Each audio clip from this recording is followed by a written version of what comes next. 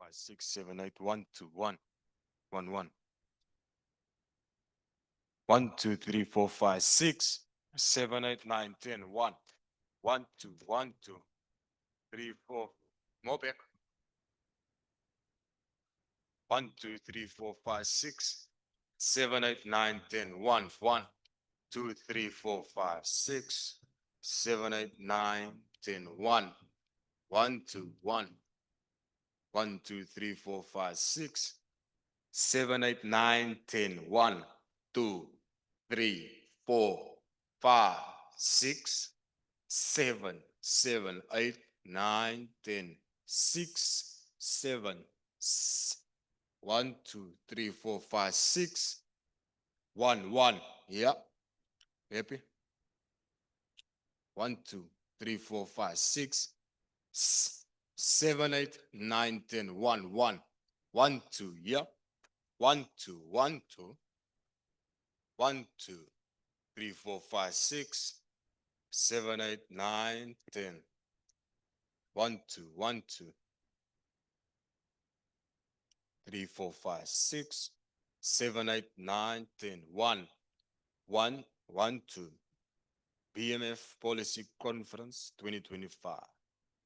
Our South Africa, our future. From inequality to equity ownership.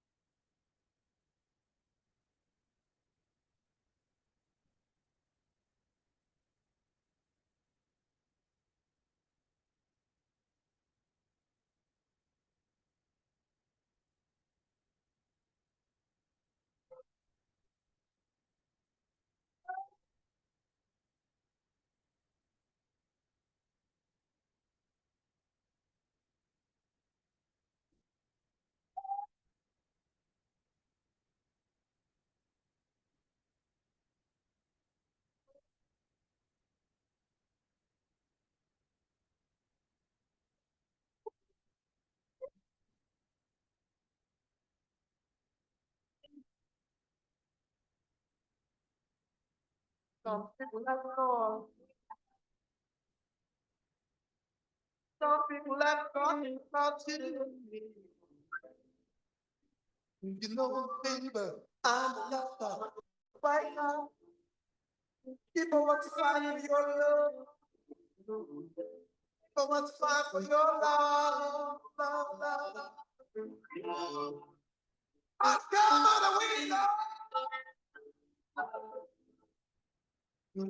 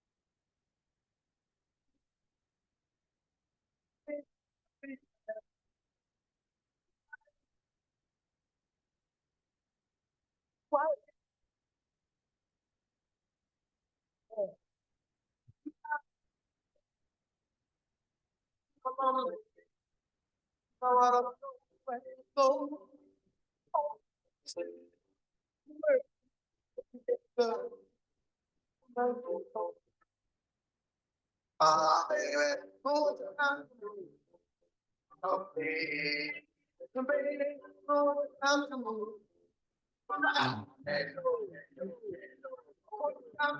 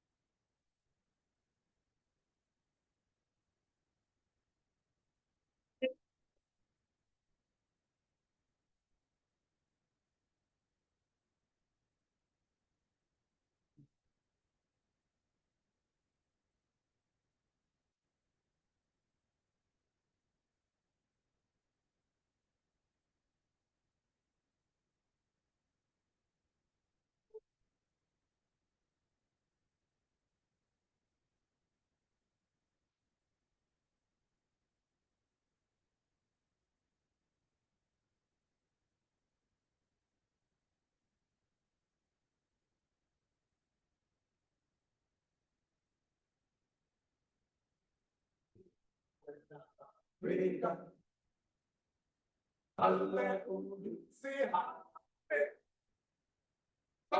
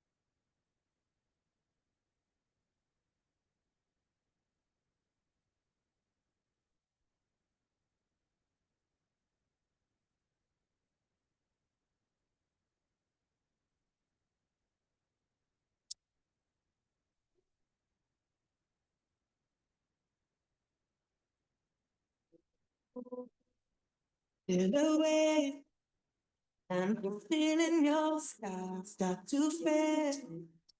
And you're not in my arms every day. I was holding back tears face to face. Oh, what can I say? It sounds like the ocean to me. No, I don't need the real thing. Oh, you're born to the woman in me. It's free. No, I don't need the real thing. Don't need the real thing. No, I don't need the real thing.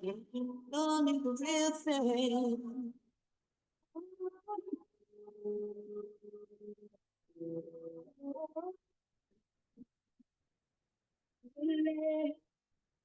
All your friends at the bar celebrating. They cake in your car, the bar. They've been waiting for years for this evening. No, I couldn't replace you. You couldn't cut me open. You couldn't make me cry. It sounds like the ocean to me. No, I don't need the real thing. Oh, you're born to the woman in me. It's free. No, I don't need the real thing. Don't need the real thing. No, I don't need the real thing. Don't need the real thing. No, I don't need the real thing. Don't need the real thing. You could cut me open. You could make me cry. It sounds like the ocean to me. No, I don't need the real thing. Oh, now you're born to the woman in me. It's free. No, I don't need the real thing. Don't need the real thing. No, I don't need the real thing. Don't need the real thing. No, I don't need the real thing. Don't need the real thing.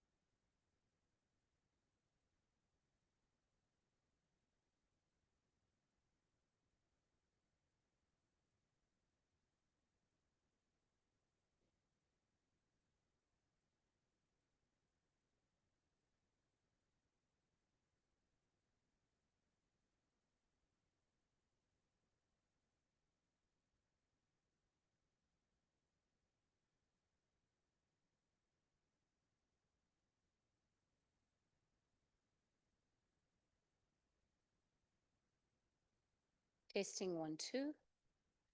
Testing 1 2. Good morning, everybody. Testing. Welcome, welcome, welcome. Welcome, welcome, welcome. Ooh, that light.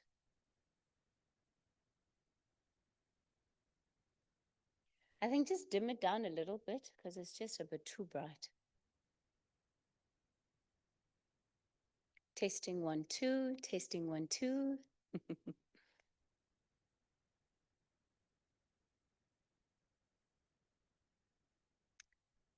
Are we all good? All good. Just waiting for lighting a little bit. No, that's fine. You're good. Yeah.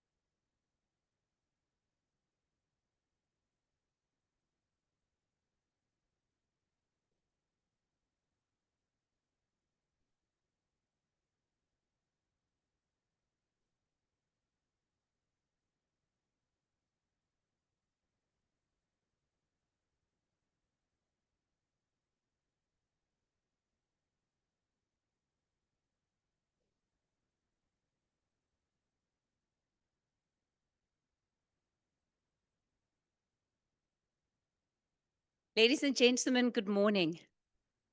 I'm going to ask that those of us that are sitting a little bit towards the back, I'm so sorry to inconvenience you, but if you can, please just try and move forward. There are delegates that we are expecting that are on the way, and we want to cause as little disruption as possible when they do get into the room. So please bear with me, please indulge me. Especially for those that are sort of after the aisle that's in the middle, please come to the front because we're also taking footage of this conference and it always looks better when everybody's seated together rather than in different places across the room. Thank you so much. I appreciate the indulgence. Well, a very good morning to all of you from the beautiful and windy city of Gqeberha. How are you all doing this morning? Are you doing great? Okay, this shift sounds like those that were on the red eye from Johannesburg or everywhere else in the country. You don't sound like the rest of us who stayed overnight. Good morning, everybody. That's a lot better. My name is Kathy Mutlahlana, and I'm going to be your MC for this very important BMF Policy Conference 2025. Today, we're gathered here as entrepreneurs, as professionals, but also as architects of the potential of what a South African economy or even a new South African economy can look like and can be. We need an economy that reflects our story, our potential, and our future.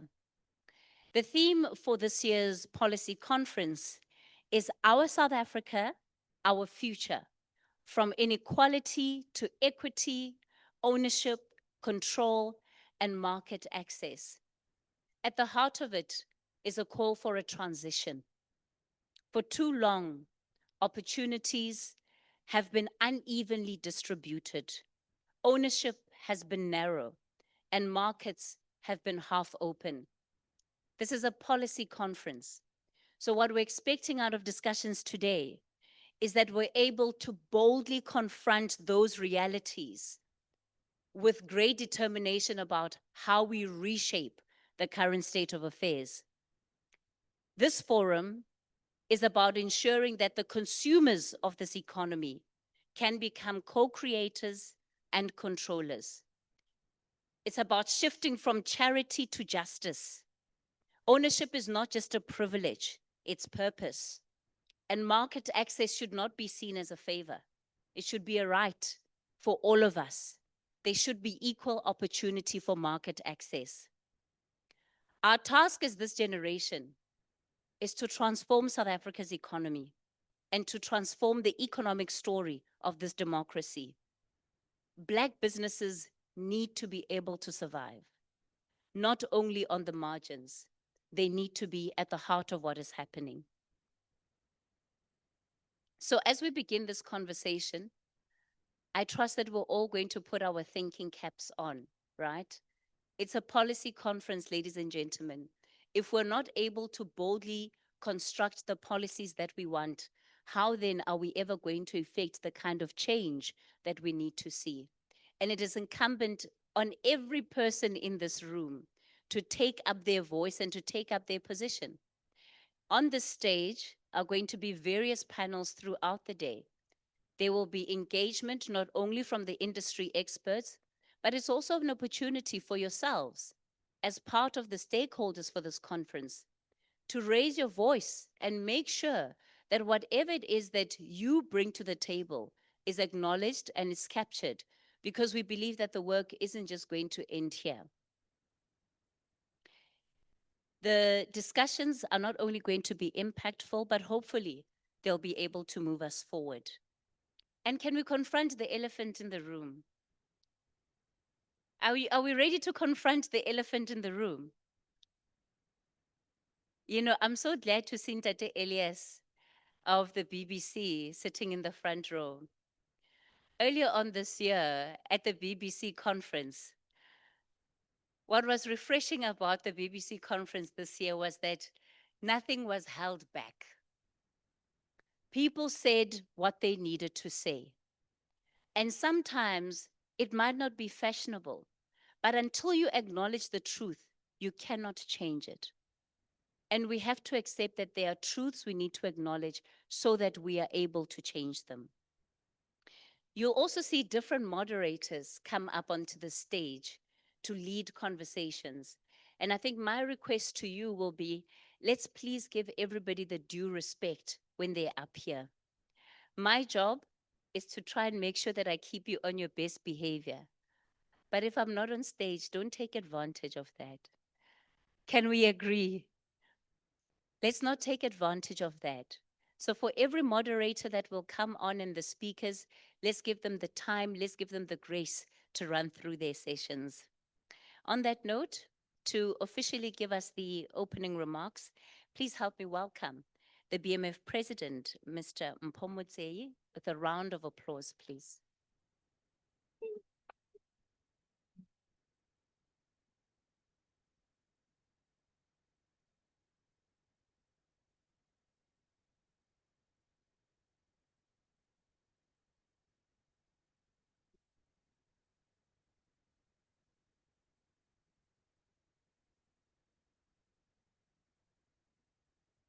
Thank you, Mayor Kathy, for making us to start on a high note. Let me take this opportunity to thank the DM, Deputy Minister Litsike, who will join us online due to party events and commitments that they have. But take this opportunity as well to also acknowledge Mr. Mr. Buyela, the portfolio of Public Health Mayoral Committee.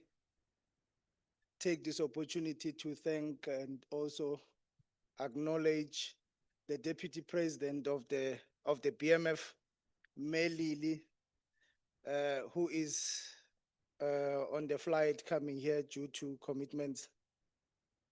But also take this opportunity to thank the board that is here, and as well as the stalwarts that are also in the room.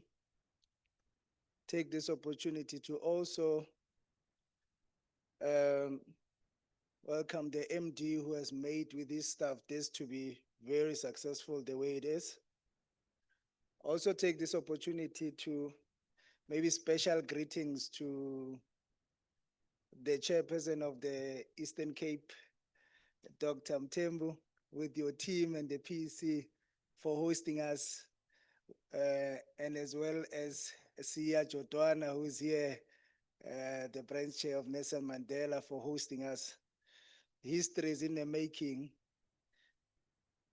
It's the first time the BMF conference comes to Eastern Cape. I hope you guys are excited about it as we are. But also take this opportunity to thank the president of BBC, Nate Munaheng, for making sure that you are here. You had a program that was busy last night, but you were able to make time to come here. Maybe take this opportunity for all our panelists that are going to be here, without mentioning names, and say we really appreciate you for being here, and we're looking forward for this topic.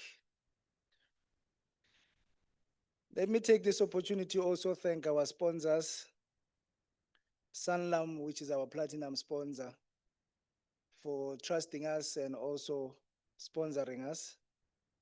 Also FMNM CETA, which is a diamond sponsor, we thank them. APSA, and as well as NEF, which is here, and IDC, and as well BMFI. I was with the CEO of NEF, and Tate Monageng is also here. He promised us 100 million rand, 100 billion rands, if you remember, of transformation fund. I hope we'll get into it and see what is the progress there. Ladies and gentlemen, good morning. It is an honor for me to welcome all of you to this year's BMF conference themed South Africa, Our Future. From inequality to equity, ownership, control, and market access. This is one of bold statement, but I think what is important for us is the first part where we say in Tate Monageng, South Africa, our future. The current time that we find ourselves in, it makes our future to be blurred. And I don't know if organized business will allow it that this thing must go down the drain while we are watching. It is up to us, the organized business and as BMF members, to take a stand. Transformation is on reverse, and everybody else is fighting it. We can't sit on the corner Tate Monageng and watch. It's not going to help us with anything. All the gains that we got after 1994, we cannot allow them to go back. They are organized, we are not. They are thorough, we are not. They know exactly what they want to do, and they are resourced in Tate Monageng, we are not. They take us to court to change the legislation. We are watching when they are doing that. One day we'll wake up and we'll find all the gains that we made, which is the triple BEE, that we fought hard for, and the employment equity and all the legislation that has to do with transformation changed, and the country will be something else. We were speaking with Tate Monageng and we're saying, we can see as we move forward that there will be a day where DA will be a majority of this country.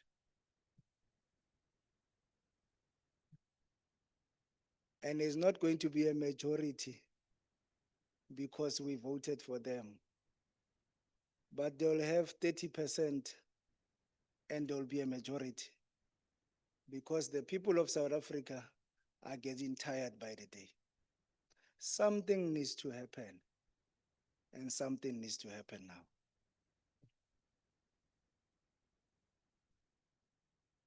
Our democracy has given us freedom, but we still do not enjoy full participation in the economy. Inequality remains one of South Africa's most defining characteristics, according to the World Bank's assessment of inequality in Southern African countries. South Africa continues to have one of the highest levels of income inequality in the world.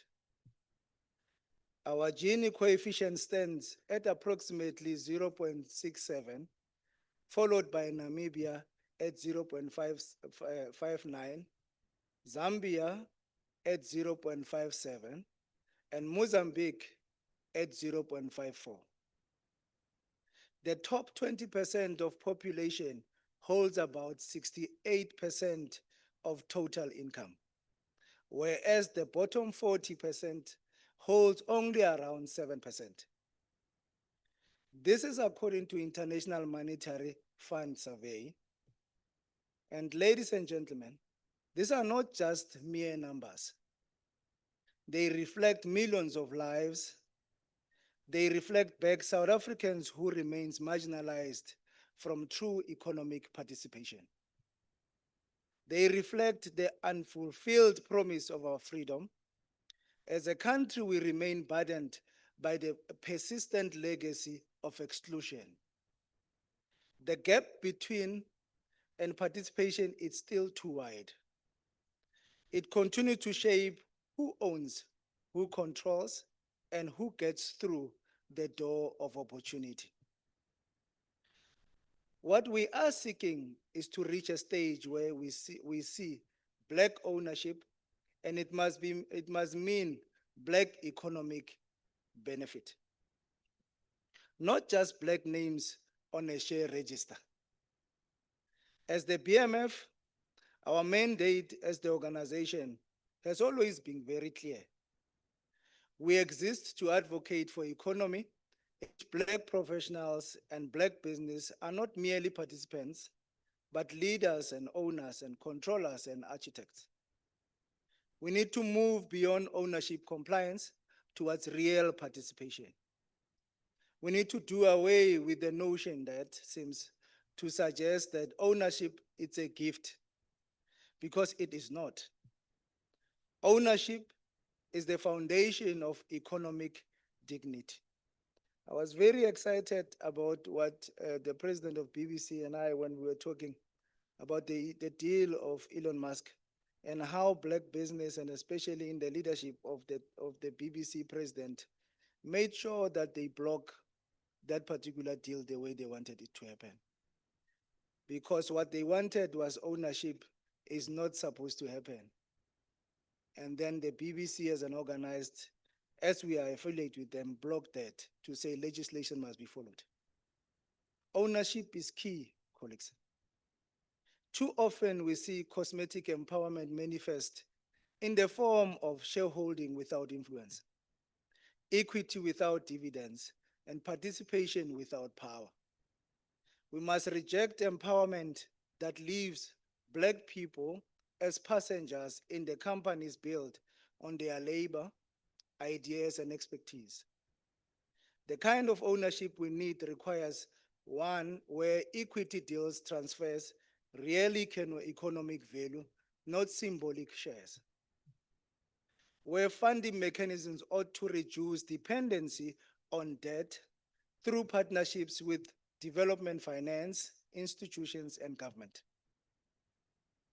And where there are enterprise investment pipelines in which corporates commit procurement, budget to scaling black-owned suppliers over multiple years. I was talking to the CEO of NEF, and I was asking about the progress, President. And what he said to me, and my progress was, how far are you with raising the money, which is that 100 billion? And he said, we are coming all right when it comes to the other government entities that will give the money. And I asked a specific question, and I said, what is the commitment of private sector when it comes to them giving the money and that 100 million in terms of raising money? And he said, we're still a bit struggling with it, but we are fixing it. We need to compel them that they need to commit, because money and lots of money lies on private sector. We need to wake up and be alive to the fact that ownership without control is an illusion. Today, many companies celebrate having black shareholders while boardrooms remains unchanged and strategic decisions remained untransformed. Control is about representation at the highest level where capital is allocated and strategy is set and where power sits. The control we advocate for as the BMF is one where individuals influence, lead, and exercise corporate decision making. This type of control requires mandatory targets for black executives, decision makers, with accountability to boards and shareholders. There must be structured leadership pipeline, ensuring that black talent is identified, developed, and mentored and promoted. Lastly, board transformation scorecards must track not just demographics, but the influence and contribution of black directors. True control is when black professionals can say, we don't just have a seat at the table, we shape the agenda. The work that the BBC is doing, President, where you're holding companies very accountable, especially when it comes to issues related to their BEE scoring. And we say, show us the numbers. We see that you are saying there's a transformation fund that you are giving and supplier development and all that, but show us the numbers. Can we see how much you spend for black businesses and small businesses, how much you spend on white businesses? Can we see it that is here, and how much are you spending? Then we can hold them accountable. We can now start talking. Ownership without meaningful control is half a transformation. True controls means influence over governance, strategy, budget, and operations. In the BBBE framework, the management control element is a priority element. Companies risk dropping a full level in their BBBE status if they do not meet the threshold of the ownership and management control elements. Many sector codes also outline specific targets for black representation and on executive management boards and boards. However, it gives me pain to think that we are already entertaining the debate about getting rid of BBBE policy when we have not even achieved half of what it was intended to achieve. This discussion on this abolishment is very premature. It would have been better if we were saying we have achieved what we wanted and the ground is level, but this is not the case. We still have a long way to go. Let us first ensure that the policy achieves that which was intended to. Then we can entertain the abolishment, replacement, or whatever the case may be in due time.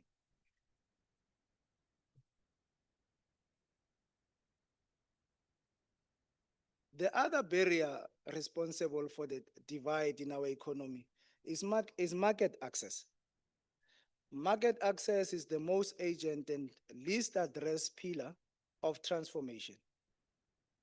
It is the engine of sustainable black business, which is why it is pointless for a business to have ownership and control without customers, supply chain access, and procurement opportunities, because it simply cannot grow.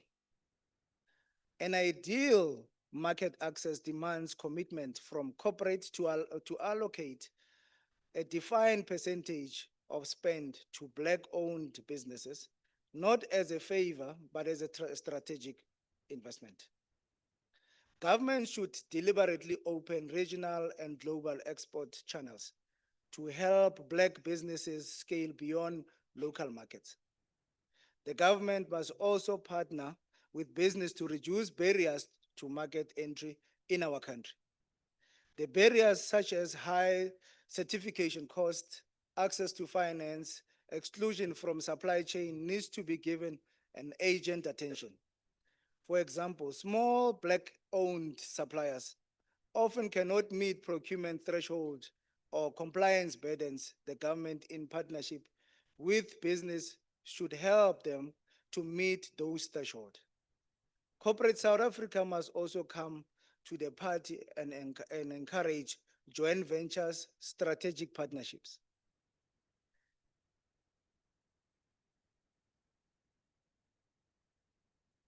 That is, established companies should adopt Black-owned enterprises as growth partners rather than simply suppliers. This will enable technology transfer, capacity build, deeper integration into the corporate ecosystem. We must also maximize what we already have.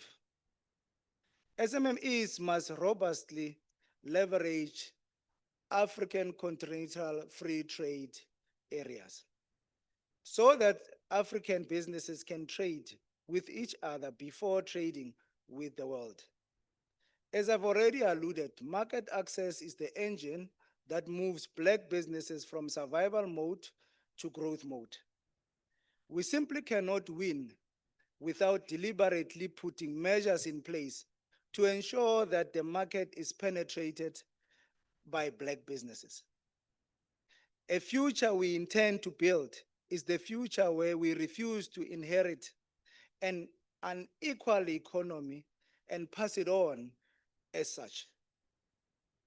For future we envisage is one where Black children do not aspire only to be employees, but visionaries and owners, where Black professionals are not token of representation by drivers of economic direction, where Black business are not only access to markets as charity, but because they are competitive, excellent, and innovative, where transformation is not seen as a favor, but a constitutional, moral, and economic imperative. Ladies and gentlemen, this is not just a conference, but a call for commitment. Let us leave this room with practical actions in the form of deal making, not just dialogue, partnership, not just pledges, implementation, not just intention. The time for dialogue, pledges, and intentions has passed, and the season of delivery has arrived.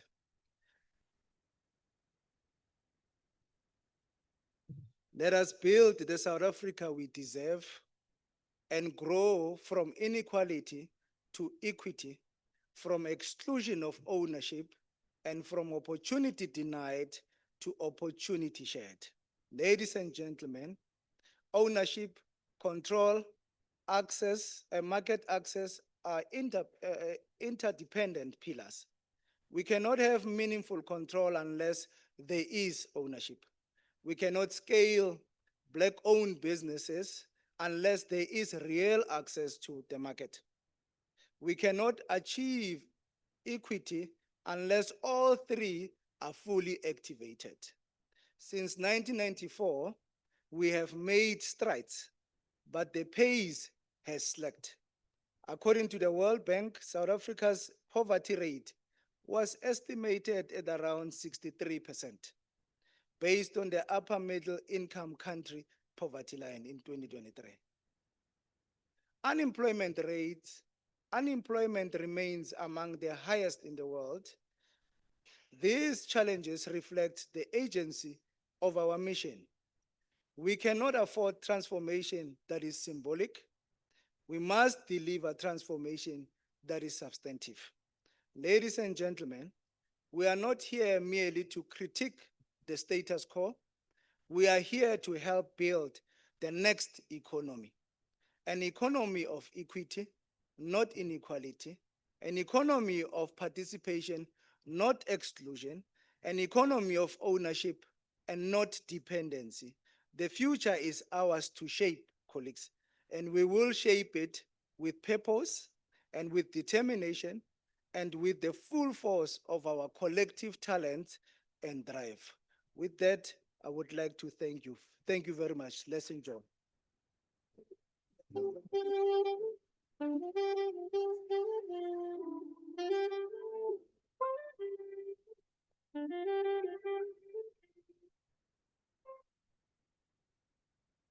Thank you for those opening remarks, Mr. Mutsei, and for again reminding us of the context under which we have this conversation with some of the data and the figures that you were sharing. Up next to give us the official welcome address, I'd like to invite the Mayoral Committee Member, Public Health Portfolio, Tonono Buyeye.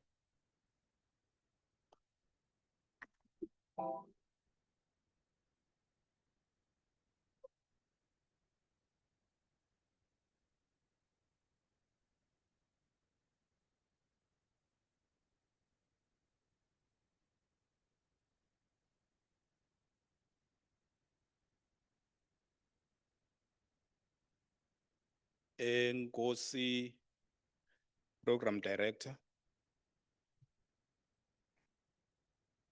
The Deputy Minister who's joined us virtually. The President of BMF, Mr. Mutsei, Directors of BMF, conference speakers, conference facilitators, conference delegates, distinguished guests, members of the media, all protocol observed. Ladies and gentlemen, warm greetings. I would like to thank the BMF for the invitation and for choosing Nelson Mandela Bay Metro as host to this important policy conference and the opportunity to share some views on behalf of the Executive Mayor, Councillor Babalwa Lobishe, who would have loved to be here, President, but for other commitments that before you leave, maybe town, you would maybe read about it or hear about it. Allow me to commend you for your proactive stance and contribution to the growth and development prospects of our province and for your invaluable contribution to the discourse on the state of the socio-economic transformation with business leaders, academics, and civil society, as well as with your membership and partners to find solution to the rampant inequality and its devastating impact on Black women and youth in particular. The realities and challenges of our times call us to a common purpose of action to bolster socio-economic policy, especially on issues of economic development and empowerment of marginalized sectors. Hence, we are guided by the universal principle that all our people must enjoy equal rights and be afforded the opportunity to contribute to the social and economic well-being of this magnificent country.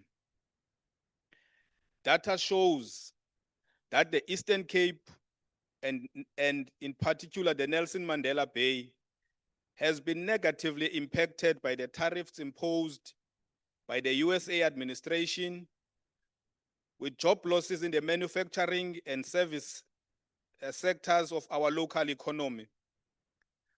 What is evident about these numbers is that the unemployment situation is of great concern when considering the dire consequences for our local economy.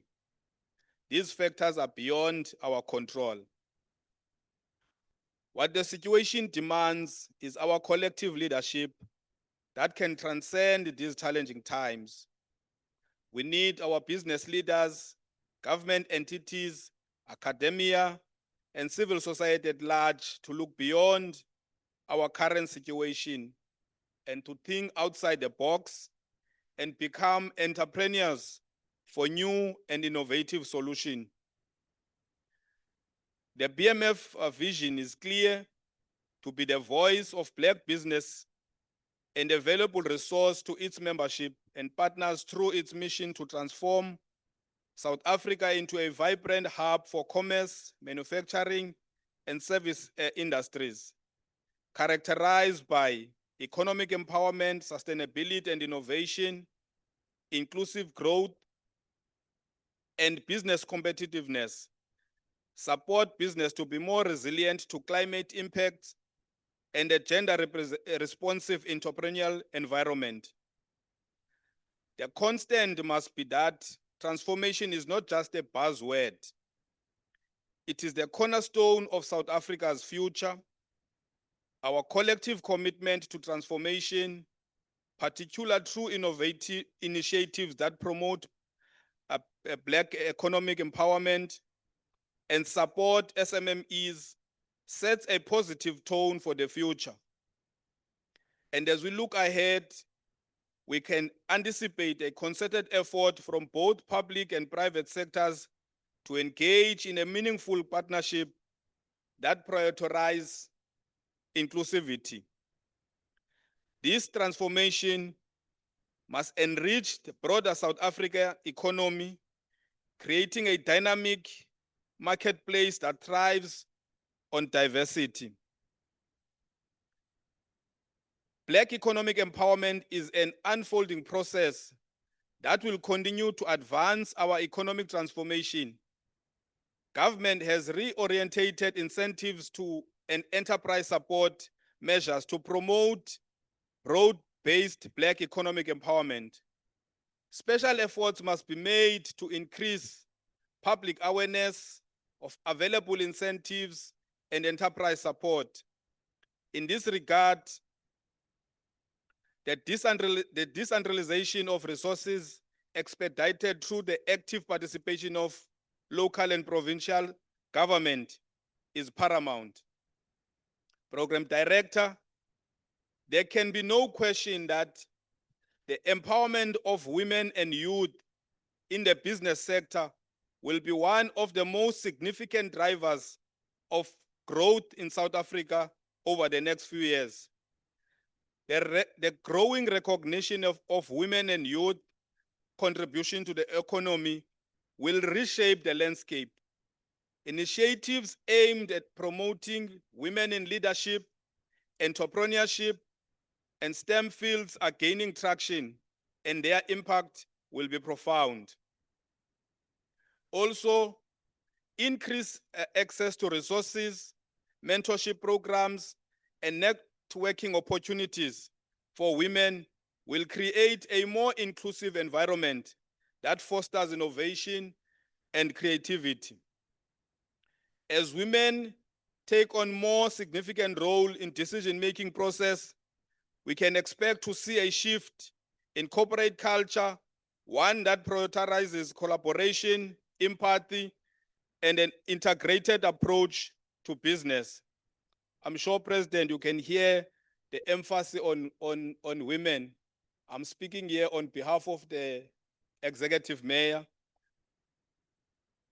She's not here, and you can see that she emphasizes that we need to do more for women of our country.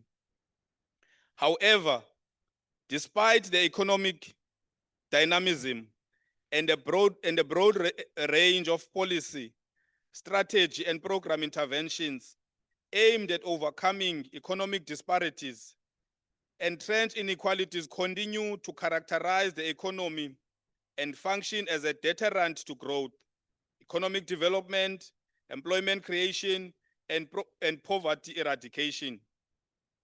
Societies characterized by entrenched gender inequality and or racially or ethnically defined wealth disparities are not likely to be socially and politically stable, particularly as economic growth can easily exacerbate these inequalities.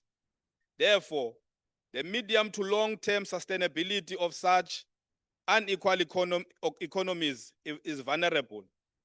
Accordingly, in South Africa, the socio-political and moral imperatives to redress racial discrimination is also an imperative dictated by the need for sustainable growth. As BMF continues to chart its course, sustainability will become a defining feature of business landscape. The landscape is poised for transformation, growth, and cultural evolution. The journey ahead must be characterized by the empowerment of women, youth, a commitment to skills development, a focused sustainability, and the integration of technology into business practices. Don't mind that I'm talking about technology and I'm reading from a hard copy. President. By embracing this principle, we can create a more inclusive and a resilient economy that embraces our diverse DNA whilst driving innovative and progress. The path of BMF is paved with opportunities for collaboration, creativity, and growth, and a journey we must embark on together. In the spirit of unity and resilience, let us harness our collective strength and forge a brighter future, one that uplifts all its citizens and propels us towards new horizons for success. Together, we must build a thriving business landscape that reflects the true spirit of our diverse province and a vibrant country. Thus, if we are to fulfill our ambition, we must actively address the structural challenges faced by marginalized groups. We must address these challenges by providing a framework that empowers these marginalized groups as key drivers of our economic growth in our country. The 2024 African Youth Survey reports that young Africans see corruption as the biggest barrier to their success, to their chances of having a better life. They are dismissive of the weakness of government in dealing with corruption, and consequently, 60% are considering immigration within the next few years. The emphasis must be on affirmative action and the elimination of discrimination against marginalized groups. This is a vital step in leveling the playing fields, as both women and youth have been excluded from formal economy due to systematic barriers such as limited access to finance, skills, and market information.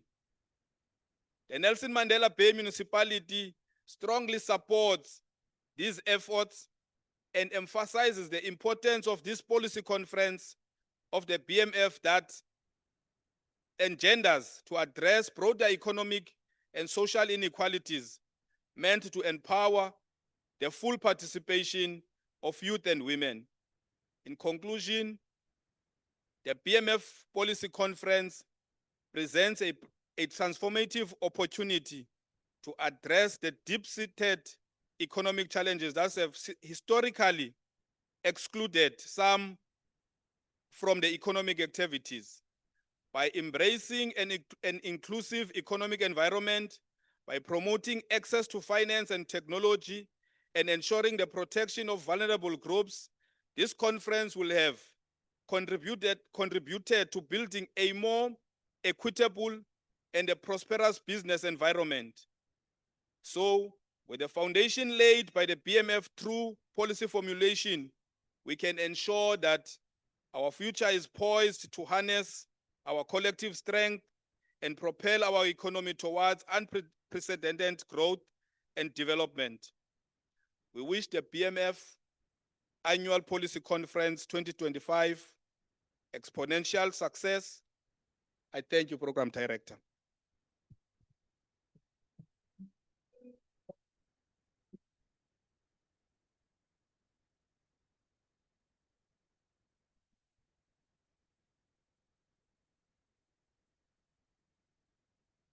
Thank you for those welcome remarks, Mr. Buyeye.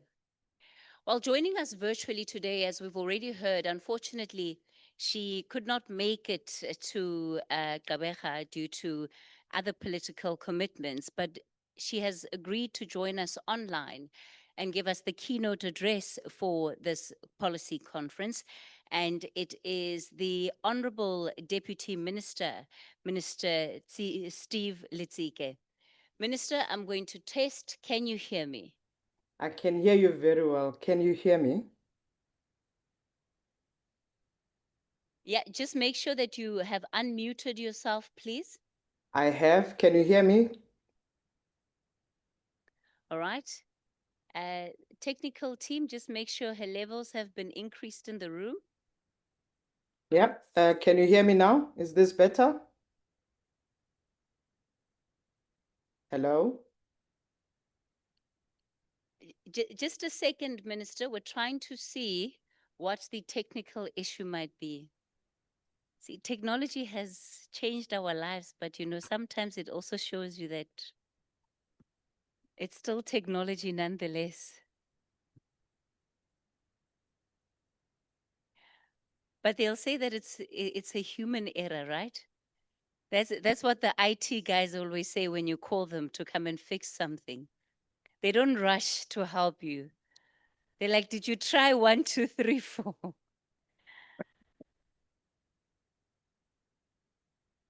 All right, are we going to give it another try? Can you hear me, Kathy? Minister? I can hear you very well. Can you hear me? Wonderful. Yes, we have you in the room now. All of the delegates can see you on screen. The floor is yours, sir. Thank you so much, Program Director McCarthy Mutlatla. Thank you for steering the ship. Let me send greetings to the Black Management Forum led by President Motsei, together with the National Board, provincial and local structures as well.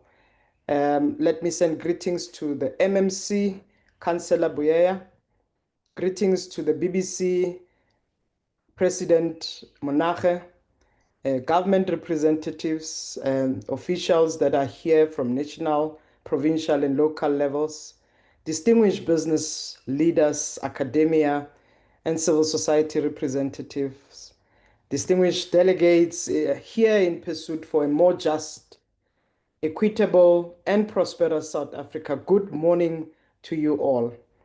I am really honored to open this year's BMF Policy Conference, which reflects a firm commitment to deepening transformation and fighting inequality in a moment when our country can no longer afford hesitation. Though, of course, national obligation prevents my physical presence today, which I apologize that I could not join you in person, I remain fully aligned with the spirit of this conference that is very important and relevant in this moment. I hope the reflections I share with you can contribute to our ongoing journey towards a South Africa defined by equality, justice, and a democracy that is experienced meaningfully by all. We are gathered under the theme, Our South Africa, Our Future, from inequality to equity, ownership, control, and market access. This theme is important, and it's coming at a time when inequality is not merely a persistent challenge, and it is the single greatest threat to our democracy, our cohesion, and our development. South Africa remains one of the most unequal society in the world, where income, wealth, land, labor, access, and opportunity remains deeply racialized and gendered and also spatially entrenched. The latest inequality trends report reminds us that 10% of South Africans hold more than 80% of its wealth, and that a black child born today has a 1 in 3 chances of escaping poverty, while a white child has a 94% chance. That is not statistic. It is a verdict of an unfinished business of our democracy and stands as a reminder that transformation cannot be optional. It must be systematic, it must be intentional, it must be intersectional, and it also must be unapologetically radical. So this urgency was underscored again a few weeks ago when President Ramaphosa released the latest inequality report, which paints a sobering picture of a society still divided by race, gender, geography, and class. But also it highlights the structural choke points we must dismantle to build an economy that serves the majority. This report that President launched a few weeks ago must compel us to rethink our economic models with inclusivity at the center. The BMF has carried this struggle with purpose and consistently for nearly half a century. Your voices have shaped policy, challenged corporate South Africa, affirmed black talent, restored confidence in our leadership pipelines. And it also insisted on a South Africa where ownership and control are not exclusive privilege but democratic rights. So today's policy, this conference on its own, has outlined in this what we must examine: the black economic agenda, the role of enterprise and supplier development, the untapped potential of the oceans economy, and the biggest debate of all, what South Africa's future must look like. These discussions are not academic topics only. They are also a lifeblood of our developmental trajectory.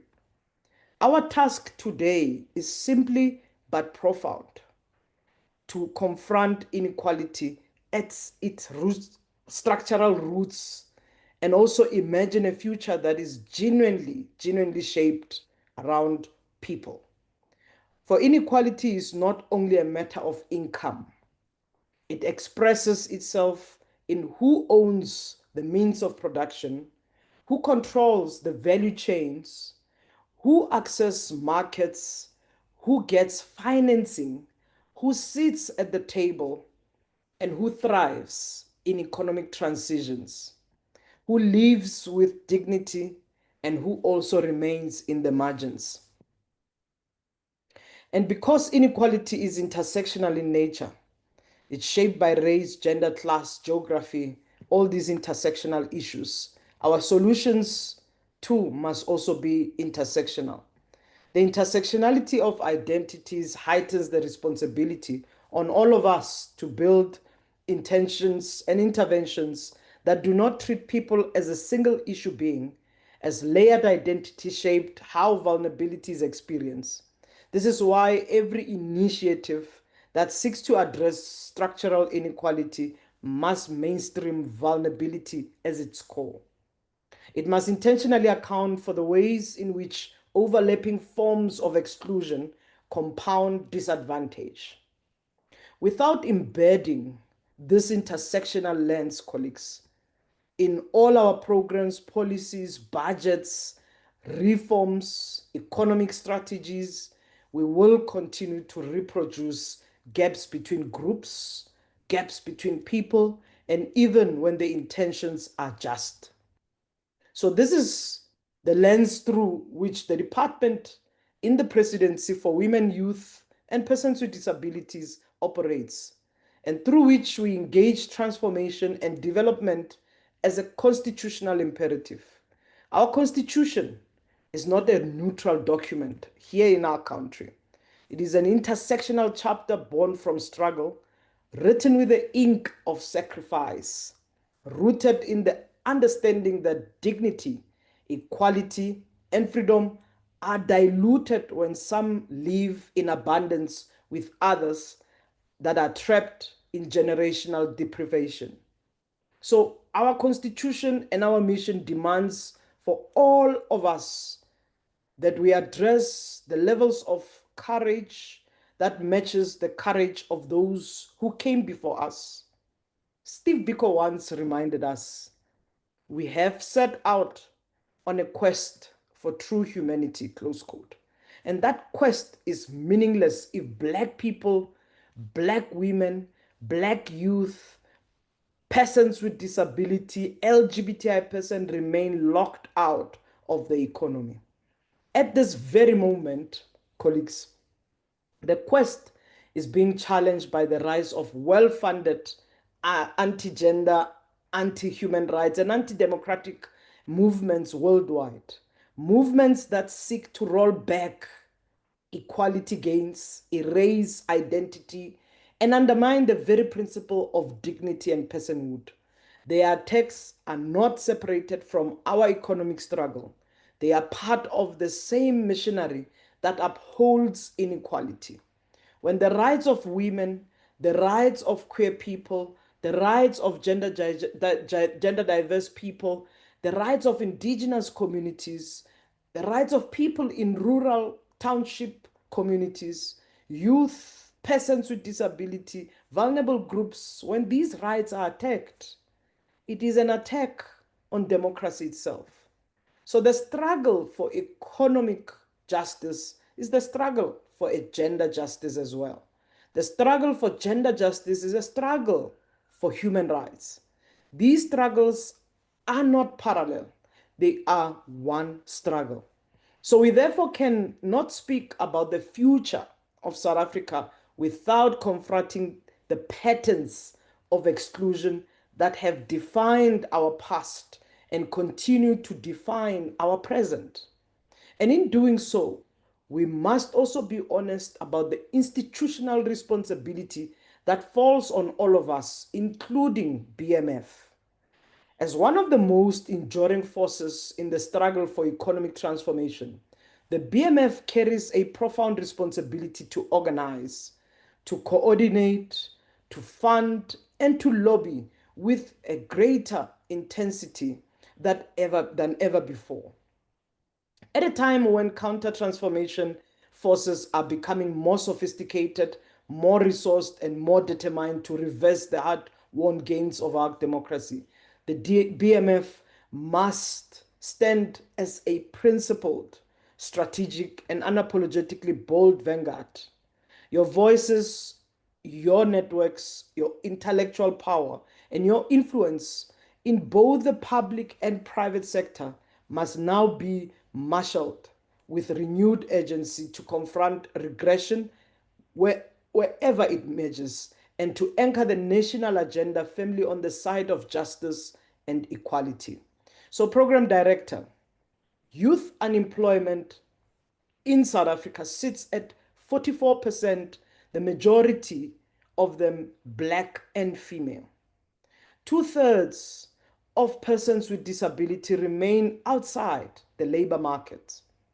Women continue to earn 35% less than men on average, and fewer than 20% on executive in JSE listed companies are women for that matter. Black industrialists, program director, struggle for scale. Township and rural enterprises and rural entrepreneurs as well remain stuck at the periphery for that matter. Digital market access is still unequal, with only 36% of households enjoying stable internet access, and small businesses, the backbone of any developmental stake, are trapped between higher barriers to entry, a concentrated economy, and inaccessible financing, and most certainly what President Motsei mentioned, the insufficient market linkages. This is why the work of enterprise supplier development, which you will be unpacking today, is critical. ESD must not become a compliance tick box. We cannot just have checklist going around. It must be a structural tool for changing who participates in value chain, who generates wealth, and who is allowed to fail and rise again, who moves from being a supplier to being an owner. And if we are to be honest, the South African private sector still has to do a lot of work. Access to markets, procurement equity, and inclusive financing cannot be optional exercises. They must be part of the architecture that really looks at transformed economy that lifts Black women and youth and persons with disability and all other vulnerable groups into the center of production. This is also why the Oceans Economy Panel is essential. The oceans economy is not merely a frontier. It is one of the most underutilized levers for transformation, industrialization, and job creation. Globally, this blue economy is worth more than 1.5 trillion annually and is projected to double by 2030. This is less than 5 years from now. South Africa, with a 3,000-kilometer of coastline, strategic ports, significant marine biodiversity, and a growing ocean-based industries, cannot allow this sector to remain untransformed. If the blue economy becomes another site where Black people supply labor while others command ownership, we will have failed both history and future generation.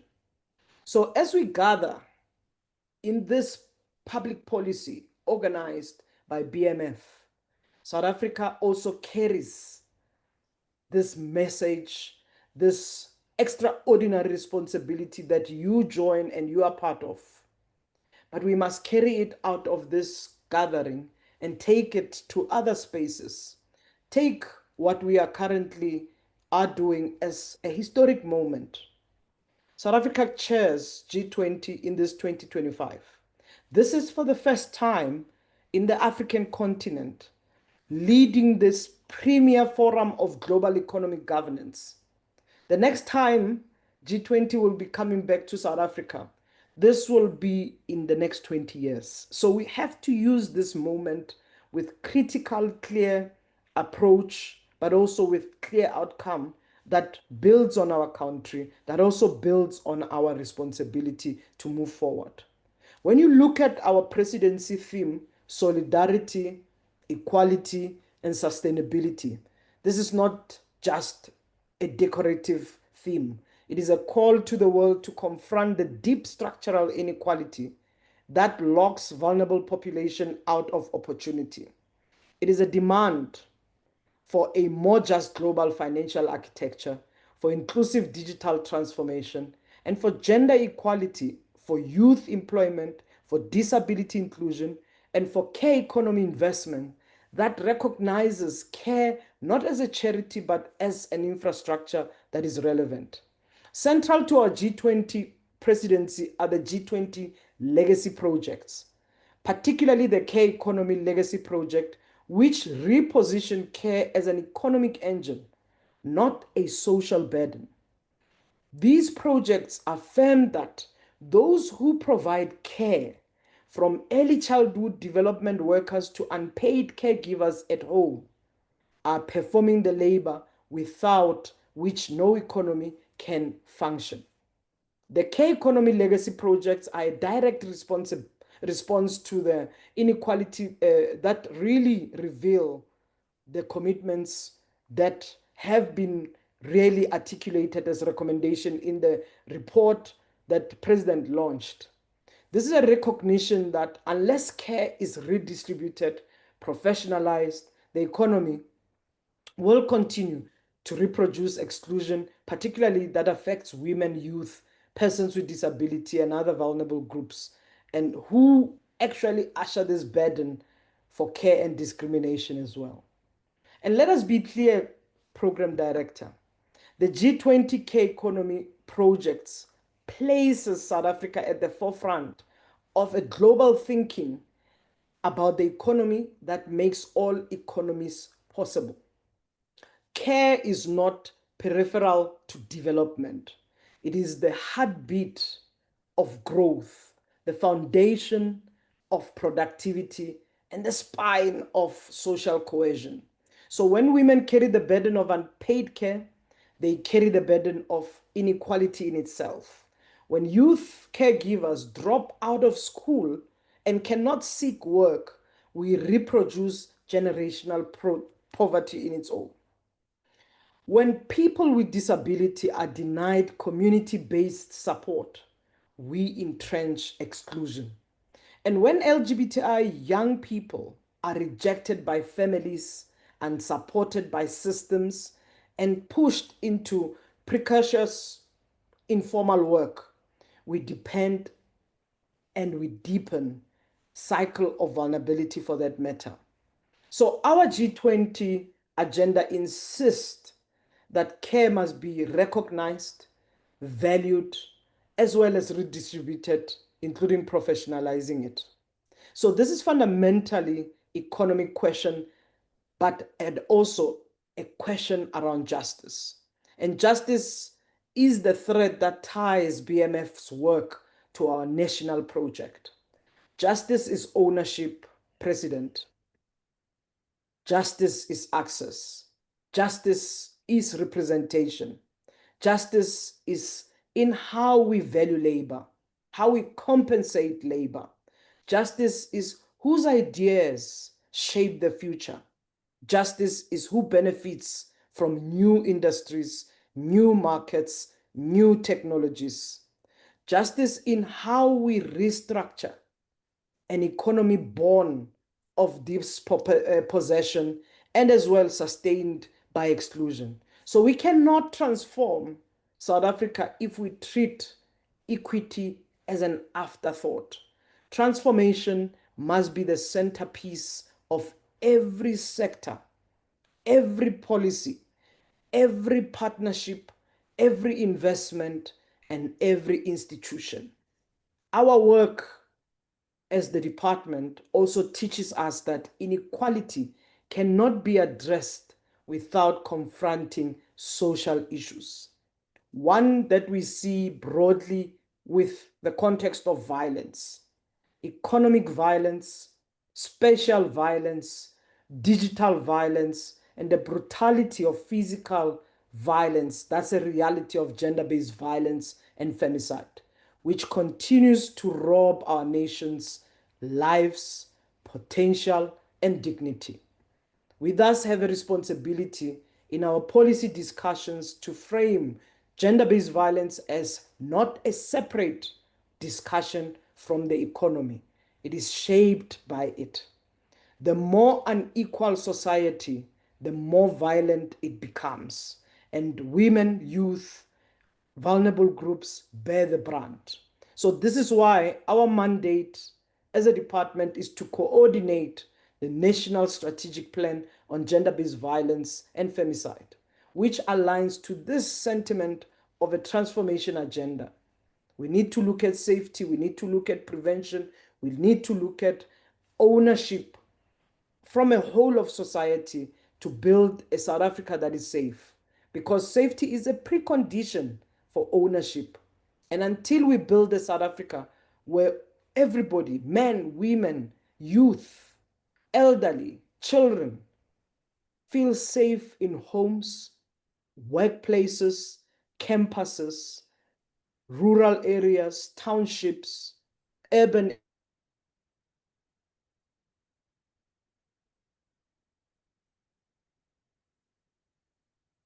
realities program director, we must also recognize that BMF's economic advocacy cannot be separated from the broader struggle for intersectional justice and human rights. The lived experiences of our people, their safety, their dignity, their access, their belonging must sit at the center of every developmental agenda that we put forward. The market forces alone will not correct inequality. Markets gravitate towards profit, not people. We know this. But also, markets do not self regulate towards justice. They concentrate power unless compelled by conscious policy and mobilization. So, this is why BMF must continue to serve as a moral compass in our national development agenda. BMF must insist that economic transformation be grounded in this empirical evidence, human experience, and the constitutional imperative to build a society where everybody, in all their diversity, can flourish. So, as we move forward, let us remember the words of Kwame Nkrumah. When Kwame said, revolution is not a bed of roses. A revolution is a struggle between the future and the past. Close quote. So today in this room, the future and the past are indeed wrestling. The past wants to hold on onto inequality, exclusion, and privilege. The future demands redistribution, dignity, access, and ownership. The BMF, as a movement grounded in justice and excellence, stands firmly on the side of the future, and government stands with you. Let this policy conference ignite an agenda for the next decade that is bold, concrete, and measurable. Let us leave this conference with a shared commitment to dismantle entrenched patterns of exclusion. Let us imagine new models of financing, new instruments for market access, new industrial pathways, new digital opportunities, a new value chain that positions Black businesses, especially Black women and youth, not as participants on the margins, but owners and leaders at the center. Let us ensure that Eastern Cape, this land of legends, becomes not only the birthplace of political icons, but the footprint of a new economic revolution. And let us never forget that transformation is not charity. Transformation is justice, it's constitutional, it's moral, it is developmental, it's necessary, and it's also urgent. So I thank the BMF program director. I thank BMF for the work that they've been doing. And my message to you, President Motsei, and to your entire leadership, your commitment to this struggle, we see it, we value it. I thank you for inviting me to deliver this keynote and for anchoring this conference in courage, honesty, and vision. May today's dialogue be feasts, grounded, evidence-based, and be driven by the love of people. Because as revolutionaries throughout history have taught us, to be a true revolutionary is to love the people, to serve the people, and to act always in the interest of their freedom and dignity. And so, as we stand together in this moment, let us affirm what our presence here already declares. We have chosen the difficult work, we have chosen the side of the future, and we have chosen that transformative path. And we have chosen a South Africa where equity is not an aspiration, but a lived reality. And by being here, we are already beginning to rebuild and strengthen the work in itself. Thank you so much for the opportunity, Program Director and President Motsei.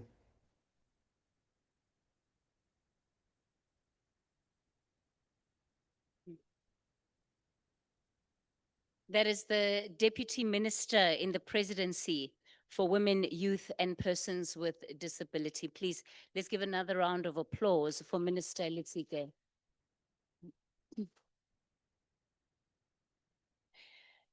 I think it was a very well thought out keynote address that the Minister has given us this morning, because she intentionally talks about the fact that The patterns of exclusion across all groups must be broken. That means that in creating solutions, we must not only go for the low-hanging fruit. We must not go for the easy way out. If our solutions are not nuanced, then it means that they're not really going to the heart of the problems that we're trying to fix for. And hopefully that's something that will come out today as we get into our panel discussions. For those of you, I see a lot of laptops on the table, but I know even on your cell phones, yeah, if you're watching the commissions, I'm going to come and vet exactly what is going on those laptops. But the Wi-Fi that is available for this venue, let me give you a minute to take out your pens. The Wi-Fi is guest, capital G, guest at Sun. Guest at Sun with a capital G. That's the Wi-Fi password. The hashtag for this conference is hashtag BMF conference. And they're asking you, please, if you're posting on any social media, if you can tag at BMF National. That is the social media platforms for the BMF across. So whether it's on X, Facebook, LinkedIn, at BMF National. All right, ladies and gentlemen, to move us forward and get into the first panel discussion of this morning. It'll be focusing on the Black economic agenda. What is the objective? To assess the Black economic agenda's impact on poverty, inequality, and unemployment, emphasizing measurable outcomes and policy accountability. Nothing says put your thinking caps on like a theme like that, right? Just on inequality alone, we could have had a conversation, but it's all encompassing. Please help me welcome on stage our moderator for this conversation, Mr. Ngaba Songezo Mabeke, and he'll introduce his panelists for this conversation. Let's give him a round of applause as he comes up.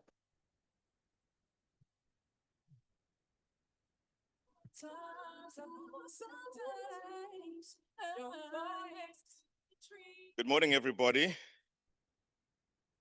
In my language, we say, umbengo omde uyawucima umlilo. Umbona umnandi ngokuchubelana bawubhuyeye. Akumele uhlale eqongeni ude umculo uphele. Ndiba ndigqibile.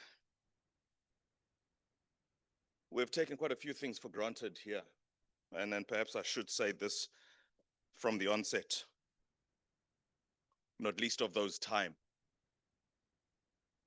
I'll get back to that point, but 2008, 2009 financial year to last year, this time, says Pelisa, you would know this better than I. 500 billion rand has been offered to SOEs as bailout. 500 billion. That's a statement made by the Minister of Finance at the midterm budget speech last year, confirming 500 billion rand to SOEs from 2008/2009. Hold on to that. This country has in excess of 700 Municipal Finance Management Act or Public Finance Management Act entities, 700 state-owned entities. You can imagine how much buying power rests with those state-owned entities. 85% plus over the relevant 30-year period have been public entities, including your municipalities, that have been led by the ANC government. By that I mean your board chairpersons, your boards, majority of them, your CEOs, the ministers to whom they report, as well as the mayors and the municipal managers. This is power. Fiscal power, legislative power. And you've had it for 30 years, uninterrupted. One government, one party, one policy, one program of action. Black people, black government, black administrators. And to buttress all of this economic wealth and power, you've had, for the relevant period until May last year, 50+1 majority in parliament. That means you can pass any instrument of law you wish, save itself to amend the constitution, which we had an opportunity to do in 2004, when we had 2/3 majority plus. Frankly, there's no excuse. There is no excuse to continue lamenting anything about white before we make certain concessions about what I have said. And this panel discussion, I am challenging it to engage this. Let me call on stage, please, the BBE Commission Compliance Representative, first member of the panel, Rachel Malachi, please come up on stage. Let me bring on stage as well, and as I call your name, please come up on stage. Ms. Peli Sankomo. Ms. Peli Sankomo, who's a development economist. I've been trying for the last 6 months to get her on my program. For whatever reason, she doesn't come. So I organized the BMF at least to see her. So thank you very much to the BMF. Mrs. Pelis has been dodging me in the relevant period. Nyawal nampum Mrs. Pelis. Nyawal nampum Mrs. Pelis. The Black Business Council's president, Mr. Elias Monache, sir, please come through. So when we tackle this conversation that has the Black economic agenda delivered, and that's an assessment of impact on poverty, inequality, and unemployment, and demanding measurable outcomes and accountability. Shall we please engage this topic on these facts? This is not argument. These are facts. The argument is going to come from the floor, and the facts are, we have had for 3 decades, one party in government, one policy in government, the sheer buying power associated with state buying capacity. There isn't an enterprise in any country that is bigger than that country's public purse, anywhere you go.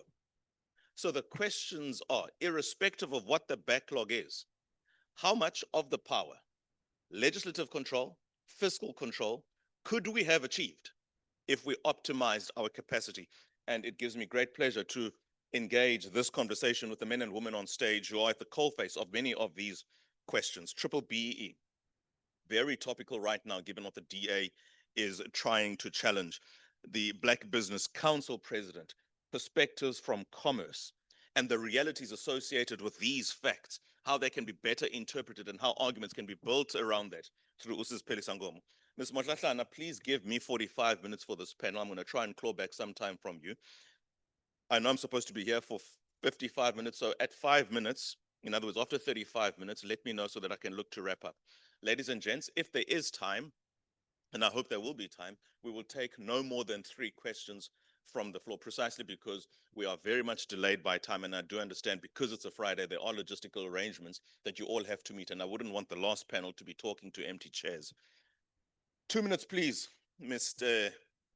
Monache. How do you respond to this topic? Broadly speaking, has the Black economic agenda delivered, assessing its impact on poverty, inequality, and unemployment, and demanding measurable outcomes and accountability? Your understanding of this topic. Good morning to you and the listeners. I guess it is important to give a context, because in the absence of a context, we might be chasing things that they are outside our control.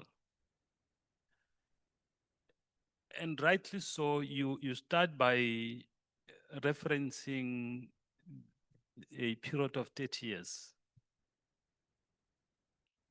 And during that period that you are referring to, from 1994, the economy of the country, the structure remained the same. And that's the reason why I'm saying it is important then to place a context, because democracy doesn't give you the economic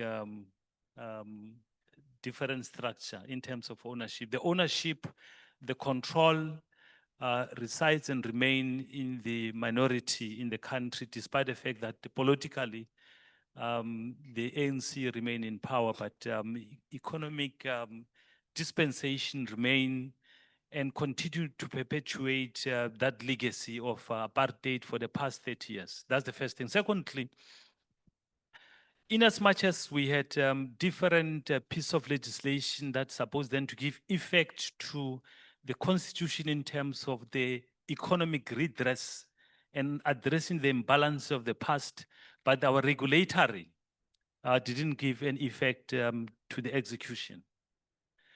The point that I'm raising is the following, that let's take again your point. You mentioned 700 state-owned entities that they were bailed out at the tune of 500 billion rand.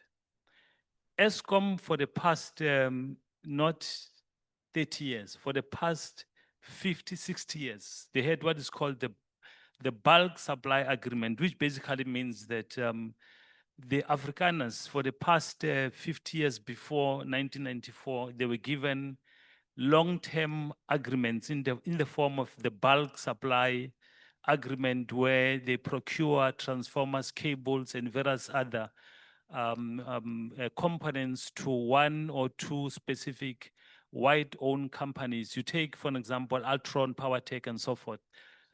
So the point that I'm raising is that in the absence of changing the patterns of ownership, in the absence of changing the ownership, the means of production, you cannot then talk about addressing the imbalance of the past. And these are some of the issues that I'm saying we need then to relook at that context. Ms. Ngomo? Hi. I've finally accepted your Mdlani. commitment. Wasenqabe ntombi. 2 minutes, please, Ms. Ngomo. Right. So I just want to make several points. I think I agree with Elias around the corners, but I want to enter into a different entry point. So in 1994, pre-1994, there was a Freedom Charter that says everyone who lives in the country shall share the wealth of the country, right? Equally. But then we went into the same people who control the means of production to say, help us, right? Without using the political power that we had. Because the political power gives you leverage to change what you want and where you would want society to be. What we've also done is to design public policy instruments that don't have the depth and that mismatches African challenges versus what we want to correct. And so that mismatch has led into a superficial transformation.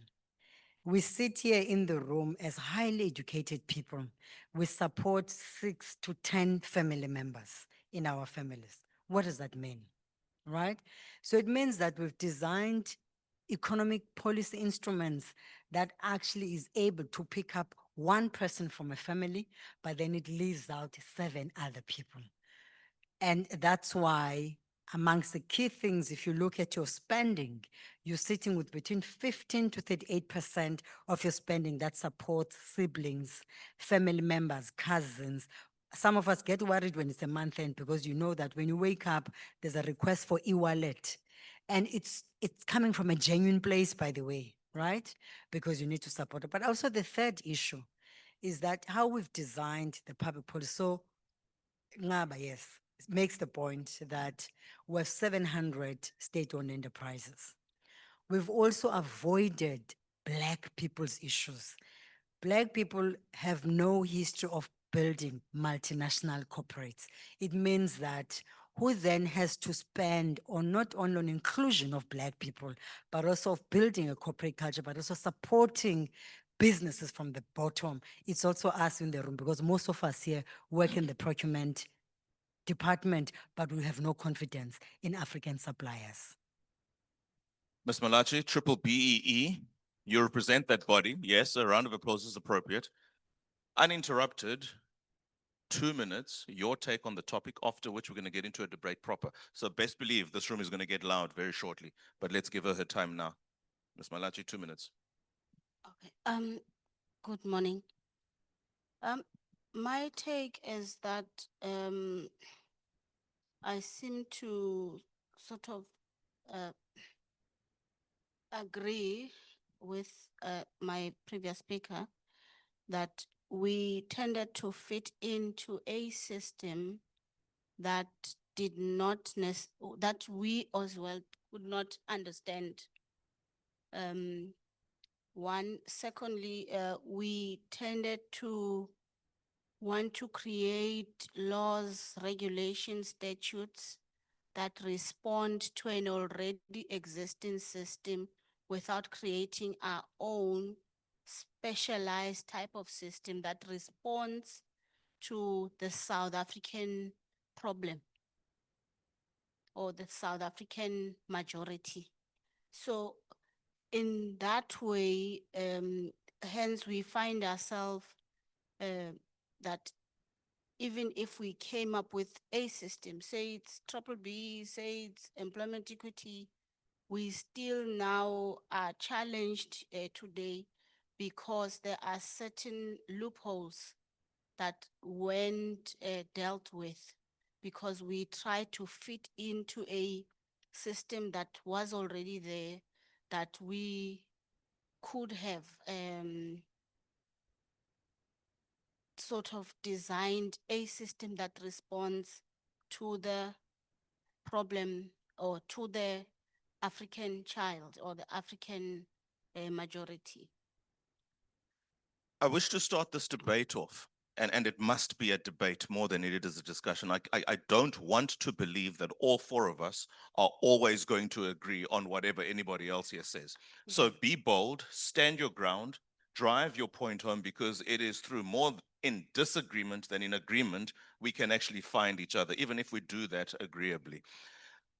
There's a document called Ready to Govern, late 80s, early 90s. This was the ANC telling us it is ready, beyond apartheid, to take over the reins and run. I must assume certain things from that. If you say you're ready to govern, the assumption I carry as somebody who's going to vote for that person who says he or she is ready to govern is they understand the state, they understand their mandate in terms of managing whatever the backlog is, they understand their capacity, resources on the ground as at that point, and they understand wherever the discrepancy is, what more resources they need to do to roll out whatever the backlogs that they have. And which is more, in 1996, end of that year, a constitution is signed that gives meaning and expression to state power. Was that a lie, Sis Pelisa? And this is the discussion for the next 5 minutes among yourselves. I mean, And of course, your panelists are free to interrupt you at any given time. So guys, be bold, interrupt, engage each other. I mean, there's yes and no. And I think several things happened. When the Ready to Govern document was designed on the back of an assumption that when the ANC is entering power, it's entering power with people who had a noble commitment. Amongst the key issues, if you go and look at the different closed discussion, minutes, there were critical structural issues that the apartheid government had actually negotiated, which caught the ANC off guard. I'll say amongst those things. Firstly, it pushed for protection of several people, or even just the apartheid governance structure, that amongst those is a democratic government must pay for their pensions. It must not pursue them, but also amongst those is that the structure of the economy, and that the debt, that meaning that the public funds that were used to kill and commit gross human rights violation against Black people, that is going to be converted into a debt unto which we're paying now.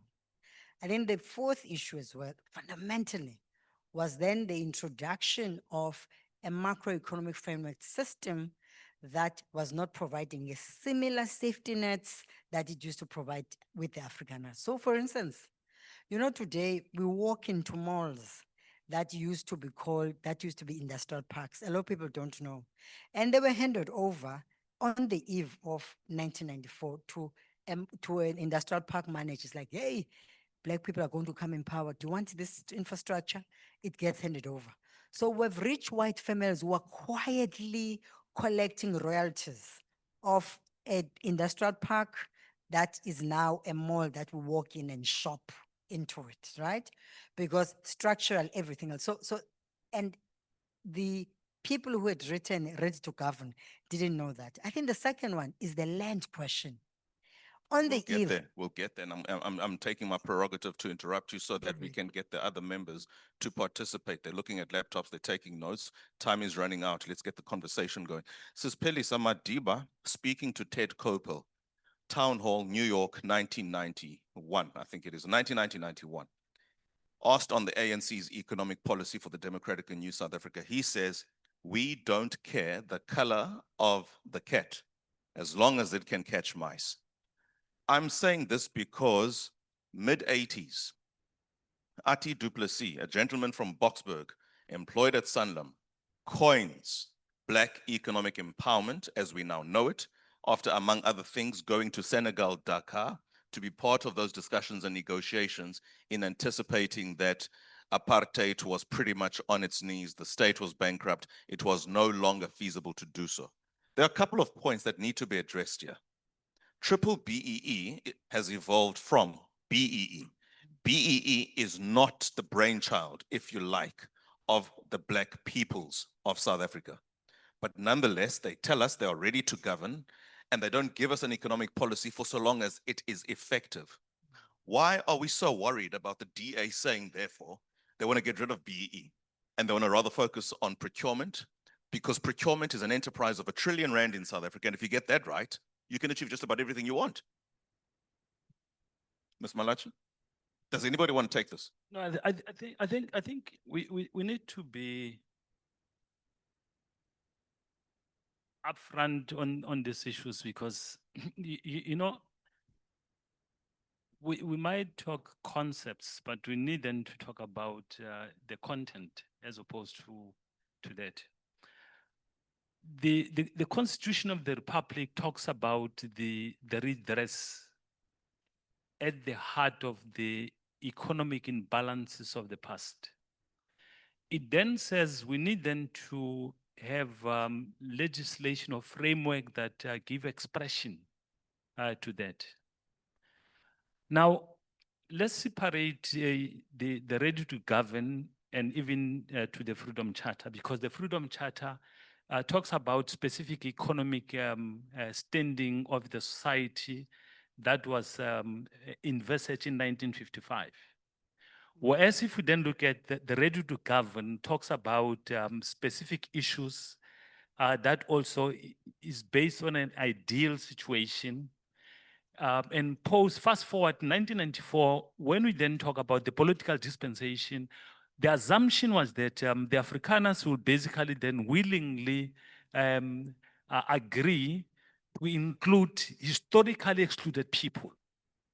Now, part of that exclusion, we thought things would then happen gradually, and it didn't happen. And secondly, when the negotiation took place at CODESA, the economic issues was not part of the debate and discussion, the negotiations, it was outside. And that's the reason why, again, fast forward, number of legislation that came to be, for example, the Public Procurement Act and the regulations followed later to say, how then do we give expression to bring people that they need then to be part of this thing? At the heart of this thing is around the 30 market, years the later, market access. Public procurement came 30 years later. Yeah, but It's not even an act that's in operation right now. No. There are two things that you are missing. I'm saying to you, one of the issues that, remember, there are two pieces of the act that you are referring to. There is an earlier version of the public procurement with certain regulations that were basically set aside. And then there is a new one that was signed 2 years ago, in which we don't even have the regulation now. And I'm saying these are two different set of acts that they're supposed then to address specific issues. But again, if we then look at the original constitution, it talks about the redress of the economic inclusion of people that historically were excluded. My point is then the following, that if we were then to talk about that in the absence of funding mechanisms, the NEF came late in the equation. The Industrial Development Corporation, it was created in 1948 by the Afrikaners to basically empower their own, not not me and you or Penny or anyone else, because the lending criteria it still remains the same, even though later in the years they then amended What's the that in point terms of of having political power in parliament? What is the point of that? This is Pelisa was talking to that point. Yes, I mean, and I think for me, like, I just want to, and I think this is something that BMF needs to pay attention to. For instance, there's a contradiction. The Constitution promotes equitability, competitiveness. There's a contradiction there because if you want to deal with equity issues, you're not going to be able to deal with competitiveness. Let me make a simple example. If you have no history of manufacturing a furniture, you're starting from fresh, You can't be and competitive. John Foster has a history of that, right? How do we become competitive? So I think for me, BMF is also dropping the ball as an organization that has a political convening power, is to be able, because once we trap ourselves into these neoliberal regulations, right? And we're saying, no, this was passed, but without an evaluative ideological eye into it, we'll come and make speeches here almost every year, right? We must problematize the fact that Black people are expected to compete when in fact they have no history of not only financing, technical capacity, but also they have no access to infrastructure and land, right?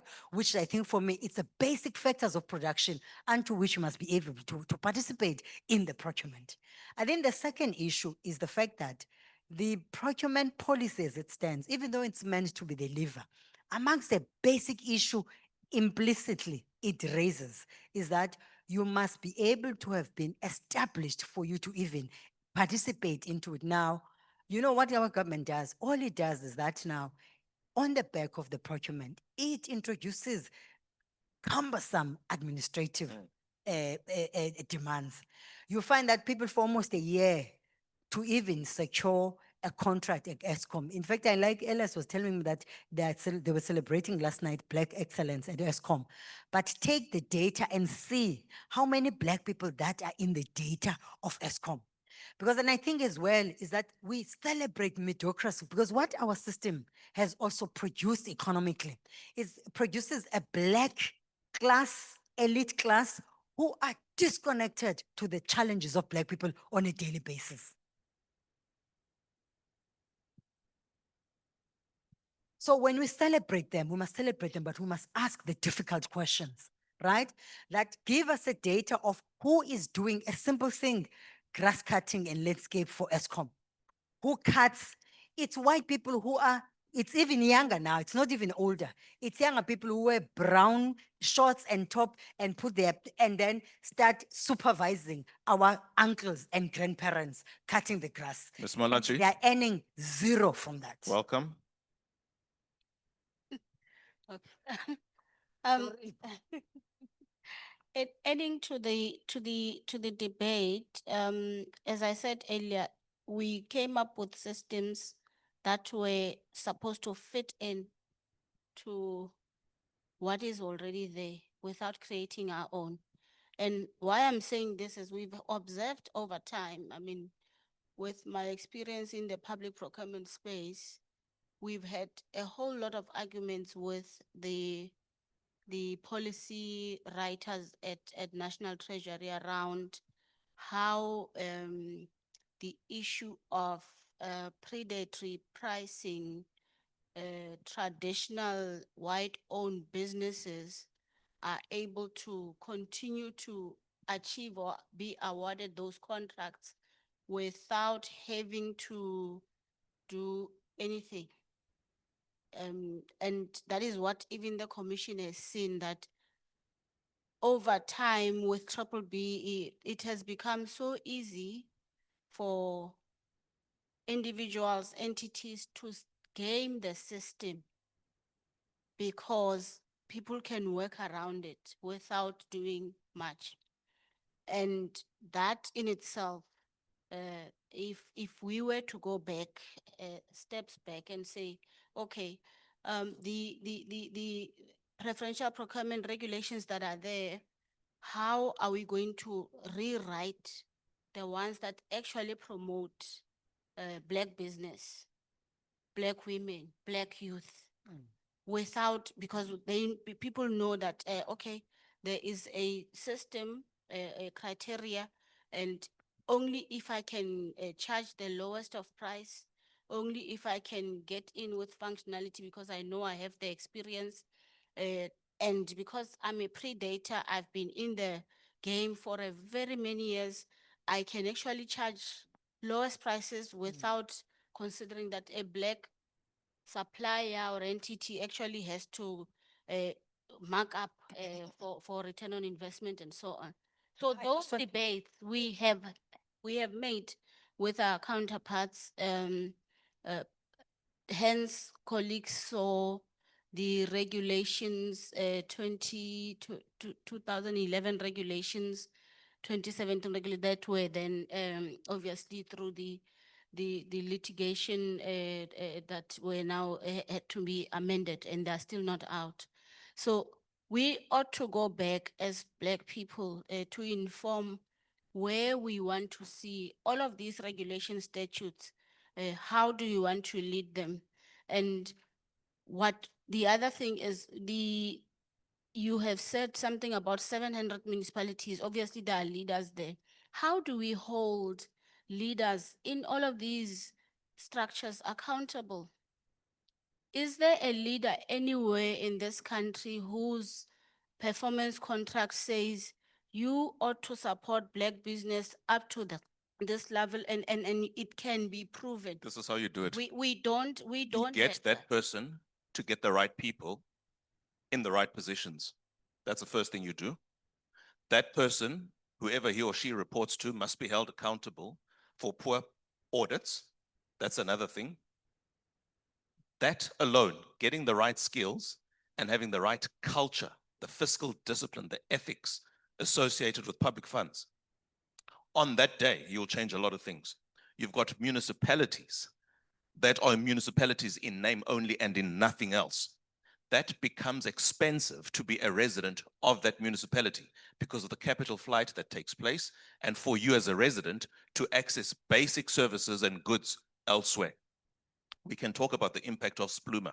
That's a Spatial Planning and Land Use Management Act. These are all critical things. Let's go back to procurement. 1997, there was a green paper that was supposed to be rolling out effectively the RDP and gear after that, the green paper on public procurement.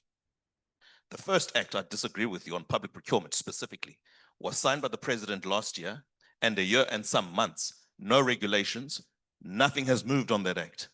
It was relying on PFMA, early 2000s, and MFMA.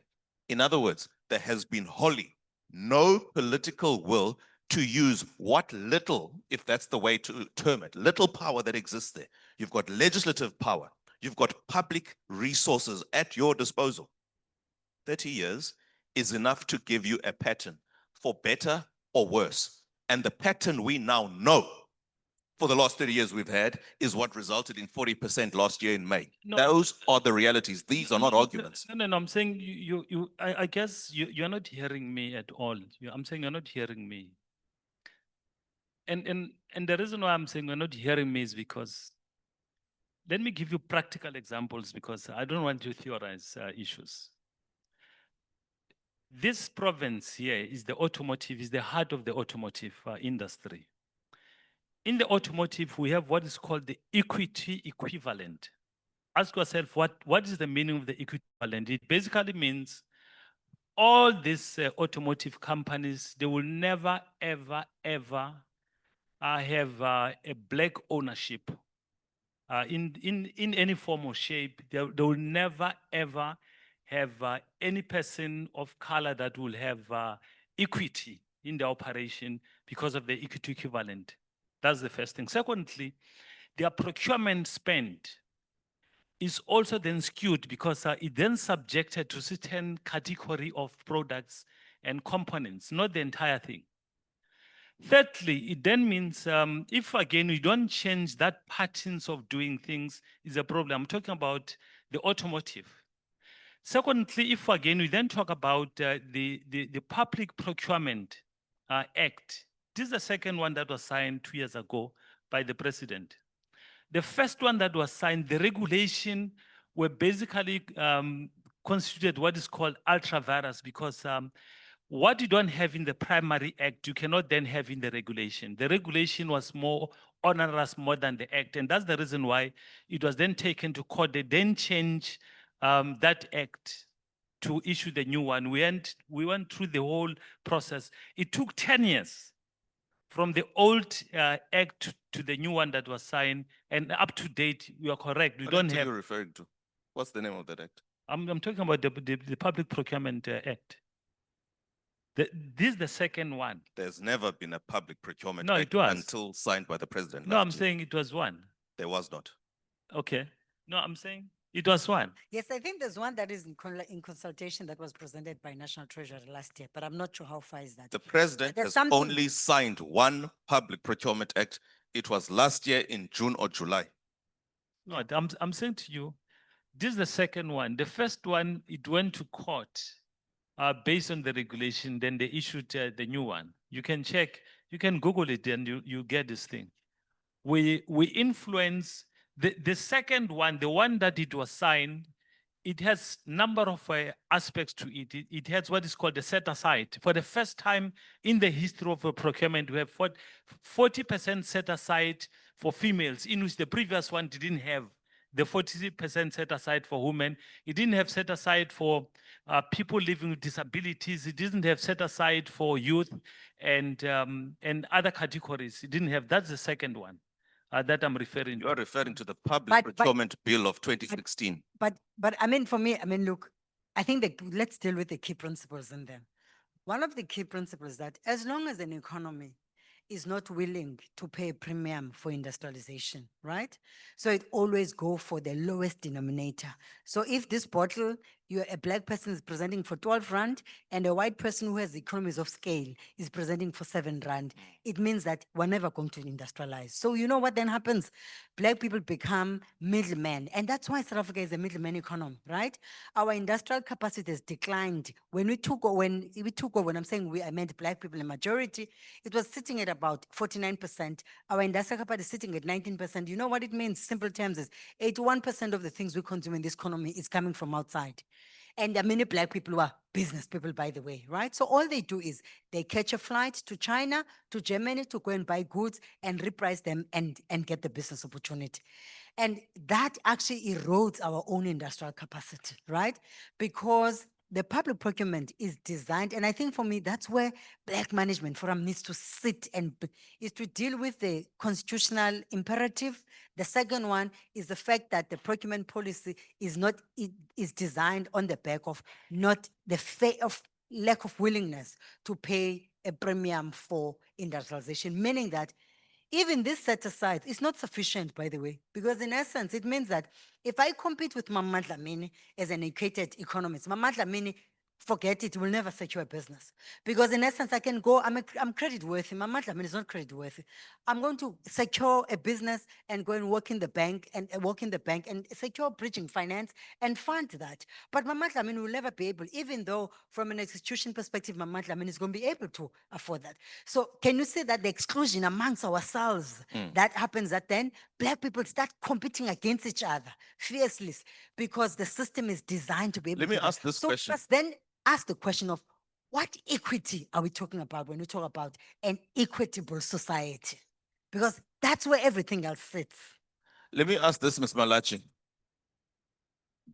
This has clearly become a Public Procurement Act discussion or procurement discussion because time doesn't allow us to evolve the conversation. So I do beg your pardon for that, but I can't let this point go because my panelists are invested in it.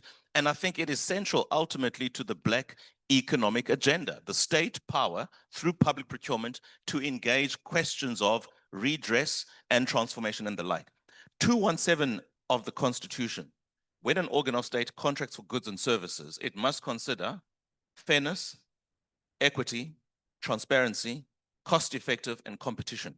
You can favor one over the other. That's my understanding of it. It doesn't seem like Mrs. Pellis and I have the shared understanding of that. But you can, for instance, say, I'm going to place emphasis on equity or fairness here, and I might perhaps overlook to that extent competitiveness. In other words, I'll go for the person who is slightly more expensive, but we're addressing quite a few things here. It's a black woman. And then you've got the section 2172, the triple PFA, that speaks to enabling legislation to be able to do that. And then it sets aside categories of persons. This is 2173.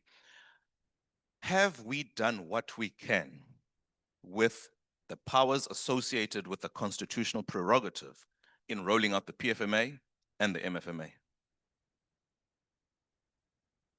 To a certain extent, we have, but again, the issue of confining ourselves to this system and the issue of also not being able to pay a premium to bring in new enterprises or black enterprises. We have had arguments about that, I think, within government with regards to how much of this premium has been paid over time, or what percentage of it is actually paid. We've had percentages ranging between 25 to 30%.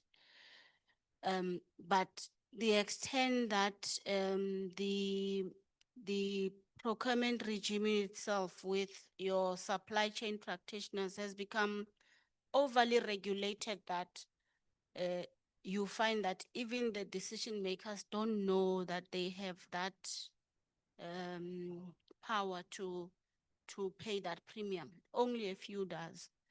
And the issue of litigations in because now we've become very transparent with how we do procurement, who got the bid, why they got it above Rachel, so and so. So that as well makes it a little bit difficult for decision makers to actually take that. Let me ask this question as a follow-up to that, and Mrs. Peli Sogani Budelias can respond to that. Are you aware of a PFMA SOE, in other words, of national competence, an SOE that has been established on or after 27 April 1994, of the kind that an IDC is, Transnet or ESCOM, an SOE that is designed to tackle these inherent disparities? Has there been one in the last 31 years that has been established? I'm asking this question because I know there are only 2 universities in the relevant period that have been built, in Mbombela and Kimberley.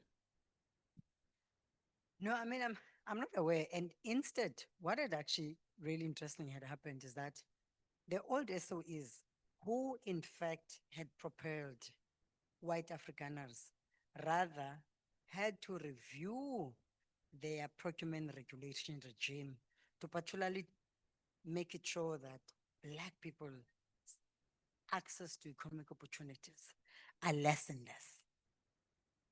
Sorry, My- can you hear her? Oh, sorry. Okay, sorry. So I'm not aware of any institution that has been established, but all I There know. is one, there is one. Which one? Remember there was a consolidation post the dismantling of certain government departments or ministries. Petro SA and other related institutions, they were merged, and now they have what is called the National Petroleum Company. That's the only one that have been consolidated and established this year. That's the only one in 31 years. Also, there was a, no, but I think the Consolidation or establishment? I'm responding to establishment. Yes, I'm saying is the combination of consolidation and establishment. Very well. But I think, look, in overall though, I mean, from what you highlighted, that we've actually extended almost 500 billion, right, towards state-owned enterprises. Firstly, without a very clear plan on what should the deliverables be. 2, the mistake that we did, by the way, early 1994 was the corporatization of state-owned. That's why state-owned enterprises, by the way, are doing as they please. In fact, if you compare what EXCOM used to deliver to South African economy and SO and the Transnet and others before 1994, comparing to what they do now, I mean, all they do, they're just doing the minimal. I mean, the worst thing is that they're sitting on our contingency liabilities book. that all they do is that now is to extend bonds. They do whatever that one. And with that corporatization, the understanding was always that if a CEO of Transnet is earning about 7 million a year, in return, they're going to actually, firstly, they're not going to come back to the national balance sheet, but also two, is that they're going to make it sure that they deliver on developmental objectives. Now you ask me whether is that the instrument that you are actually using now, right? To make it sure, to really see, because SOEs have actually propelled white African communities. Amongst those, we have more engineers within white communities. We have more farmers. We have more, specialized skills comparing to what we have now. And they were always cross-subsidized by the state. If not, they would have been coming through what we call today TVET, which is a vocational school, and they get absorbed by these SOEs. Now you look at the numbers, and to which young people are sitting at home with an engineering degree, they're not able to be absorbed because the SOEs are not able to do that. Wouldn't the body? Let's look to wrap up the agency be- conversation because Kathy is sending me messages saying my time is up. So may I request whatever you think is an appropriate way to leave as a parting shot to the audience, what would that be, Ms. Malachi? Give me a minute of what would be your parting shot to at least pique our interest to ask the relevant questions. From the point of the commission as the regulator and the monitoring agency for government in relation to Triple B, what we can say is we have seen that Triple B has been implemented, but not as we would imagined. Across all the elements, there are certain complacencies in both the corporate and in both the private and the public sector. And more than anything, the public sector is lagging far behind. And when I say public sector, I include SOEs and all the other organs of state that ought to report for Triple B compliance. So, but I think with the currently debates around amendment of the legislation to give it more impact and others, that could maybe take us somewhere. Sure. And Okay. the earlier statements by the deputy minister were actually encouraging, but shouldn't that infiltrate throughout the whole of government? Sure. So Pelisa, 1 minute. I'm going to give it to Elias the last minute. All right, sure. I think firstly, I want to challenge BMF, use your political convening power effectively. Amongst those is this contradiction in section 217, but also how the public procurement is designed.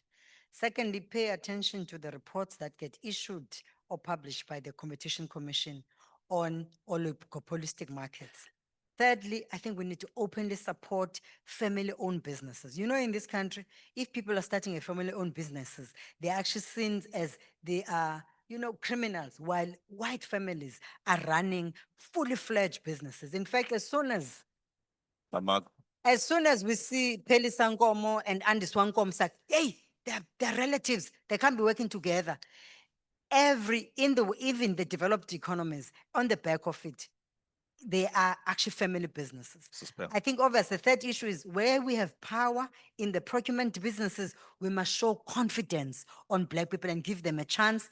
And equity must start with us and exercising. Thank you, Ms. Ngomo. Thank you, Ms. Ngomo. Ntate Monage. I think for me, we need then to deal with the funding mechanisms and instruments so that the requirements for skin in the game, it prohibits Black people then to participate meaningfully in the economy. That's the first. And secondly, we need then to deal with the dominance, market access, because in the absence of addressing that in line with the Competition Commission area on the dominance and the public interest, we are not going then to participate meaningfully. The third one for us is around what we call the redefinition of reindustrialization. Those are three things that we need then to look at. I agree with you, especially on the first 2 points that you raised. It is true. Overregulation kills, as it was said earlier on, the willingness and ability of the small players to participate. Market access is not limited to private markets.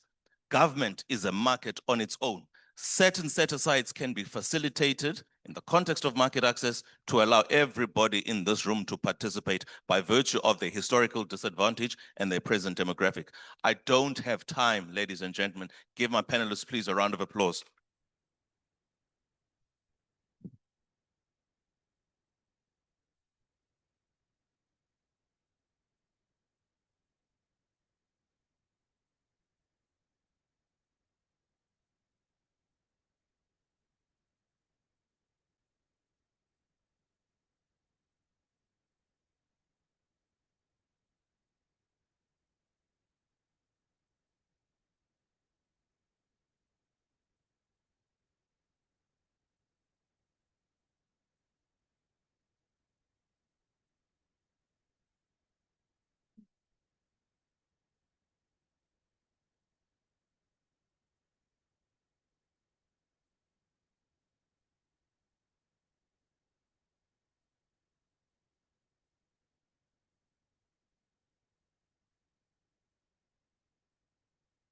All right, thank you.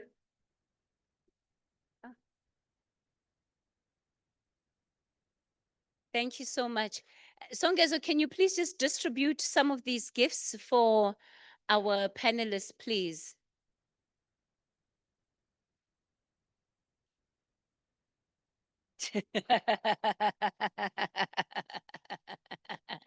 Yes.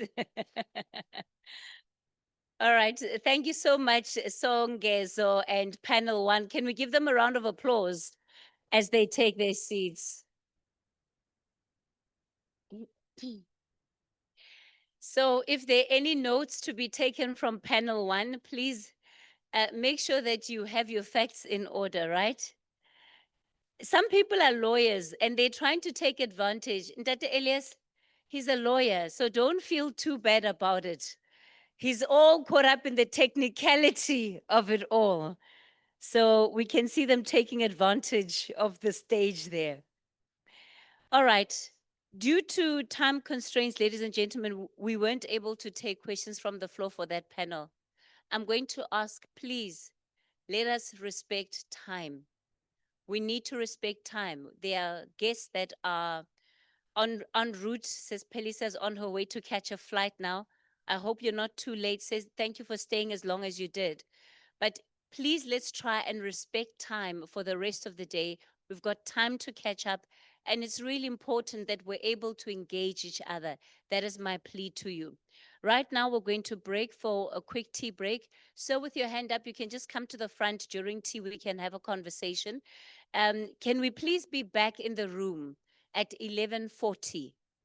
Everybody back in their seats by 11:40 so that we can get into our second panel discussion of the day. Thank you so much.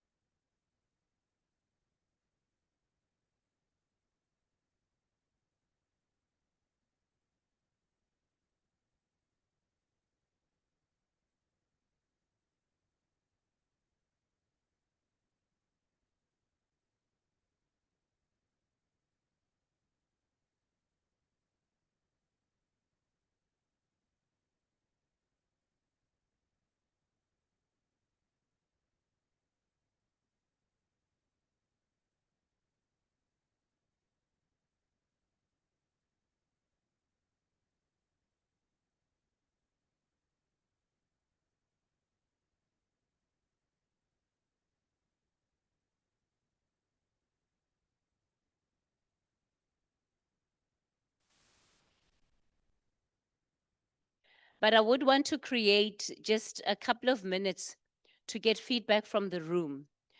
And the reason I'm saying this is that when there's that opportunity to engage in the panel discussions, please let's be clear about what specifically we're engaging on. Question or comment, be specific around the person you're asking that question to. And if you're just giving us a comment, can you please keep it as short as possible? You can imagine everybody in this room has ideas about what they think needs to be done from a solutions point of view. So let's try and make sure that we keep those reflections as concise as possible. Let me introduce then our second panel for today. And this is the role of enterprise supply development in growing a sustainable and equitable economy. The role of enterprise supplier development. These can often be great pathways for entrepreneurs, for small businesses, but they're also sometimes the place where lots of businesses go to die. Am I correct? Because you're stuck in enterprise development, and unfortunately, you never get out. You're forever being developed, which limits the opportunity to grow and scale. And I think that's one of the things that this panel will look at. Let me invite the facilitator for this conversation, Babalwa Nkwenta. Babalwa is going to be leading this conversation, and part of it will be reflecting on the role of ESD in growing and sustaining micro, small, and medium-sized enterprises and creating a more equitable economy where Black business is given the market access that they need to prosper. Please let's give her a round of applause as she comes up.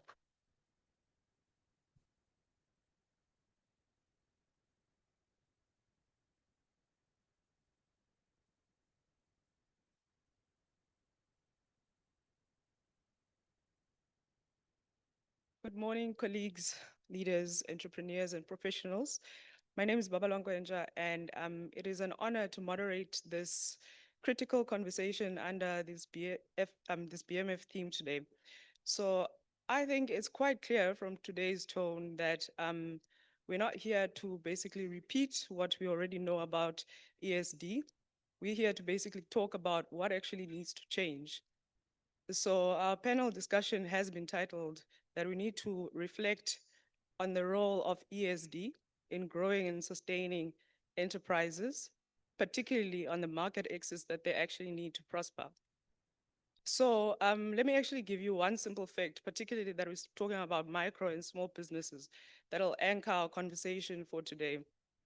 So in South Africa, 70 to 80% of small businesses fail within the first 2 to 5 years, and we have the highest youth unemployment rate in the world.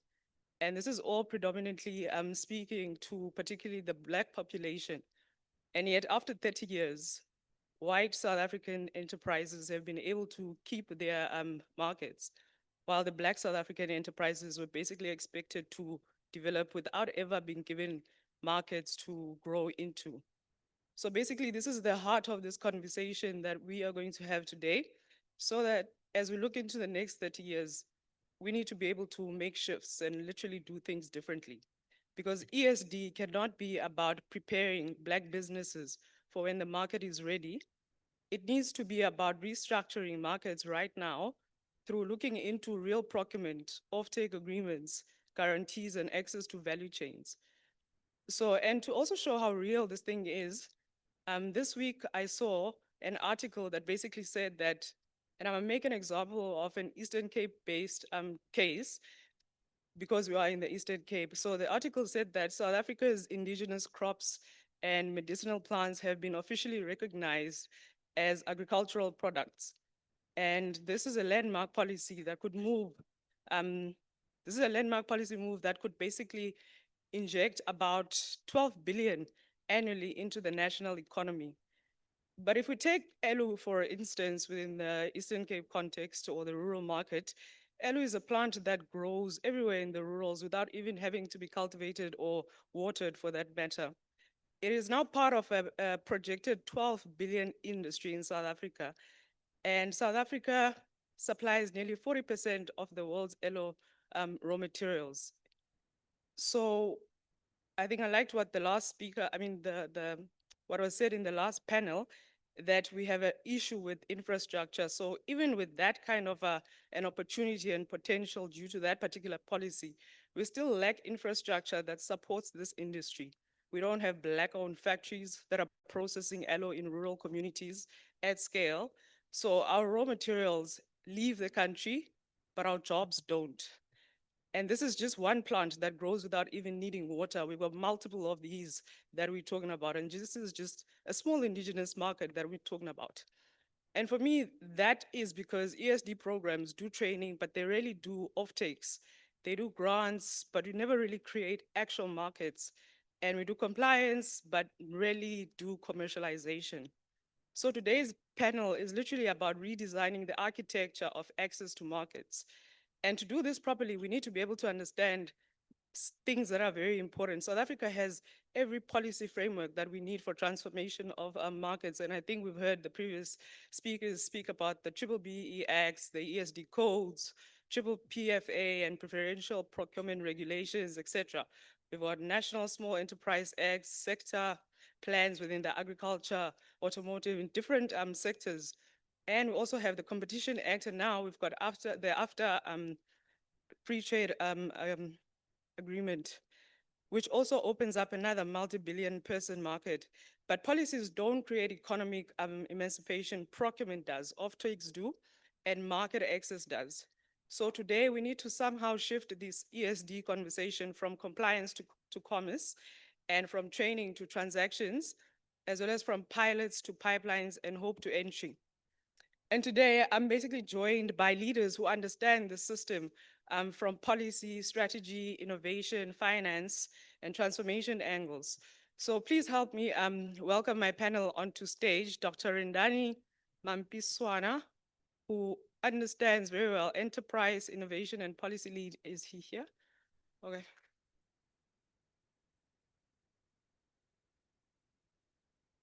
We have Dr. Kula, who's a strategist and systems thinker. Dr. Kula, are you here?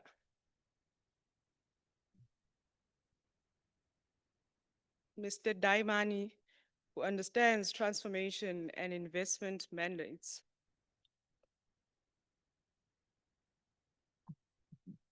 And we also have Portia Ngomezulu, who is an executive at Eskom. Is she here? Okay.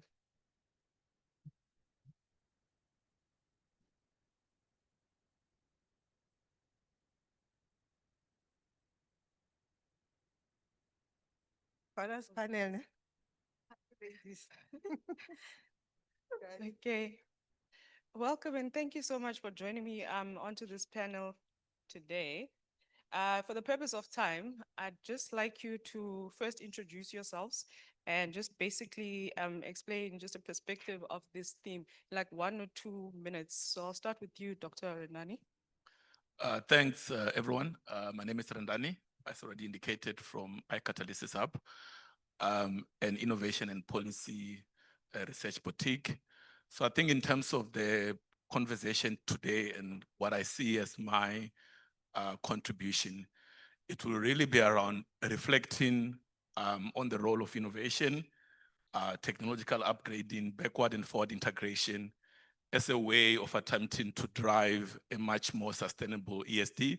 I think as already indicated by the panel director, really our focus for this session is not to hang on the compliance piece, but it's really to look at how do we then take this forward. And I see the role of innovation being quite central in us being able to achieve that in terms of opening markets and also sustaining them as well. Thank you. Over to you. Okay. Can you hear me? Am I audible? Okay, my name is Eugenia Akula. I'm a chief servant of this nation. I'm passionate about transformation, and I've done transformation initiative in my life. I did the first hearings or concept for Cricket South Africa on transformation when the Cricket for Social Justice and Nation Building. I did that. I can see you are clapping, you can clap. It's the first of its kind, and I give God the glory for that. And I authored a chapter on transformation in the X22 of 2019 for the regulator for estate agencies. It was EAAB, now it's PPRA. That's what I did. And I established the first transformation fund in that institution. And a few things I've done to help mentor people, give them international opportunities. I'm introducing myself that way because it's not about what you've acquired. I have an MBA in strategy and entrepreneurship. I have a doctorate in business leadership and corporate governance, but it's what you do when you are put in a seat to lead. Thank So you. that's why I'm introducing myself that way. Thank you.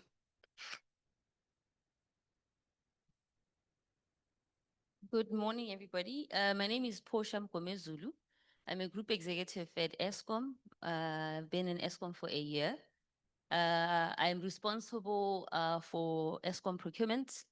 And from a perspective of the session, also ESCOM Foundation, which is where we try to make sure that we deliver on some of the ESD requirements. And I think from where I'm sitting, I think after hearing the first panel, I'm interested in the data that was being spoken of, because the challenge with most South Africans is we assume that ESCOM has systems, as in a financial system that their procurement is digitized. It's not. So majority of the data is what you take from a data dump and you navigate it to then have a view. But from an ESCOM perspective, that view was not there. So it's what we're trying to bring into place so that we can start to navigate those suppliers who are sitting in development for long and have not moved from being a small to a medium to then becoming an enterprise. So those are some of the initiatives. Thanks. Thank you.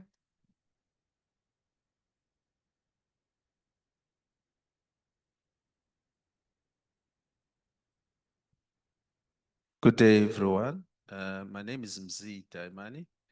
I am the CEO of the National Empowerment Fund. National Empowerment Fund is a development finance institution. We provide development finance to Black entrepreneurs in all sectors of the economy. One of the areas that we focus on is enterprise and supplier development.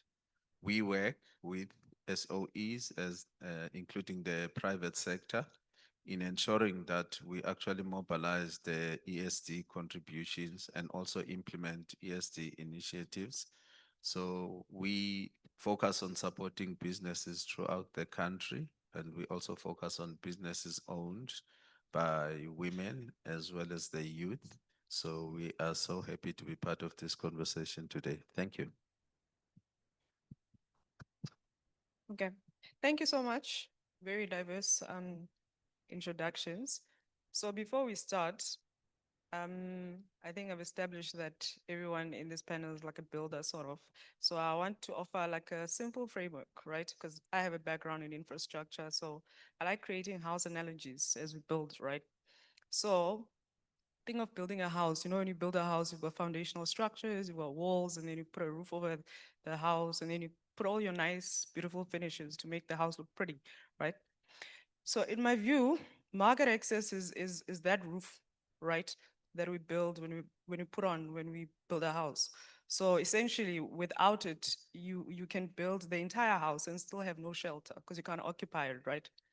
So from a foundational aspect, I'll look at ESD as probably like your compliance, your registration, the standards, and all the regulatory frameworks, whereas the structure would look at like your capacity building, the mentorship, the tools, systems, as well as capital that is actually required for micro enterprises to be able to build.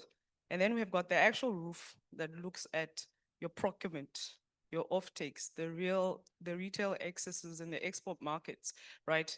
And then you've got the nice finishes that will talk to your R&D, your innovation, technology, and which actually essentially looks at the sustainability of that house, right? So South Africa has basically, I think we've heard from the previous panel as well. So South Africa has basically been pouring resources into the foundation and the structure, but the roof has been missing this entire time, right? And today we basically need to try and look at how do we put that roof onto the house so that we create a home. So, Mr. Daimani, I'm going to start with you. We have triple BE acts, the ESD codes, all these policies, yet transformation has still stalled, right? So, and most ESD remains compliance driven rather than market driven. Am I correct? So from an NEF's vantage point, what is the real state of transformation in South Africa, and what must shift for corporates to move from point scoring to real supply inclusion? No, thank you for that question, Babala. Yeah, I think I do agree with you in that transformation has probably not worked the way that it was intended. Um, we have policies, but those policies have been used mainly as tick box exercises because we have got a lot of businesses that are BE compliant. If you go to the rating agencies or look at the BE certificates, the companies have good BE ratings. You will find a company that actually is not transformed at all, being a level 1 BE rated entity. So that tells us something about the state of transformation. You've touched on a number of issues, and market access is one of the key aspects. When it comes to enterprise and supplier development, there are challenges with the way the policies is currently drafted, and which is why the government is actually looking into that at the moment. If you look at the initiatives like the Transformation Fund, what it's saying is that we need to deal with the issue of market access. We need to deal with capability and ensuring that companies do not just maybe avail funding. Some of them will avail funding to the same entity over and over again, and that entity is also not developing. So we need to deal with issues of single suppliers because some entities are supported once off. They survive for a couple of months or for a year and then they die because they rely on the same entity that's providing that finance. They are a lender, they are also an off-taker to that business. And in certain instances, you'd find that they're developing enterprises within their own sector. So they are cautious in how they develop them because they don't want to create competition. So enterprise and supplier development needs to be opened up such that the contributions are utilized to develop industries without people using guardrails to ensure that the entities that they support are limited. So when we talk about market access, an entity needs to have access to various markets. You cannot rely on one contract. So, and that's what we're talking about, that we need to develop the capability and actually have a digital system where businesses can have access to multiplicity of opportunities. So this is over and above dealing with the issue of providing financing. Financing is key, but if you don't deal with the issue of market access, if you don't deal with the issue of technical skills and capability, then your finances will actually not achieve anything. You will still end up with businesses that fail. Thank you so much for that. I do have a follow-up question. I like the fact that you state the capability deficit aspect as well as the challenges with regards to the drafting of the policies. I want to ask with regards to the transformation fund, right, particularly because I think it's meant to correct that issue. So we've got women, youth, rural township businesses in the entire ASD ecosystem, which still are locked out of high value markets, right? even with existing support mechanisms like the Transformation Fund. So how do we remove these barriers? Because we do have a mechanism that we can't really leverage much. And how can we remove the barriers, and how can capital instruments like the Transformation Fund be directly linked into offtake and guaranteed demand to create some sort of a real and sustained access to market? Okay. So I think the key issue with instruments like the Transformation Fund is that it actually diagnoses the challenges. So if you're looking at a particular sector, you look at what are the challenges in that sector and what would be the enablers for the businesses to be able to succeed. So the solutions that you put in place, they must be directed to the needs of a particular sector. And also they must be directed at what the entrepreneurs are grappling with in those particular sector. So in other words, there is no one size fits all. You have to actually have targeted solutions. And that solutions has also got to be linked with what we term as telemetry or access to capability. And this starts with having digital systems, because one of the limiting factors for businesses is the fact that businesses tend to be located in specific areas. They don't have access to all the opportunities that are there. They're not provided with things like mentorship, and they're not provided with things like access to simple things like accounting services, as well as having proper governance structures. So we're saying that when you develop businesses, it's well and good to be saying we support SMEs, but the intention is that they must grow. We want to create industries. So the support which is provided, it should enable that growth, and it should also focus on sustainability of the businesses themselves, and also ensuring that even when it comes to the market, they are actually linked. The marketing and also the networking is actually open up so that people can identify opportunities. Because if you look at business currently, for you to get opportunity, you need to know someone. And that needs to be dealt with so that opportunities are available to everyone so that people can compete on the same level. Yeah, thank you so much. That's very insightful and really, really critical for business growth. And I like the stresses on the capability aspect. I want to bring you in, Dr. Kula, particularly from the capability aspect, right? We've seen quite a lot of interventions around capability being quite a lot in terms of the training aspect, right? We train a lot of Black businesses, but we don't actually give them business, right? And then we keep teaching entrepreneurship to disadvantaged groups like your youth, women, and all these ESD groups, but we don't actually create tangible contracts for them. So South Africa's economy is structurally concentrated in the different sectors, right? And without deliberate strategy, Black suppliers will never really scale. So Dr. Kula, in our earlier discussion previously to this, before this, you've emphasized accountability as and results as a key issue.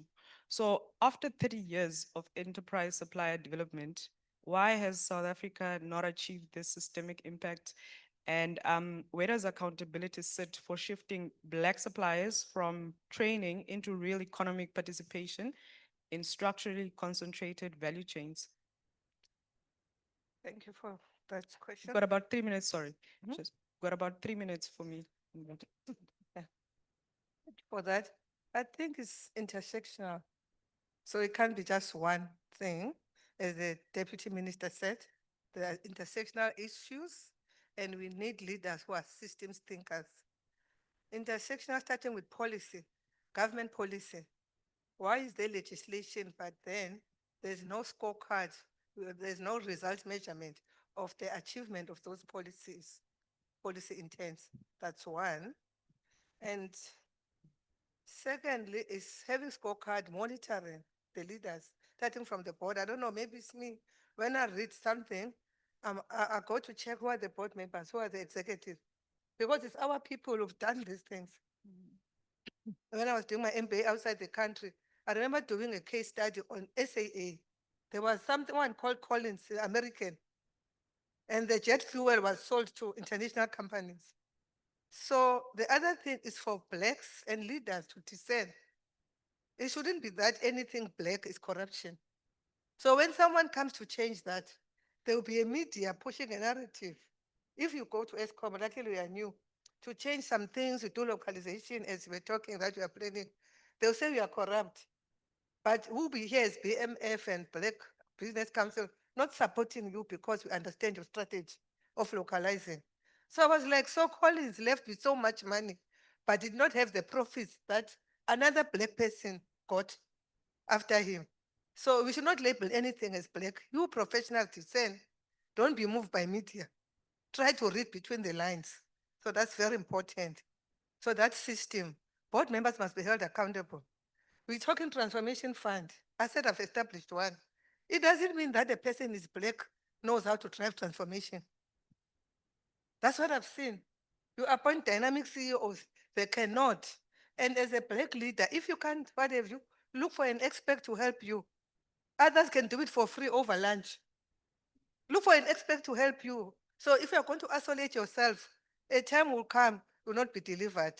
Unfortunately, history will judge you not fairly, and you will not have delivered. The other important issue for me is obviously I'm a justice advocate. Localization. I remember I used to work for ESCOM for 12 years. I was telling my colleague here. I spoke to someone possibly in her role, but she's about to drive localization. Omandla Gqeberha. I said, Mandla, but ESCOM is a national company, but we don't see ESCOM impact in businesses in Eastern Cape, because I'm from Eastern Cape, like Transkei this. He says, yeah, you put a point, we must talk again. December came, she went home to Engobo, somewhere in his village. They had electricity problem.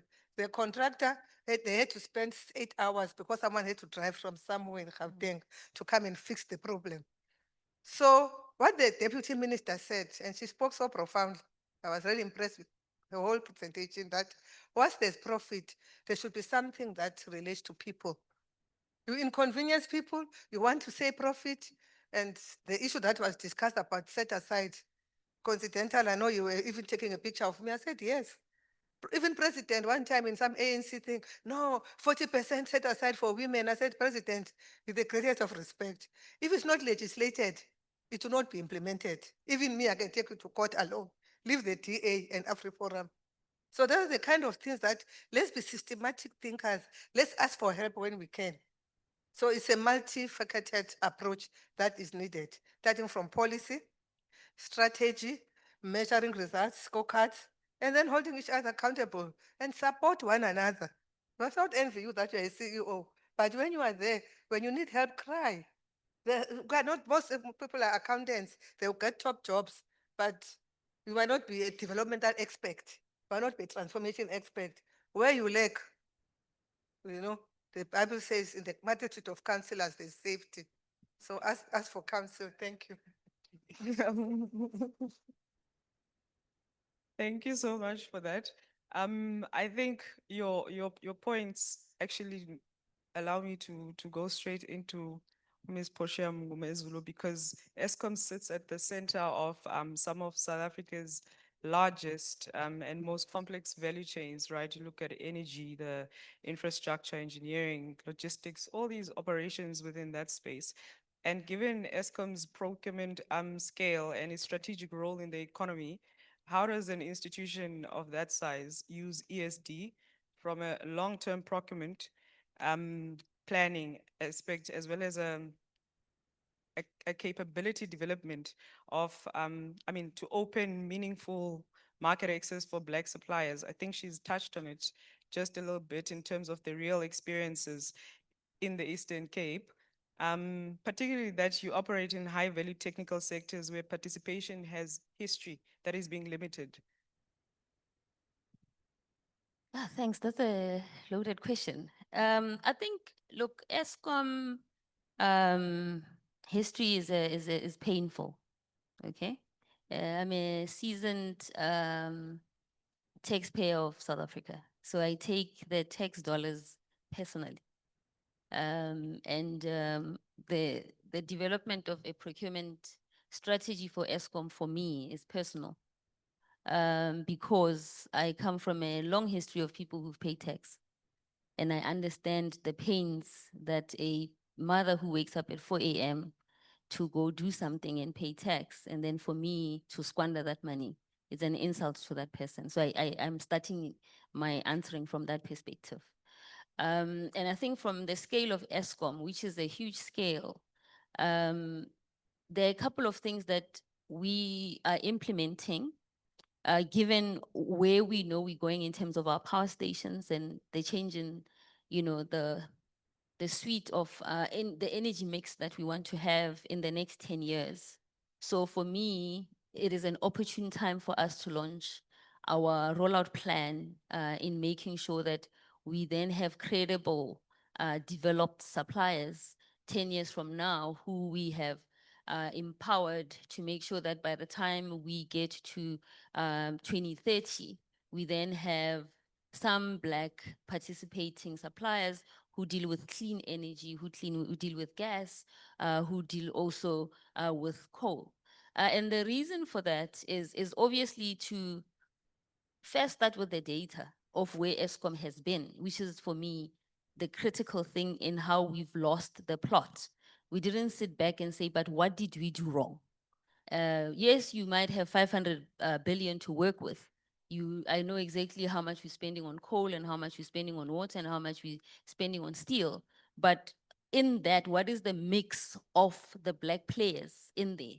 And then break it down to say, but what has stopped them from participating? Is it compliance, which is the exercise we did last year? With the Business Connect, we missed 2 provinces, but the idea is to participate in all 9 provinces.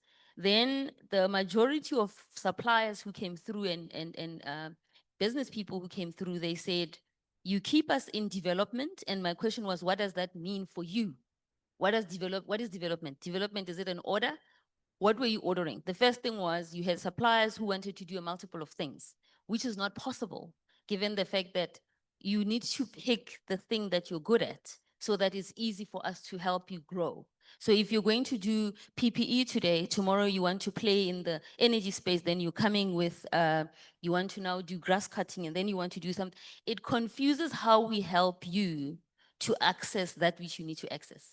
So by having the data, I'll be able to say, in coal, I currently have so many Black mine owners who I need to make sure that they start to get data around where clean energy is going, and they can start to prepare themselves in terms of producing clean coal, in terms of making sure that they prepare themselves for the transformation that's coming. So that's the first thing. The second thing is then to say, in the current space, in the local space, which in ESCOM we call LPOs, which is a low value commodity, which is in ESCOM's term, that would be anything below 300 million.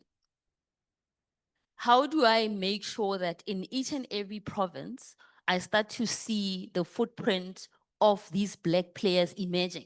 The first thing that came out was your team hires suppliers from Durban to come service PE, and they hire suppliers from Cape Town to come and service Limpopo. Then the question was, to resolve the problem, National Treasury has CSD system. So we operate CSD at the back end of it for ourselves as our LPO system that we use to source suppliers to make sure that we localize. So when a person in ESCOM is looking for, say, water or whatever, I mean, in ESCOM terms, PPE, boots, protective clothing, sanitizer, is what you will get in that. But we're talking anything from 0 to 50 million. So that's where it's all being sourced from, which means if you are a water supplier in Mpumalanga, you're not competing with a water supplier in Cape Town. So it blocks the buyer from picking the supplier that they want. It stops the supplier from going outside the province where they sit. So if you're in Gqeberha, which is Cape Town, Western Cape, you can only get suppliers that are within your region to stop that. So that was the second thing that we did, to make sure that that access is there, it's open. Then the next thing was then to say, but I don't have line of sight of what exactly is it that we are not doing for, I'm talking about the middle to enterprise level suppliers, because they're there, especially those who participate in the fuel and diesel space. How do we open the space for those?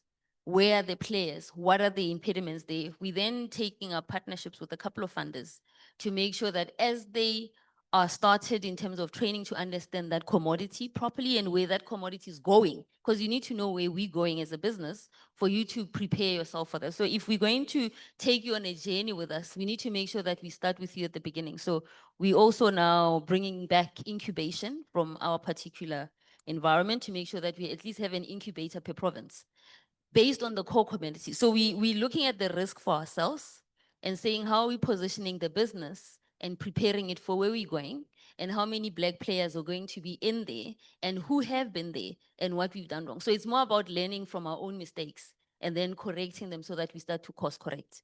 Thanks. Thank you for that. It's quite interesting because there are some things that we can take that are being done.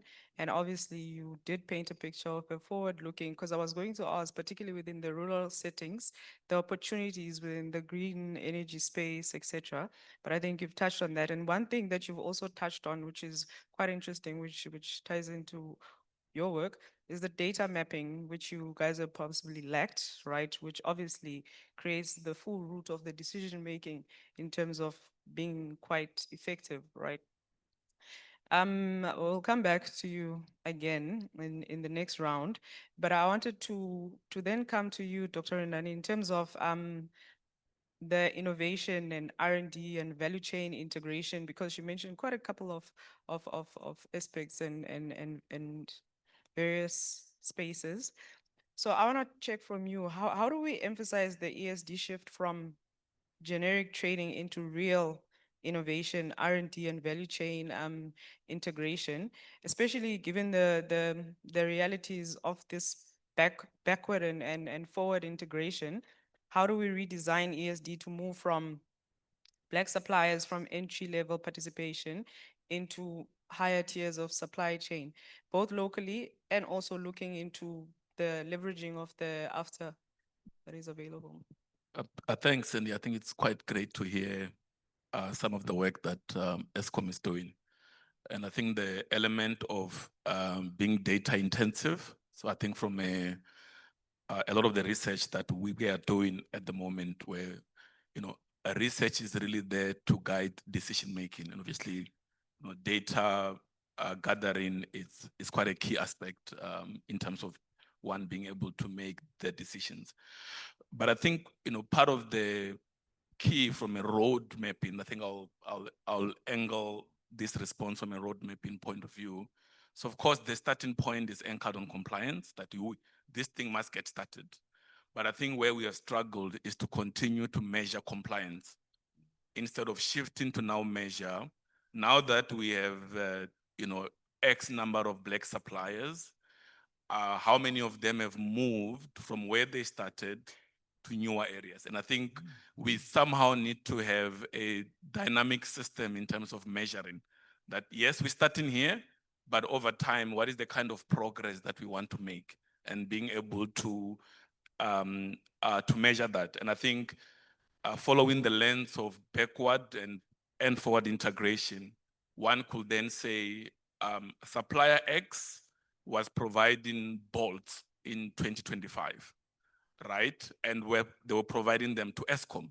In 3 years' time, are they providing bolts and other products to other customers? And I think that kind of measurement is what we want to be able to see. At the same time, from a backward integration point of view that looks at the value chain, when I start supplying bolts, I'm a middleman, I buy them from John, right? And it's a good starting point because I've been able to conceptualize that opportunity. And we are aware that at year 2025, I was procuring these bolts from John. But in 2 years' time, we don't want me to still be procuring bolts from John. But if we don't measure now that in 2 years' time, company X now at least assembles the bolts, right? And because backward integration argues for moving further back in the value chain where you've got ownership and control. And I think part of and this links up to the earlier conversation, that the reason why we're stuck, we only measuring that, that initial compliance piece. We're not now measuring the kind of progress we want to have.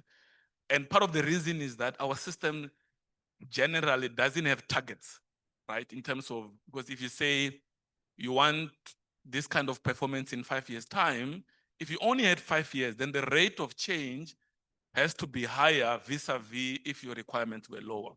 So I think part of the, and we'll come back to the practical things at the back end, is moving beyond measuring compliance and wanting to measure other things that allows this market access. If we don't measure this variable on market access from a backward or a forward point of view, it's just not going to happen. So I think the measurement piece is quite a key one to unlock, and in the same way that we enforce compliance, we must now enforce this performance that we now want going forward.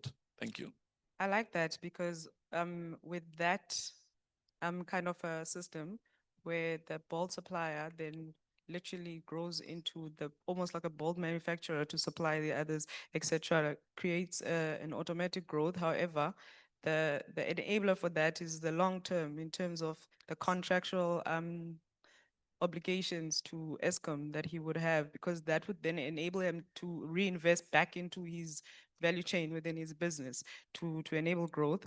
And I wanna ask you again, because in the previous panel, I think a speaker emphasized the issue of infrastructure as a lack or as a barrier that creates a barrier from growth, right?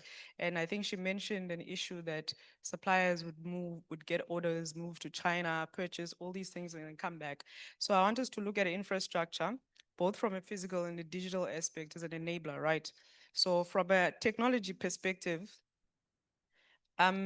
technology is now obviously the strongest lever when it comes to scale, and you've got digital platforms, your AI, automation, and online marketplaces. How do we leverage technology so that market access and scale for and scalability for Black business is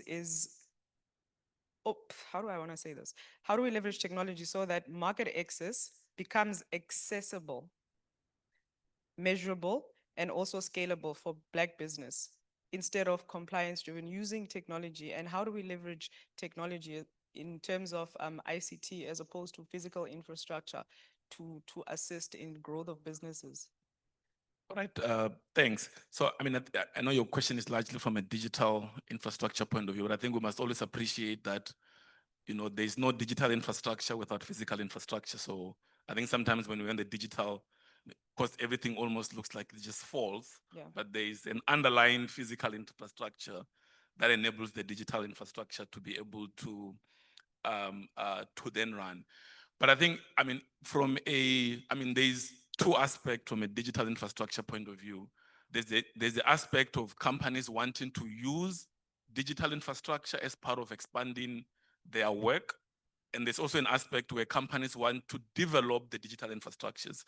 I think starting with the building of the digital infrastructure, that's where the issue of capabilities come in. I think we've got companies like Zulzi. They actually build the 6060 platform for checkers. But for things like those, the technical abilities of the actual teams matters to be able to build proof of concepts and eventually being able to offer the solutions to other players. And I think that's a key part on the capabilities that our organizations need to have.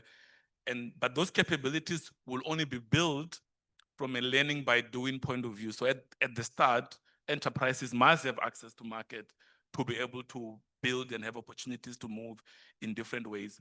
On the other aspect, in the sense of utilizing digital infrastructure in terms of your own progress as an enterprise, I think what's key, regardless of whether how well the infrastructure is available, what really matters, and each business must always be trying to solve from what are its own issues.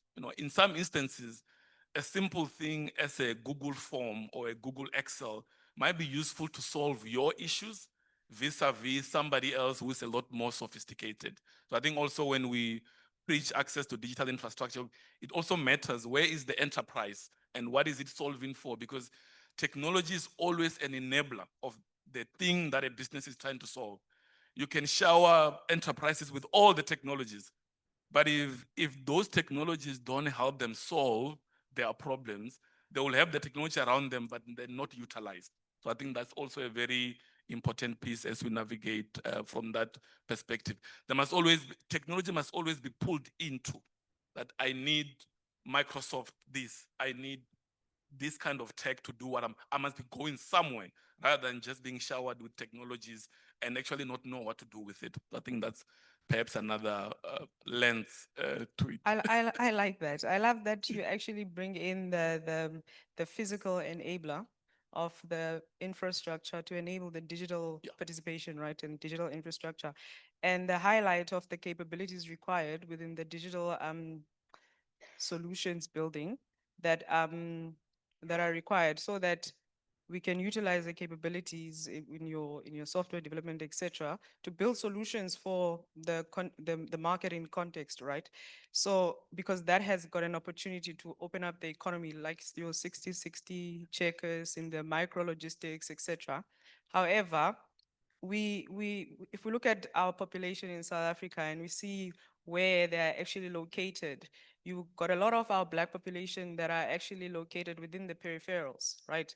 Which also presents another opportunity. I mean, yeah, it is an opportunity for development. However, it also creates a barrier for development because it has got the potential to then exacerbate the digital divide if we don't look at that infrastructure as an enabler, particularly from a digital point, which can literally fast track development. And I think from a transformation fund perspective, it's something that we definitely have to look at.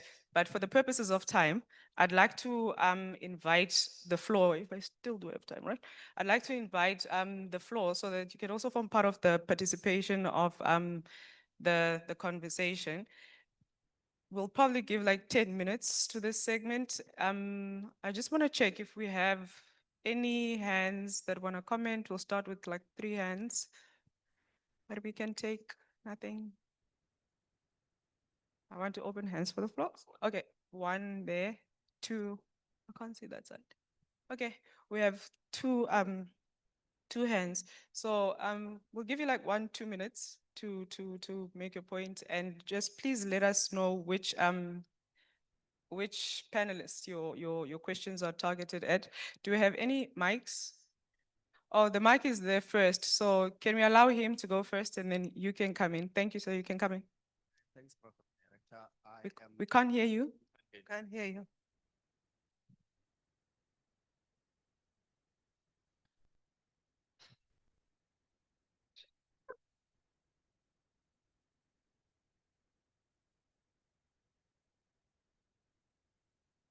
Technology issues.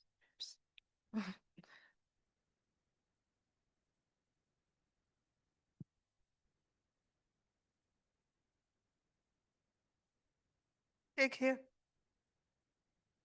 Yeah, like we've got some. Yeah. So.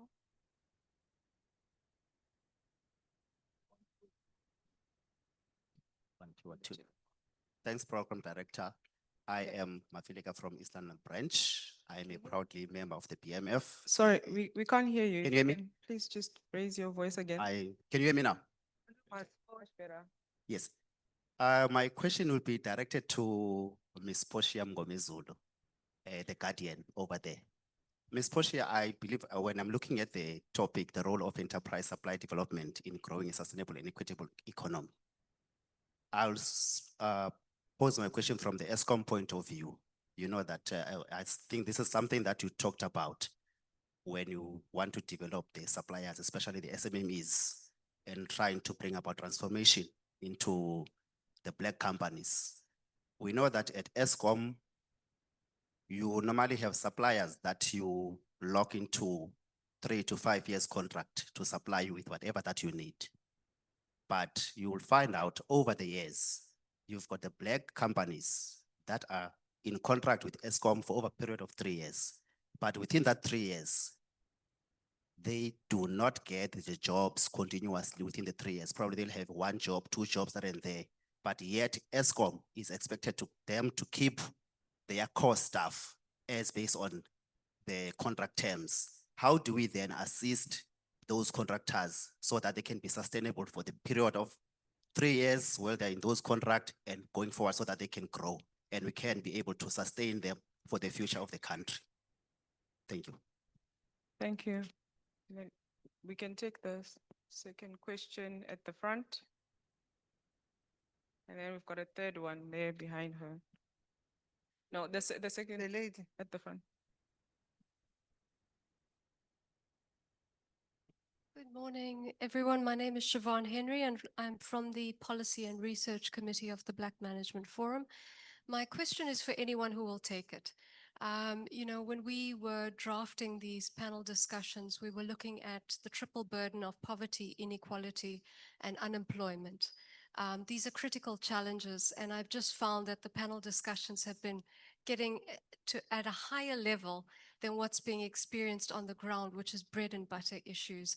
And so I'd really like, for the panelists to come back to our challenges, which is over half the country suffering with this burden of inequality, poverty, unemployment at staggering levels, suffered by women and youth. How do we translate this discussion into actionable outcomes? How do we digitize funding so that micro and small enterprises can access funding, not a year from now, but right now, because they're struggling to survive?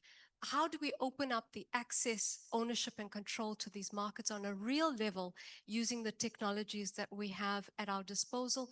And how are each of the panelists going to contribute to this realistically? Thank you.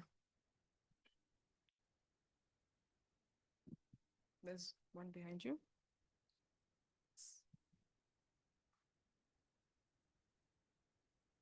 Good day. Thank you so much to the panelists. Good day to everyone. My name is Sazin Ndwandwa. I am from the Western Cape.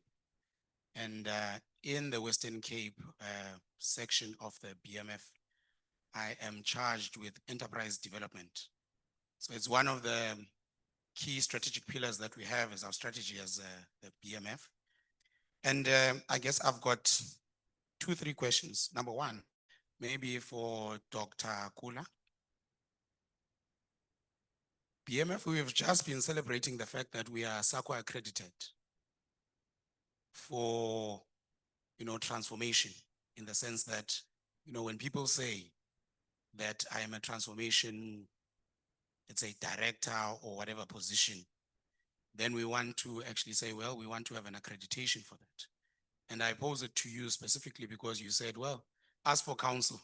Just because someone is Black doesn't mean that they understand transformation. And I wanted your thoughts on that, because one of the things we were saying was that, in the past, we've been talking about BBBE legislation and things like that.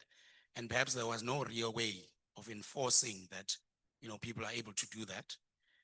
But with this qualification, we're hoping that it'll be able, any advice that you can offer on how to, leverage that advantage to move forward, especially from an enterprise development perspective. The second one is, Mr. Daimani, I think NEF, when you talk to, let's say, entrepreneurs, when they apply for funding, one of the things is around the procedural matters and capacity and turnaround times. And sometimes even to say, back and forth, and then 4 months later, you are told, no, you don't qualify for something that you say, but you could have told me at the beginning if I've got, let's say, a negative credit rating against my name as a director. So just comments around things, and capacitation around that from the NEF in terms of turnaround times, in terms of measuring that from an outcome perspective, KPIs from your side. And another thing is really a comment around, this market access. Is there any focus perhaps on looking at the measurement, even in terms of if you consider the concept of alumni? So we find that this person 10 years ago, where are they now? And also number two, because now they are still around 10 years later, they have grown. To what extent do they create access market to other enterprise or other smaller SMMEs? I don't know if you understand that question. Thank you so much. Thank you so much to the floor. Completely love the questions from the audience. So basically, I think we've stated in terms of each and every one what you do and how you can be able to enable. And now I think what the audience is basically trying to say is that we need to basically zero in on what is actually practical on the ground and how do we basically reverse engineer our processes today so that we can enable action. And I think the first question went to you, Ms. Portia Mngomezulu, with regards to the 3-year term contracts. Can you help us respond to the audience with that in mind? Yeah, look, I mean, the issue of contracting is always going to be something that our data will go a long way in assisting us because ESCOM is spread around South Africa. So one of the first things we could look at doing is not just allocating based on location once we've contracted you, because the commodities will be needed anyway within ESCOM. So you could come up with a rotation to say, I've got 7 suppliers that are supplying water. So instead of using them once, you then rotate them across your entire business. That's one way. The second way would be to look at what is their, what is the contract included? Because you'll find like in a power station, they'll have a convoluted contract where the person is supplying flowers and then they're doing this and that. So in one commodity, you could restructure that contract for them to focus on one commodity because that will give them longevity. Because if you're specializing in doing flowers and we need flowers 5 days a week for the entire 5 year of your contract, based on your performance, you automatically qualify for the next 5 years. So to me, those are some of the things that we'll have to start looking at that. Because I know what they're talking about is those contracts that are called as and when. So we will contract you as and when the need arises, which tells you that either the need was not assessed properly, because you shouldn't really have an as and when contract, but you open it up so that if that need stops, then you're able to still go into the contract. But contract management in ESCOM is something that we're looking at because especially when it comes to, what is the thing they call, I'm Zulu, so my brain is in Zulu mode. Um, where you have a big contract and then subcontracting. I mean, subcontracting is a massive challenge, and I'm surprised that nobody asked it because majority of subcontractors, either they don't get paid or they don't get paid on time. But what I've also found is that majority of subcontractors don't complain about not being paid to the person that gave them the contract, which is ESCOM. And they always go through treasury. By the time it comes to us, it's a year later, then you're out of business, you've lost interest. And I think those are the things that we need to start to clamp down, because if you look at how the regulations are structured, there is no clause that say once you are locked into a Sync Inc., you will deal with Sync Inc. on that matter and them alone until for the duration of your contract. They will go into the contracting phase with Sync. A year later, they move all the way to Dr. Kulu. And so they're rotating themselves. But what they've done is they've created the impression with us that from our reporting, they are subcontracting to black suppliers. But in essence, they've created you for 1 year and destroying you in the end of that year. So we need to come up with a way of locking in those subcontracts such that that supplier is locked in for the entire duration of that particular contract. And that's what we're dealing with the OEMs here. Thanks. Okay, so basically, I think what I'm hearing is that as ESCOM, you're basically placing a pre-order of the roof materials and you just you're just letting it hang there and you're not paying for it so that it can come be installed in the house. I don't know if I'm getting correct, right? And so obviously that means that that has an effect in terms of the occupation of the house because it affects this entrepreneur's balance sheet or the entire operations. And basically with what I'm hearing from the audience and what I'm hearing from you, there's obviously gaps in terms of opportunities of acting. And we've got the transformation fund right next to you from an NEF perspective. How do we look at an ecosystems approach where we collaborate with other organizations to enable and unlock the potential that already exists, because you already have a contract and there's opportunities within around you, like your stakeholders and your partners in operations that can actually unlock. Do we operate like that within your environment? Is it something that can happen perhaps? Look, no, we don't operate like that, but it's something that should happen Because if we're giving you a 50 million contract and I can see you've only done work for 3 years, I know for a fact that you do not have the funds to pull that contract off. So what we could do is go as far as saying, these are the funders that we've partnered with, and engage the funder on your behalf to say, please assist that particular contractor. And I think the challenge maybe over the years at ESCOM is everything started to seem as though there's a corruption of some sorts. I'm not disputing that it was there, but the intention is to uproot it because I get paid a salary. Me connecting you to him, I should not get paid a cent for that because it's not my contract. It's between you and him. I'm the conduit and my job is to create the links. So it's to force my team to make sure that they don't do the middle part with an incentive. And which is why there's a hotline in Dan's office whose job is to deal with that. Where if you report to us and you say we've paid him 20% because he said he's gonna do this for us, you record him, are we dealing with them? So that to me is where I think that's where the distrust came from the suppliers and where the funders lost out on the opportunities. Okay, I like that. I like where this conversation is seemingly going, right? Because it seems like there are things that actually can happen, especially that you're sitting right there next to Mr. NEF, right? Um, yeah, because now you're literally saying that you can be able to make the connection and you can force your team somehow. Then how do we get this on paper in terms of forcing your team to actually be able to talk to It's actually currently is on our paper. It's on paper for us. We've contracted with our team. We actually rolling what I'm talking about out now. So yesterday we met with one of the funders, APSA, who've launched their own funding mechanism to compete with him. So Okay. I will have a list of funders to assist suppliers to actually get to the work. The only thing I would say is when one then submit a proposal and they do actually are successful, they should actually then deliver on what they promise. Because what then happen is you get a contract as sync, and then you then subcontract Rendani to then do what you told me you were going to do. By the time I get the output, is actually Rendani who delivered the service, but you are the person I'm paying. And Rendani is going to come and say, but I delivered the service. And I'm like, but who are you?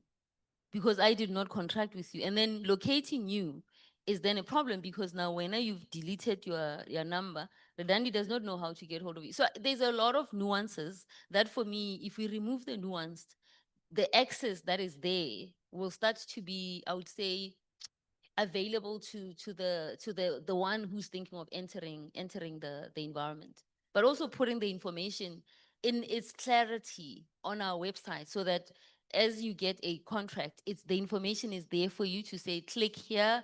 After you click here, you go here, then he gets the documents, you then speak to them, and then we then facilitate where we need to, and then the agreement is done. So that information it needs to be as clearly available. You don't need to talk to other people to find that out. It should be available on our website for you to get it. So that's the direction we're going with our digital procurement.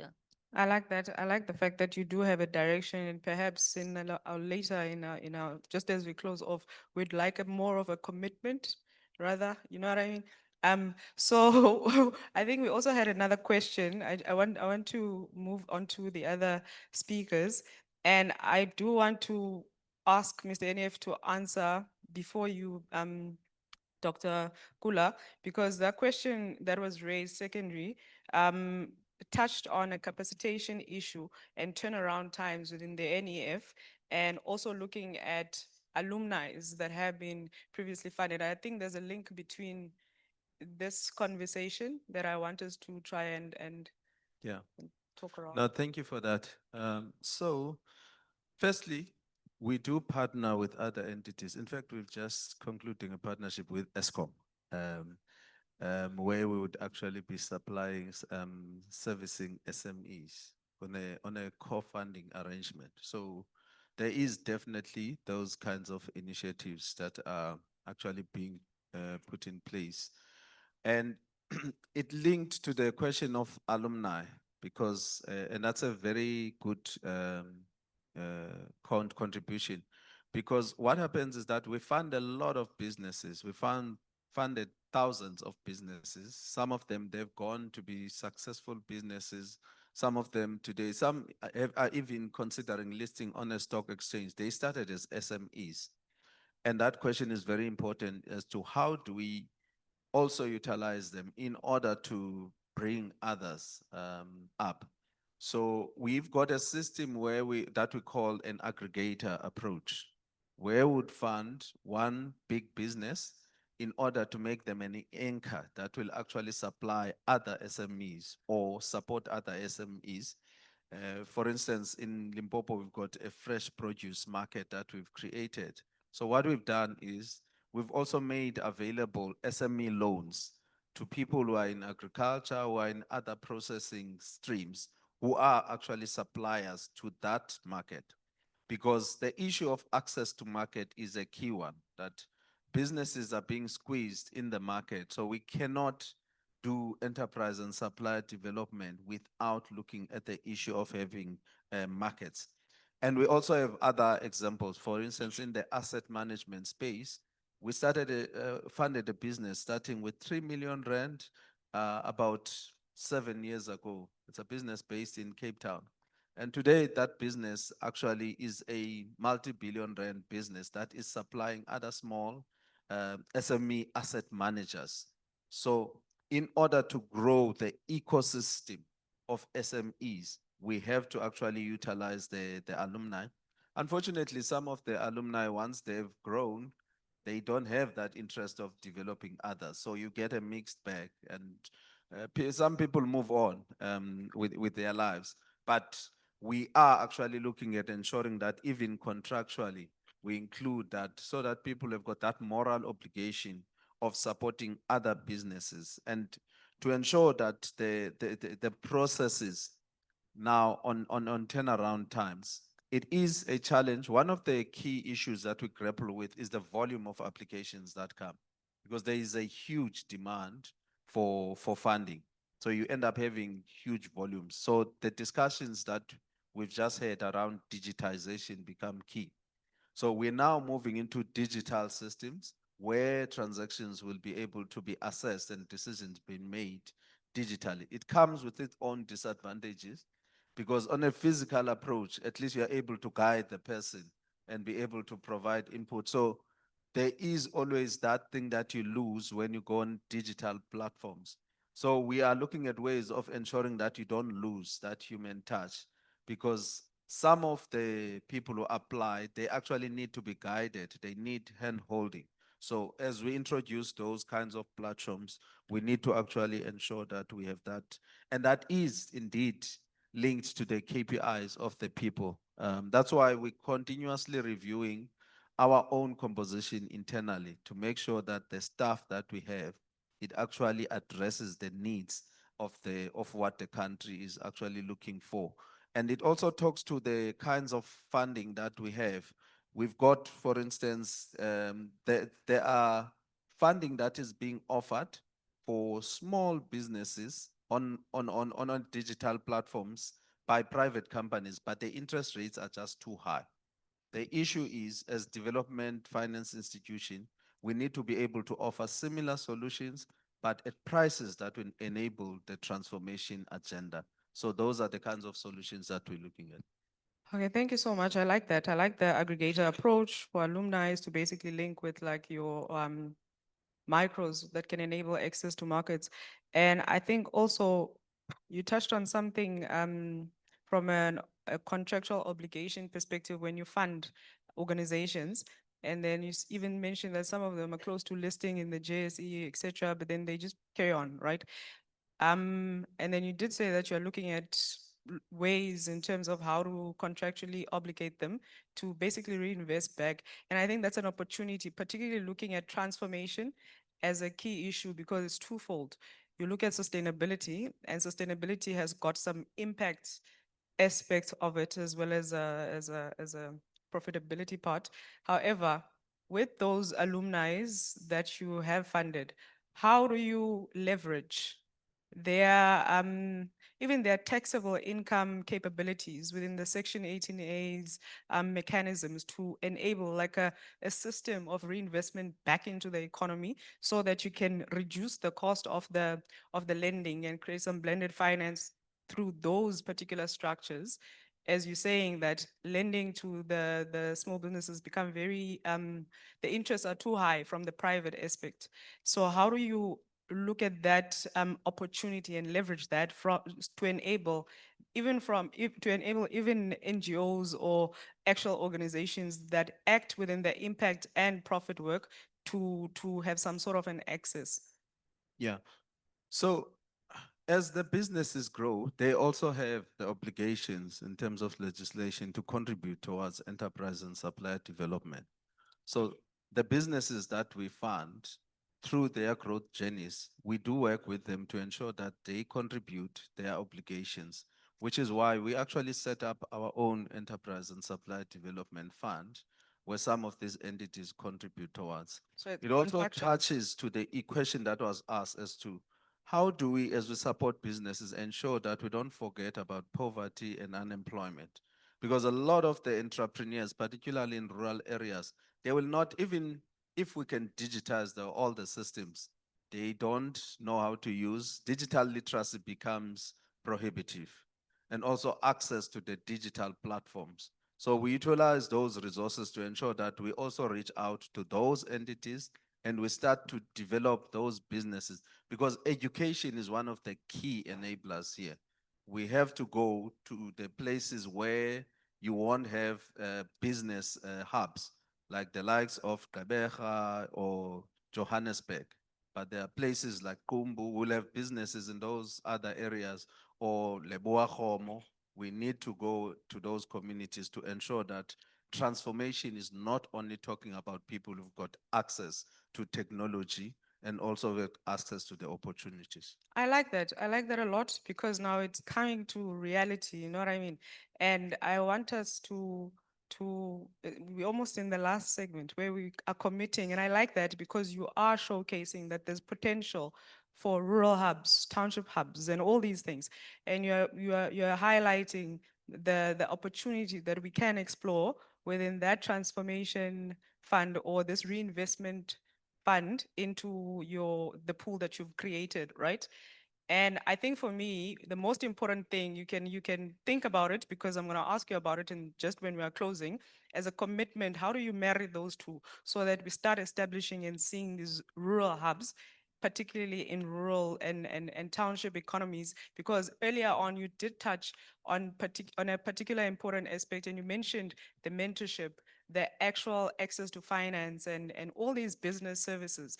And also, particularly, this is why I like infrastructure, because we talk about platforms. So now hubs become physical platforms that are key enablers to actually unlock even digital platforms. So I want you to sit on that and then think about how the commitment is going to look like, because I'm going to ask you just before we close.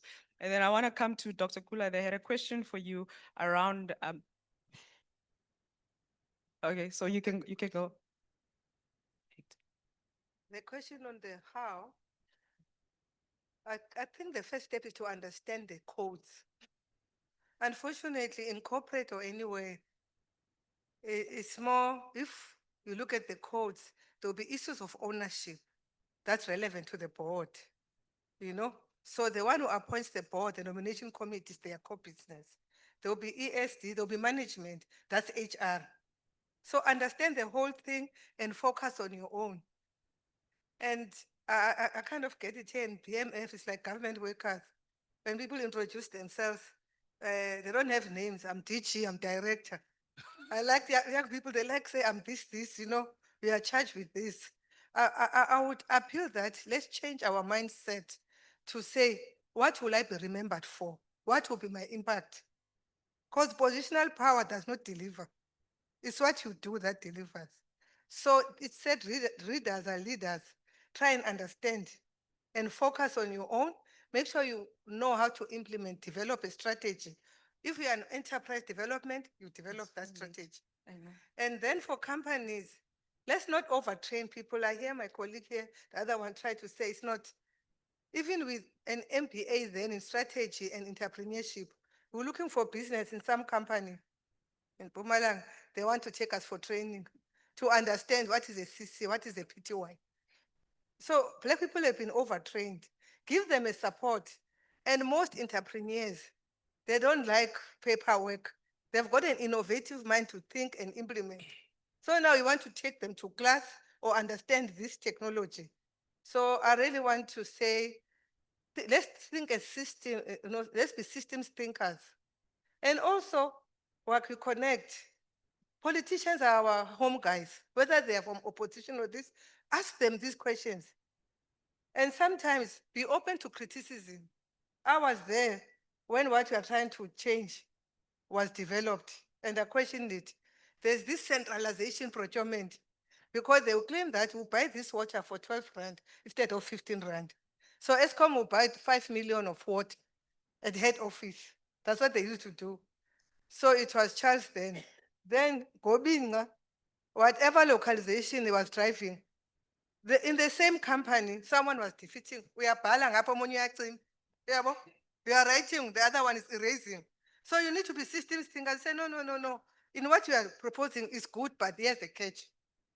And I've done a business case then, so over 10 years I was in ESCOM, about procuring for securities, whether we get securities outside or we do our own. It was in our power stations. The business case I did, it was implemented because I'm saying if you want to do it, you are killing the small businesses. You can do a hybrid, maybe few, but there's no capacity, but develop a capacity.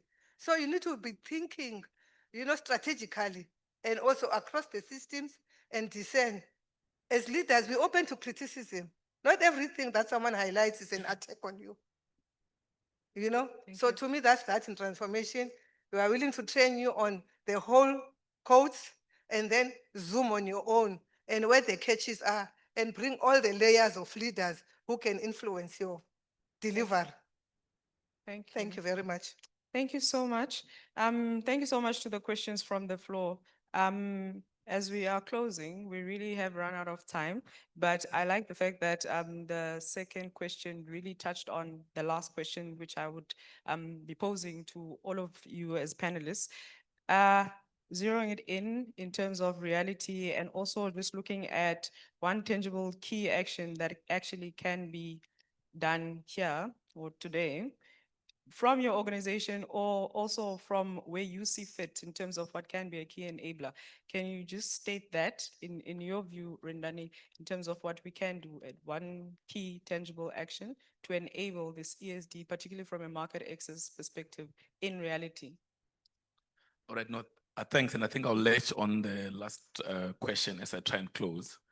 And I think for me, part of what's key, so I think ESD, will not deliver on, unemployment, poverty, inequality, like immediately. And I think there is a need to appreciate it from the sense that directly ESD will impact employment or unemployment. And then indirectly, you have a contribution to lowering poverty, to also reducing inequality. And I think it goes back to a measurement issue I spoke about earlier on, in terms of us as the BMF in measuring ESD progress. Are we measuring also, how much employment are these enterprises that are in the programs actually delivering on?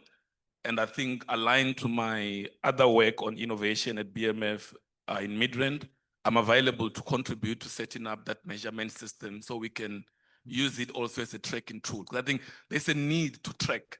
If we don't know where these things are and be able to pull it back, we are not able to get it done. So I'm putting I think because I run my own consulting, so I don't have big commitments to make like the rest of the panel.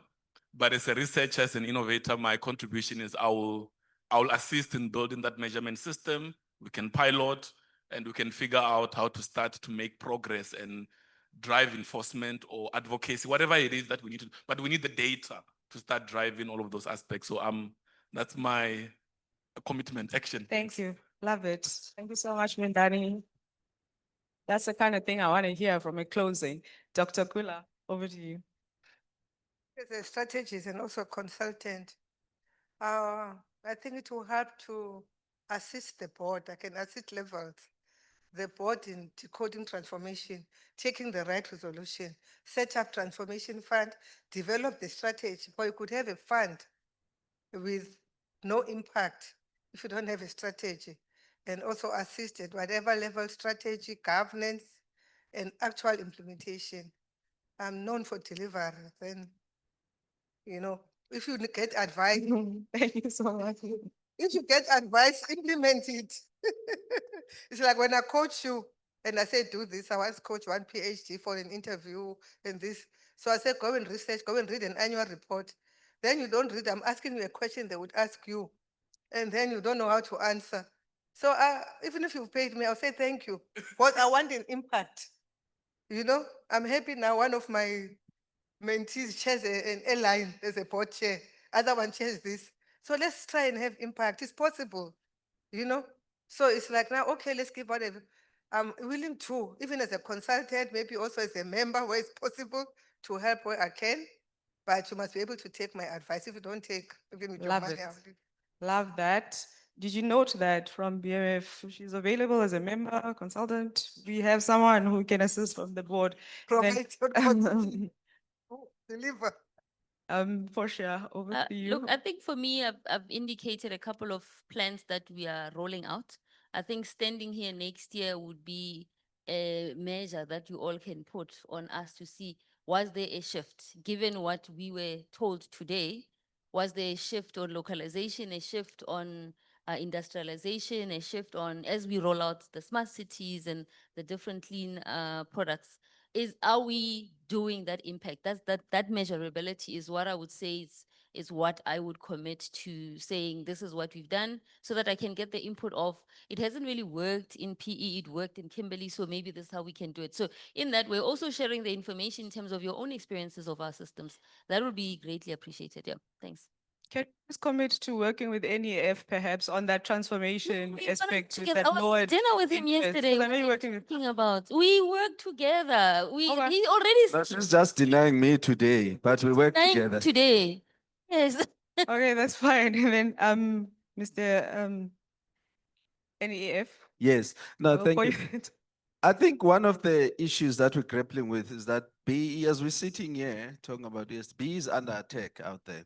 Mm. So I think collectively we need to have that conversation to say, how do we play a role in ensuring that we defend BE? Because the voice of Black business is absent in all the attacks that are coming against BE.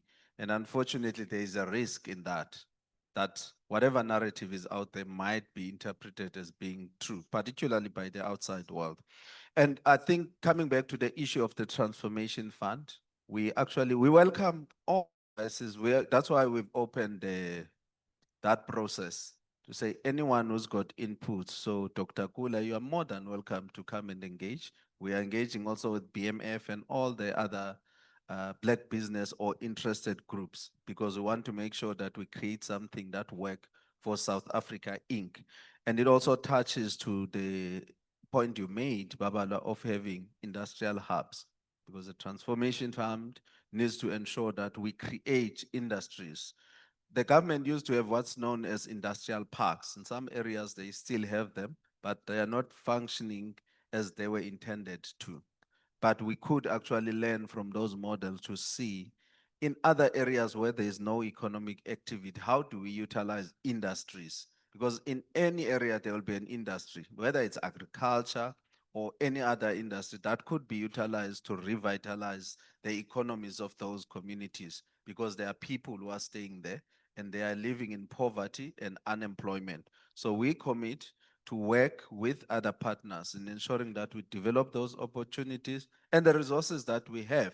We're making them available to say we'll continue to fund, we'll continue to raise funding from like-minded partners to ensure that the impact is greater. And I think the point that keeps getting made is on turnaround times. That's another commitment. Digitize the system and ensuring that we deliver the services timelessly. Thank you. Okay, thank you so much to my panel. And I think it would not be fair for me not to commit. So as well, when I'm making everybody else commit. So I'm also running a PhD pilot where I'm piloting the province as a case study, which is applied research in terms of what you actually spoke about. And we basically created a model for Black entrepreneurs. And I loved the hubs aspect because it talks to a hand-holding approach on the ground that then helps enterprise development. And I think from my end, that's a commitment that I've already made which is actually practical on the ground right now, because Eastern Cape is one of the least contributors to the GDP. So thank you so much. I think this brings us to the end of our conversation. Thank you.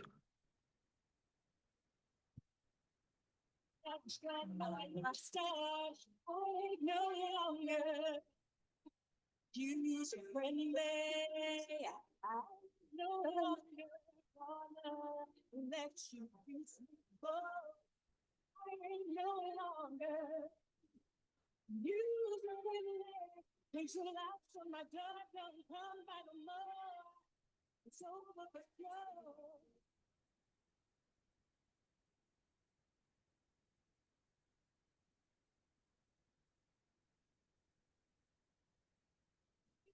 On my call, I did everything right. I got no thanks at all.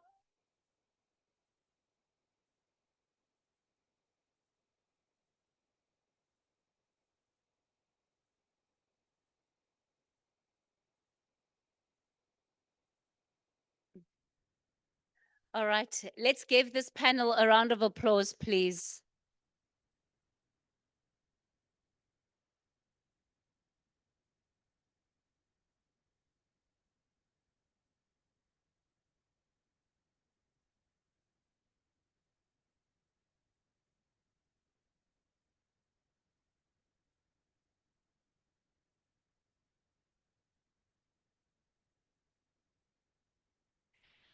All right, ladies and gentlemen, we've come to our lunch break.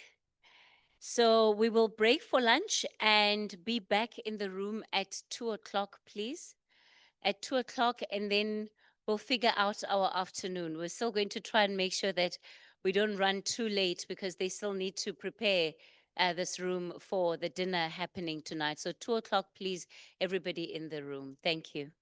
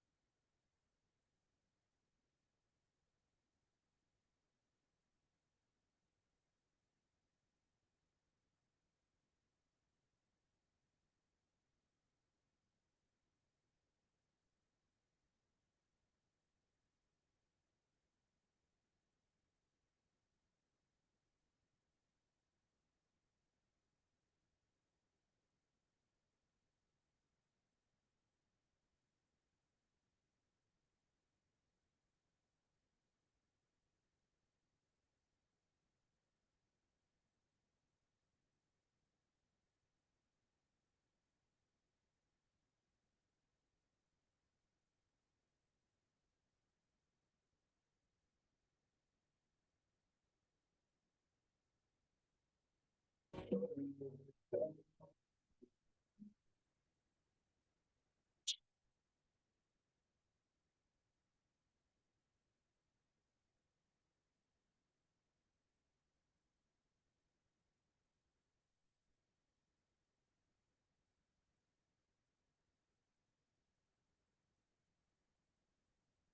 waiting all day for the call, baby. Anticipating the sound of your voice telling me you're missing me like crazy. Let's set up a rendezvous. I've been working hard all day, baby, just to get it out the way. 'Cause when I'm done, I'm coming straight to see you. And it's gonna be all play. Maybe we can meet, discuss issues that concern us. Talk about how we want them today. Grow together, pray and work to know each other better. Let's set up a rendezvous. You give me all the love I need and I can't deny. It feels so sweet.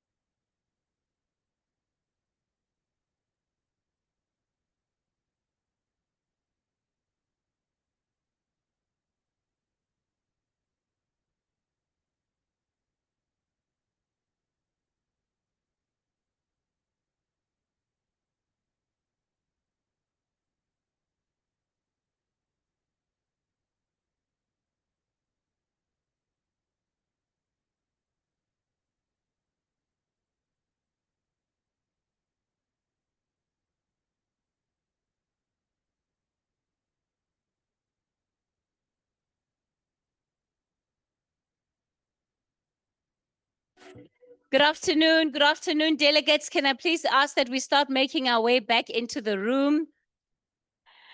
Can I ask you to please start making your way back into the auditorium?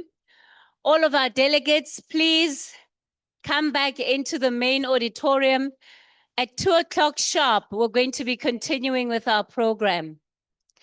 And if there's some BMF staff members and ushers, if you can please assist with getting the delegates back from lunch, please. If you can help us try and get everybody back in the room, because we're already slightly behind our schedule. Angel shining so bright.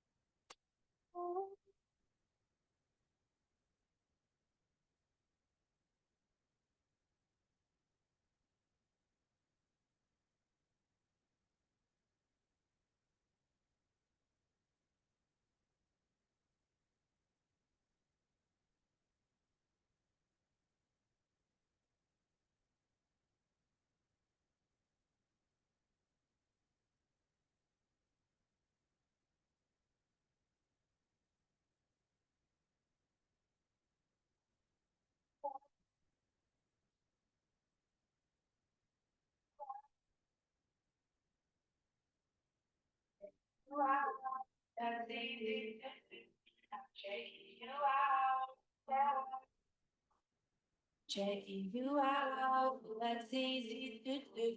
And I've never noticed you. Like jeans in time, it really makes me wonder what you're hiding inside. Leather jacket, look good. Tell me if I'm wrong, what I see. I'm in trouble. Mindful, mindful, mindful, voice. Mindful, mindful, mindful, mindful, voice. Mindful, mindful,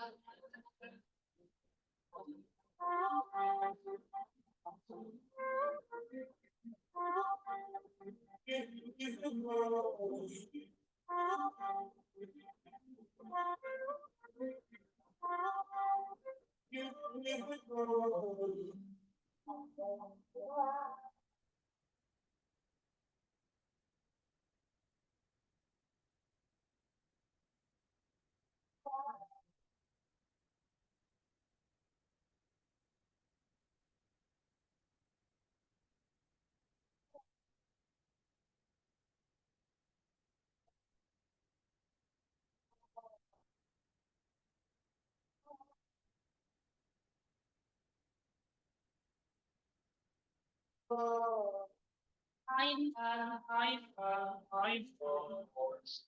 Mindful, mindful, mindful, mindful, voice. Mindful,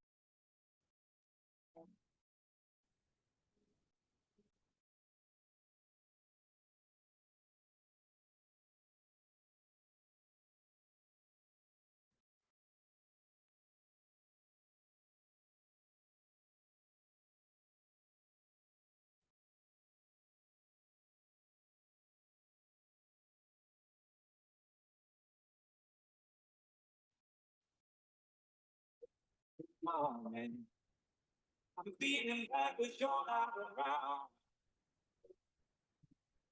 Making our power day. Whatever and get it down.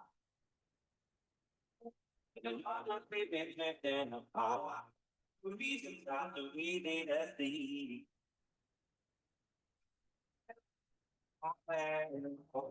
Let's get on me, find you and me. We need some time.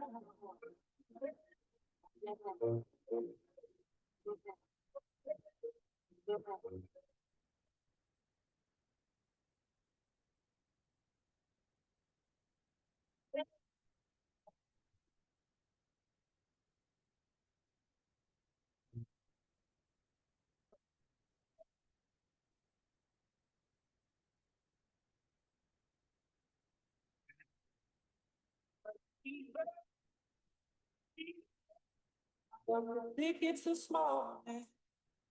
Can't wait to see the look in your eye. It's the beach that is calling. Yeah, paradise and we're gonna fly. You know that we've been drifting apart. The solution is not easy to see. I know we got this plan in motion to get away and find you and me. We need some time.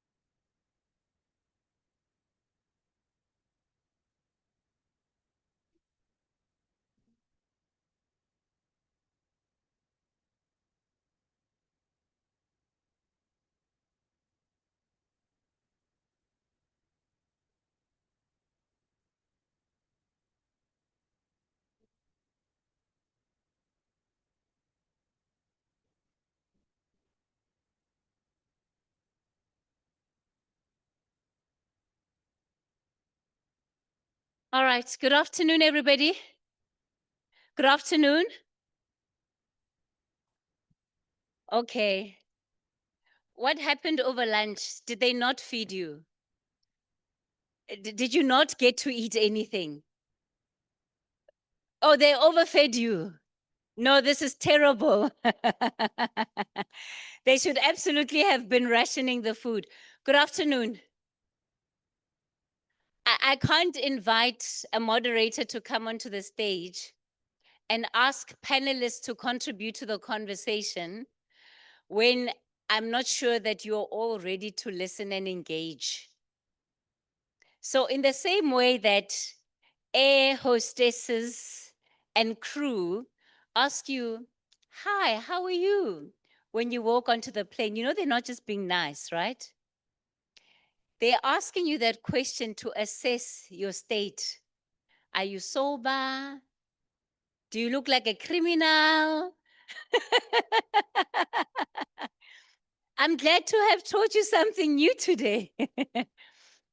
So, in the same way, when I say good afternoon, I'm asking to make sure that you're awake and that you're ready for the next session to get underway. So, let's try it one more time. Good afternoon. Wonderful. Great to have everybody back in the room. Okay, so what we're going to do is that for this afternoon session, we all know that we've been running slightly behind time with our program. We are also going to be swapping our conversations for this afternoon, just so that we can accommodate some of our panelists who are on the program. Like I said, some people are catching flights out of here, and because we're late, we have to try and rearrange our affairs. So the conversation that was supposed to take place now was panel 3, which focuses on the ocean's economy, South Africa's next industrial frontier. So that conversation is now going to be the last conversation of the day. And it's swapping with the big debate. The big debate, and the big debate, of course, has been on the government of national unity. So the topic for the big debate is the political economy of the current GNU era, challenges and prospects for economic growth. That's the topic that we'll be looking at for the big debate. Let me invite somebody who I know probably most people in this room love, and I know absolutely everyone in this room must know. That is Professor JJ Tabane, who's going to be moderating the session for us. And he'll be joined by Dr. Mtembu, who is an author, a leader. Nzwana Makaula, who is an economist, and Dr. Ongama Mtimka, who is an academic. Ladies and gentlemen, please let's give them a round of applause.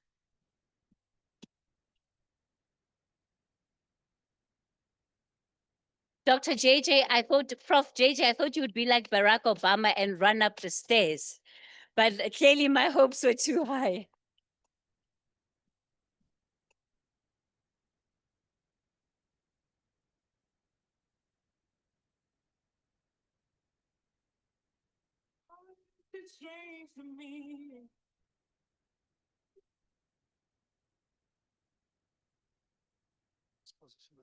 Okay. Good afternoon. Okay, that is better than Kathy got. Okay, our panel has been introduced already, but I want to go straight into the matter. You got to go at 5 to 3. 5 to 3. Okay, we'll make sure we're done by 5 to 3. Gentlemen, with the benefit of hindsight, right? How much, of a concoction was the GNU solution, right, to reflecting the outcomes of the 2024 elections? We now have hindsight. We've got a year and a half of the GNU, so we don't have to talk in analysis or try to guess what's going to happen. We've seen what has happened. Do you think this was the way to go for the country? Or, in your view, what are the gaps? We'll come to talk about the economy and all of that, but just give me your openers, your opening remarks about the GNU of a year and a half of hindsight that you can reflect on. You can kick us off. Okay, thank you very much. I hope I'm audible and you can see me. I think the GNU has taught us many lessons. One of them is the compromise on policy and also the impact. We have seen a lot of compromise being taken on policy issues, especially that affects the people. You'll talk on the Bella, you'll speak amongst other issues that we have seen. But I think what's more important as a worrying factor is the impact of those policies that are as a result of the GNU. Because in my view, the measure of progress of any government should be on the ability to uplift or empower the ordinary people of the country. So I think we've seen that as a challenge, and I think that's what needs to be a center of focus going forward. And interestingly, the 2026 election, which I think it might throw in a twist as well, I'm expecting that. As a result of the lessons that we should have learned, learned from the GNU, coming down to the GLU or LGU that might be an outcome. It's interesting that you say it taught us compromise. Shouldn't you say it continued the compromise? Because if you look at 1994, it was a big compromise, right? We got the vote and didn't get anything else. I mean, in general terms. Yes. Especially where economy is concerned. So basically it continued the compromise, isn't it? Yes. It was another version of CODESA. In fact, they even said, let's call it GNU just for good measure. Yes. In the understanding I have is that Yeah. the 1994 GNU was the arrangement for the transition process. This GNU at this point in time is Yeah. as a result of the people expressing their will that you must govern in this form for us to see the way forward as a country. So in the understanding I have is that the 1994 and this one is a bit different. However, it's a similar approach that it must be a government of national unity wherein the compromise is the order of the day. Yeah, yeah. Doc, what do you think? I mean, is it a compromise that was worth making? Because he's talking about the people said govern in this form, but what about the substance? Because you could have had the form, but a different substance altogether. There was really two paths to follow. You could either say we've got a transformation agenda, and so we're gonna go with parties that are interested in transformation, or we don't care about transformation, we want just stability and the markets to be happy. So we'll go to the party that will deadlock us for the next 5 years about anything under the sun, BE, Bella, national health insurance, expropriation, employment equity. In fact, half of those, they are already in court fighting you, then you go into a marriage with them. Please make me understand. Good afternoon, JJ and the House. Thank you, Prof, for that. So if you, three things for me, and we can never assess the GNU outside of the political context that gave birth to it. First of all, before the elections, actually recommended that this was the best way to go. Yeah. Out of three considerations, one of them was political viability. To what extent could these people stay together once they have formed this marriage? Yeah.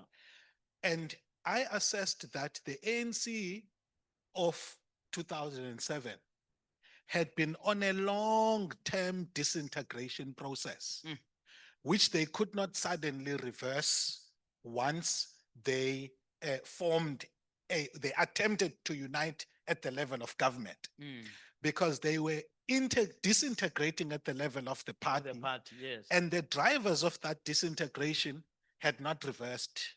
So for us to all of a sudden be caught by this mantra of radical leftist groups Yeah. that just couldn't stay together in one party Yeah. and think that at the level of government. So I feel vindicated, having looked at what has happened among the core partners of the prospective partners of the ANC. The progressive Yeah, forces. you would have needed to fire a finance minister at the request of his party. You would have needed, I don't know how many premiers in KZN you would have needed to fire. And I don't know how many ministers at a national level. Anyway, that's political viability. The other thing was stability. You spoke to it. I don't want to take up much time. We all understand that from a stability point of view, there was even a factoring of a particular rate of the rand that would happen later should this coalition, should this GNU take place. So you are agreeing that we are agreeing on the doomsday doomsday theory, but for a different reason. Than what the DA was saying. Yeah, oh, yeah. You've If covered. blacks get together, there'll be chaos. I mean, I'm just summarizing. I'm covered by your. You don't put them together. We must be there to guard that they don't mess the country up. That was the narrative, right? Sure. But you are saying for a different reason that coalition of MK, let's call them my name, MK, EFF, ANC was going to be a mess if you put that to be government. Yeah, yes. By the way, when I said that, I'm saying it was going to be a mess from a political stability point of view. But I was on calls with global banks actually saying, you guys will not see ideologically this doomsday that the DA is talking about. If in the worst case, the ANC went into coalition with them, because what they were forgetting is that the ANC had mastered the art of managing ideological tensions. And create the impression that we are now going to be radical. We have agreed at our conference, but go into government and take pragmatic decisions. So I said, there's no way that an ANC that has built that competency and muscle over the years is all of a sudden going to be driven by a tail wagging the dog in an environment like that so-called So are you saying the approach, and I'm coming to you to try and help me here. Are you saying that the approach, therefore, going with the DA was the best that we could do under the circumstances, given the economic indicators? This is what always worries me.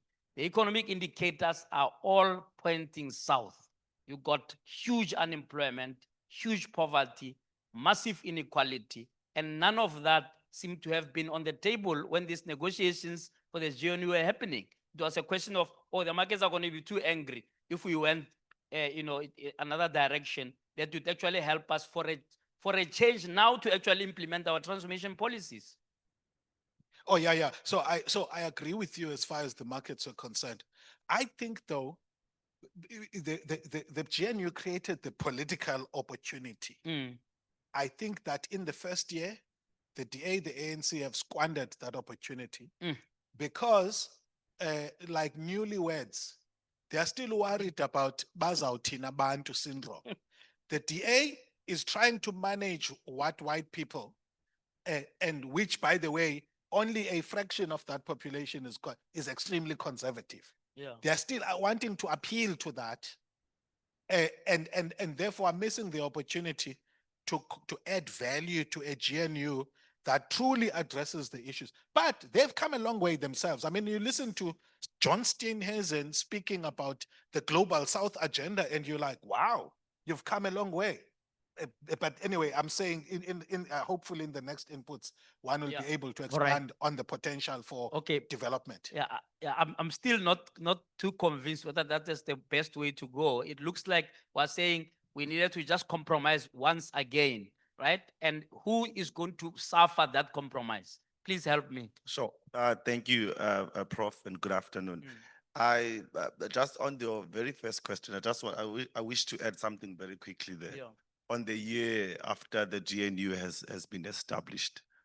So of course it came after the elections, and then the president announced it.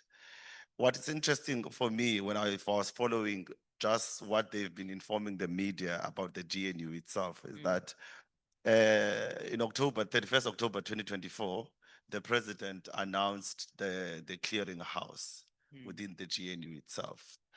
Clearinghouse mechanism, which is going to be looking at those disagreement on policies. The famous one was the Bella policy. Yeah, you mean something around 2 weeks ago? Is that the clearinghouse? So it took a year and a half for them. That's exactly what I'm building to towards. clear the house. So our GNU took a year to adopt terms of reference on how it's going to work. A year, because it was 29th of October 2025. And within that, there was a small team within the GNU that was working on these terms of reference. Post the adoption, there is another working group within the GNU that is working to and escalate matters to the GNU. There is a structure within a structure in the GNU already. I think it's led by the deputy minister. The president is leading the entire GNU. Then within the Shadil is leading the clearinghouse. yes, Yeah, he now said nothing for a year and a half. Yeah. exactly.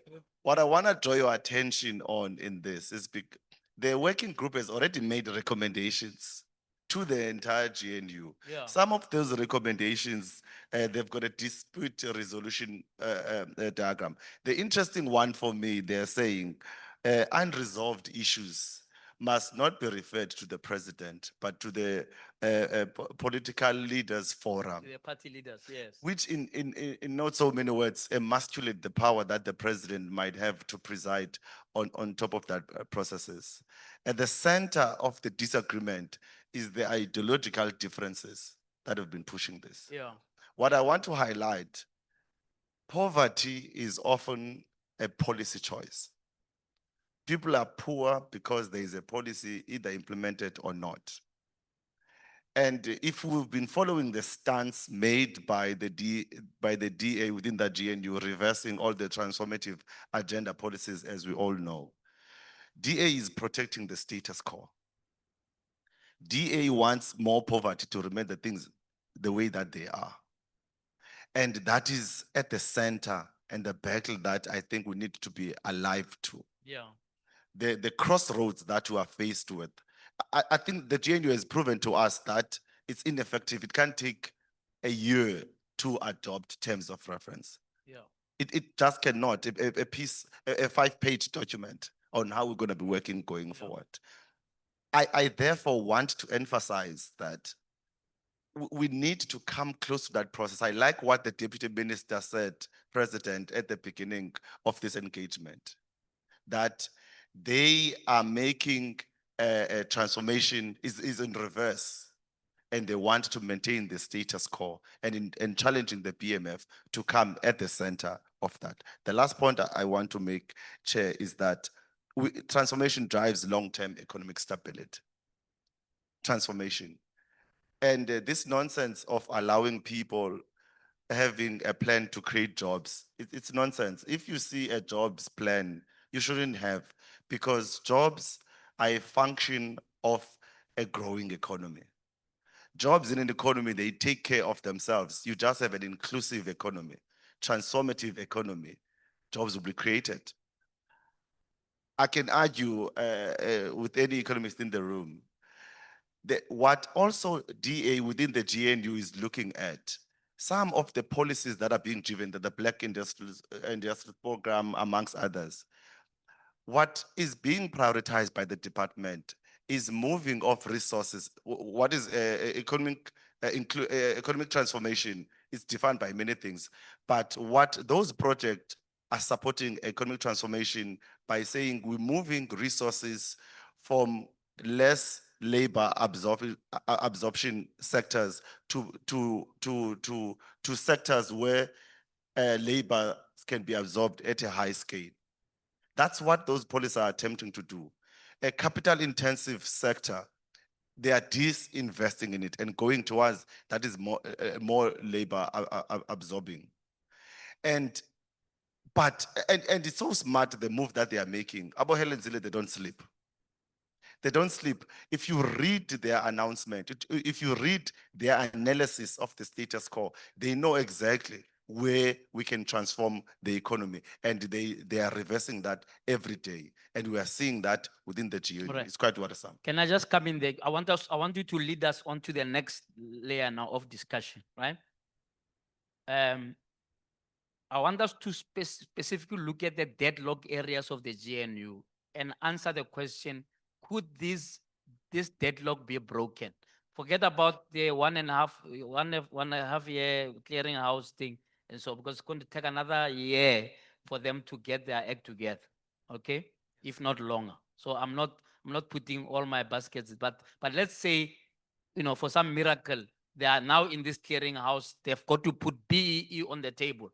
Just last week, was it last week or a week before, the DA issued a crazy paper that basically says, just throw away the BEE, we're not interested. Okay, from the same government that swears by those transformation policies. So if you get to focus just on the BEE element, because there's a number of elements in it, from ownership to procurement, it is a nice basket of things that the DA doesn't want all of it. In fact, they are in court fighting one of the elements, which is employment equity, right? Yes. How can that deadlock be broken in terms of moving us forward, in your view? Let's take what the doctor here said about the fact that is the best route to go. Fine. But then what do you do with this transformation agenda? I'm sure you had a long discussion about that earlier, but I want you to focus on it in as far as the GNU deadlock is concerned. Yes. Actually, a deadlock is not new in that regard. I think just before the GNU establishment, I'm sure you remember the High Court ruling about the preferential procurement space in it and all that came with it, that let sectoral department decide on that. It was the groupings and the friends of the DA cabal who drive that agenda. And if we begin to connect the dots, the issues, what you've just referred to, the statement that says scrap all the transformative agenda that we've been working on. If you connect the dots, it's the same move, it's the same people. right? Yeah. Now, coming back to what Doc said, to say this was the best move we could have had Yeah. instead of the MK and so on. For me, the completeness of how this can go forward is in the agreement and the consensus on those transformative plan, particularly the triple BE that they are scrapping it out. Yeah. For me, it's not the best marriage if triple BE is not agreed upon on the table. Yeah. That's what I'm arguing. Yeah. It's terms and conditions. We can't agree, but let's take everything. That's what the ideological agenda, economic agenda of the ANC is all about. If also you link it to the current 10-point plan that President Ramaphosa announced, I think a month ago, if not less, after the NEC meeting, it's clearly out there as well, the issues of transformation. But in the GNU, they speak another language. So I'm saying They are deadlocked on it, and the ANC knew this before they entered into their marriage. It's like, you know, if you marry somebody who believes in ancestors and you don't, and then you expect that after the marriage they'll suddenly now believe in God, it doesn't happen. You understand? Are you then saying then you are going to lead parallel lives? And that's why I want us to zone in to say, yes, we know where the ANC stands on transformation, or at least where they pretend to stand since 94 on transformation, because the track record doesn't show that they believe those things. Which right? But maybe the DA was aware that these guys are speaking, speaking left, walking right, or speaking right, walking left, whatever. But they're not true to what they believe, and so they took the gap and said, "We're going to the marriage. We know that they're not going to implement what they're saying anyway. So in any event, our ideological stance will win." Is this where we are? Yeah, which is for me, lastly, which is where I will respectfully a little bit differ with Doc on that one, that Yeah. this was the best marriage on the conditions that the fact that they don't agree on the transformative agenda and the Yeah. policies, there are no accumulative returns from this marriage for Yeah. our people. And for that reason, I'm saying it was not a perfect wedding for me. Yeah. Doc, please help me. And please, I want you to be specific. If you are in the GNU, you are head of this, what do you call it? This thing that Paul Mashatile leads. Yeah, we The don't. clearinghouse. Yeah, the clearinghouse. We don't even know what it is because it's been absent for a year and a half. So can you tell me how would you resolve the BE issue? Let's not mess around. Let's talk about the BE because they have just fresh from that clearinghouse discussion. They've just said, no, there's a paper that says we actually don't want the BE. How can you resolve that deadlock? Because it sits at the center of if you economic stimulation that can ensure inclusive economic growth, right? But they seem to have a completely different approach to how that inclusive economic growth can be achieved. How can that deadlock be resolved? Yeah. By the way, I agree this was not the perfect way forward. The GNU is not the perfect political outcome out of last year. Find me one perfect one. What would have been the perfect one? Can we have that answer from my colleague? The cheap answer to that would be, of course, we'll be speculating that there are not two fundamental ideological differences between the MK and the EFF together with the African National Congress. Maybe I can give that. Are you saying there are no fundamental ideological differences between the two? Therefore, one can assume that they might more find each other on the discussion table on the triple BE quicker than with the DA. Quicker than the DA. For me, it's a marriage that has never happened. So I agree. The point I wanted to make, I agree with this sentiment. Yeah. If you are looking for ideological faction, that's the best arrangement. Yeah. Except that in government, these people that we must now bring together in an arrangement we think is going to be perfect. Yeah. Have broken apart by themselves. Yeah. They would not have been starting last year. Yeah. They went as a united coalition in 2007 and just couldn't stay together. Yeah. So to assume that they will suddenly stay together because they had government. So we would have people who are agreeable to each other but are breaking apart at the level of government and are making government unworkable. But ideologically, I agree it would have been perfect. Sorry, let me interrupt you a little bit there. Yeah.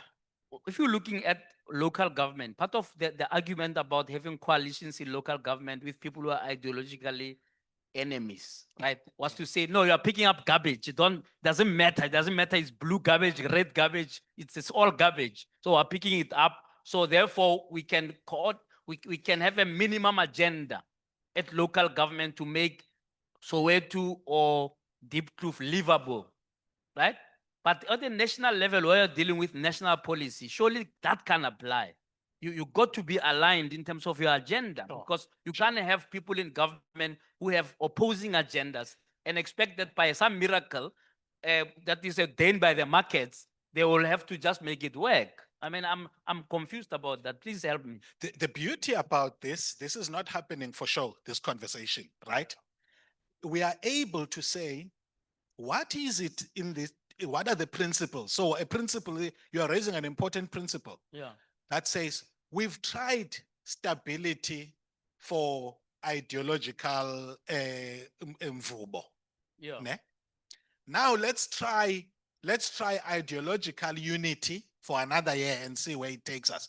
It's politics, we can do that. Yeah. So it's principles that I'm saying the BMF having been invited to play a crucial role in the process. So I'm not answering you, Prof. I'm saying, let's take the principles as that are emerging, Yeah. and process them forward. But back to BEE, Yeah.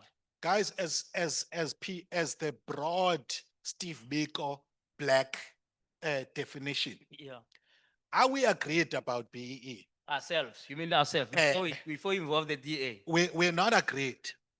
Why? Because we're having, and I dedicate a chapter in my thesis discussing this.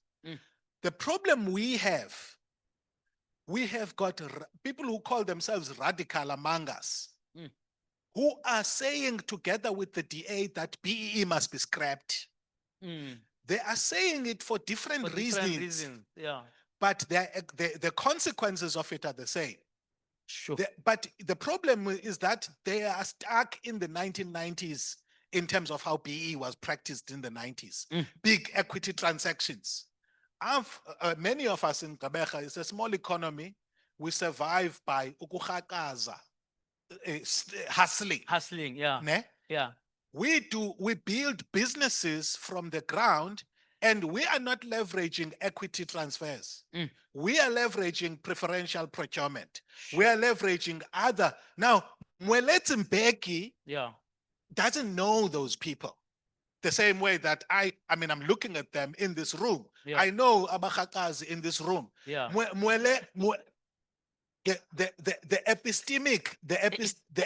epistemic community that influences Utatu Mweletse Mbeki are people who benefited from equity transfers. Yeah. So he doesn't have a full grasp in his head of how BE long moved from equity transfers. Look, it's still part of it. 25% of it still is. Just on the DA issue, I was infuriated, and I also wrote an article about it. But problem with us, we get infuriated in our corners for 2 minutes, but we're not writing. Remember, BEE is a compromise policy. It's a midway policy. Both the left and the right attack it because it's insufficient. And quite frankly, it's insufficient. But you are not going to deliver the communist in the room. Well, BMF and communists, the communists in the room, you are not going to deliver communism tomorrow in South Africa and in the next 10 years. And in fact, you're not even devoting yourself to creating communism in the next 10 years. But you are criticizing BEE for its tendency to worsen inequality. And I say to you, what you attribute, and because that's what the DA does in their document, they are attributing what otherwise are consequences of grander capitalism to a small element of South African capitalism. And that's not logical. That's incongruence. But because they say something that some of us agree with, we say, yeah, no, scrap BEE. All right, how can we resolve that? Because it's clearly a deadlock, and I'm gonna with a limited time, I'm gonna also then go to something that touches all of us, which is national health insurance, right? Another deadlock there that one wonders how that's gonna be resolved. How do you resolve the BE1 Yes. within the context of the GNU? Okay, I think just the quick one to say, it's a pity we're making example with the marriage. Marriage is the only place you get the certificate before working for it. So I think we've got to have that understanding. It's a very difficult example that we make. So Yeah. obviously this says that the Yeah. GNU as it stands is a marriage. Yeah, but they must get the certificate after. So, yeah, but so we expect that they get a certificate Before. after, but the marriage you get it before. Yeah. Now, I think my take is that we've got to ensure that the policies, especially as BMF, to Yeah. advocate for the fact that we turn this economic growth into tangible impact to the poor in particular. Yeah. How do we do that? We need to look into or tighten the verification process of the BE. Because you will find that the big corporations, just by mere contribution, they will then qualify To be a level particular 1. level 1. Yeah. So then they are obviously a BE compliant, yet there Yeah. is no Transformation, tangible serious transformation. as Yeah. well. So that tends to affect, because remember, that will not might not affect you Yeah. and I, but the Yeah. people So out there. it tighten the verification, yes. but that's exactly the opposite of what DA doesn't want. Unfortunately, They don't want the thing, so you can't tighten something that will make it actually work. Unfortunately, as I said earlier, it is Yeah. a compromise. There has to be some compromise as well. Yeah. So also what I will also propose is that as BMF, we push for ensuring that the spending, the fiscal consolidation process is growth friendly spending, focusing on the skilling in particular, industrialization. So those are critical. But you'll And be asking who? You're asking Godongwana, unfortunately, who can hardly pass a budget 3 times because he's got people deadlocking him inside. So you're basically saying the NC must carry on with its agenda and DA will follow. look, I think this might be an inconvenient truth. For instance, to say Gauteng, for instance, they've got a government of what we call a government, a minority government, for instance, Of and it's provincial, working. of provincial unity. But it's a minority government and it is working, seeming so far. And how is it working? It might be difficult, of course, to say we share lessons with that particular, the province. You Yeah. know, it might be difficult to suggest that at the national level. But however, I'm still convinced that it can work with the compromise that has to be made. Yeah, and they have to be made. Interestingly, in that government, it's a minority government with the support of MK and EFF. That's an interesting part. So can you tell him then that on national level, it can work? Can work.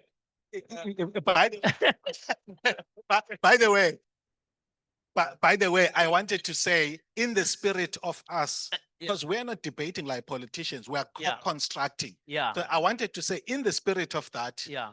this is an interesting one. Yes. And it could be tried. It could be So tried. you've said you could try a complete opposite of the coalitions. Yeah. You could try a minority government. And fortunately, at a national level, most things require a simple majority except for changing the constitution. At local government level, your budget has to be approved by 51%, not of people in the council at the time that is a simple majority. It has to be of the quorum of the city. So in the construction process, this is one of the co-construction. Okay, let me come in a new term of co-construction. Let me also try to co-construct.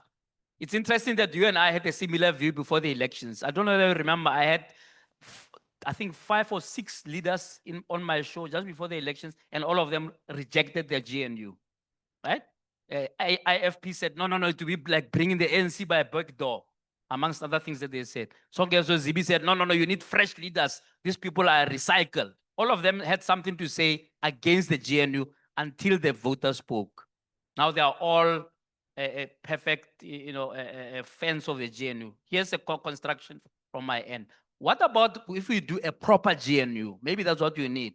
A proper GNU means Go and look for good skills everywhere. Don't say this is in DA, this is in ANC. Say Malema can be a minister of what? Okay. I don't know. Mining. Of mining. All right.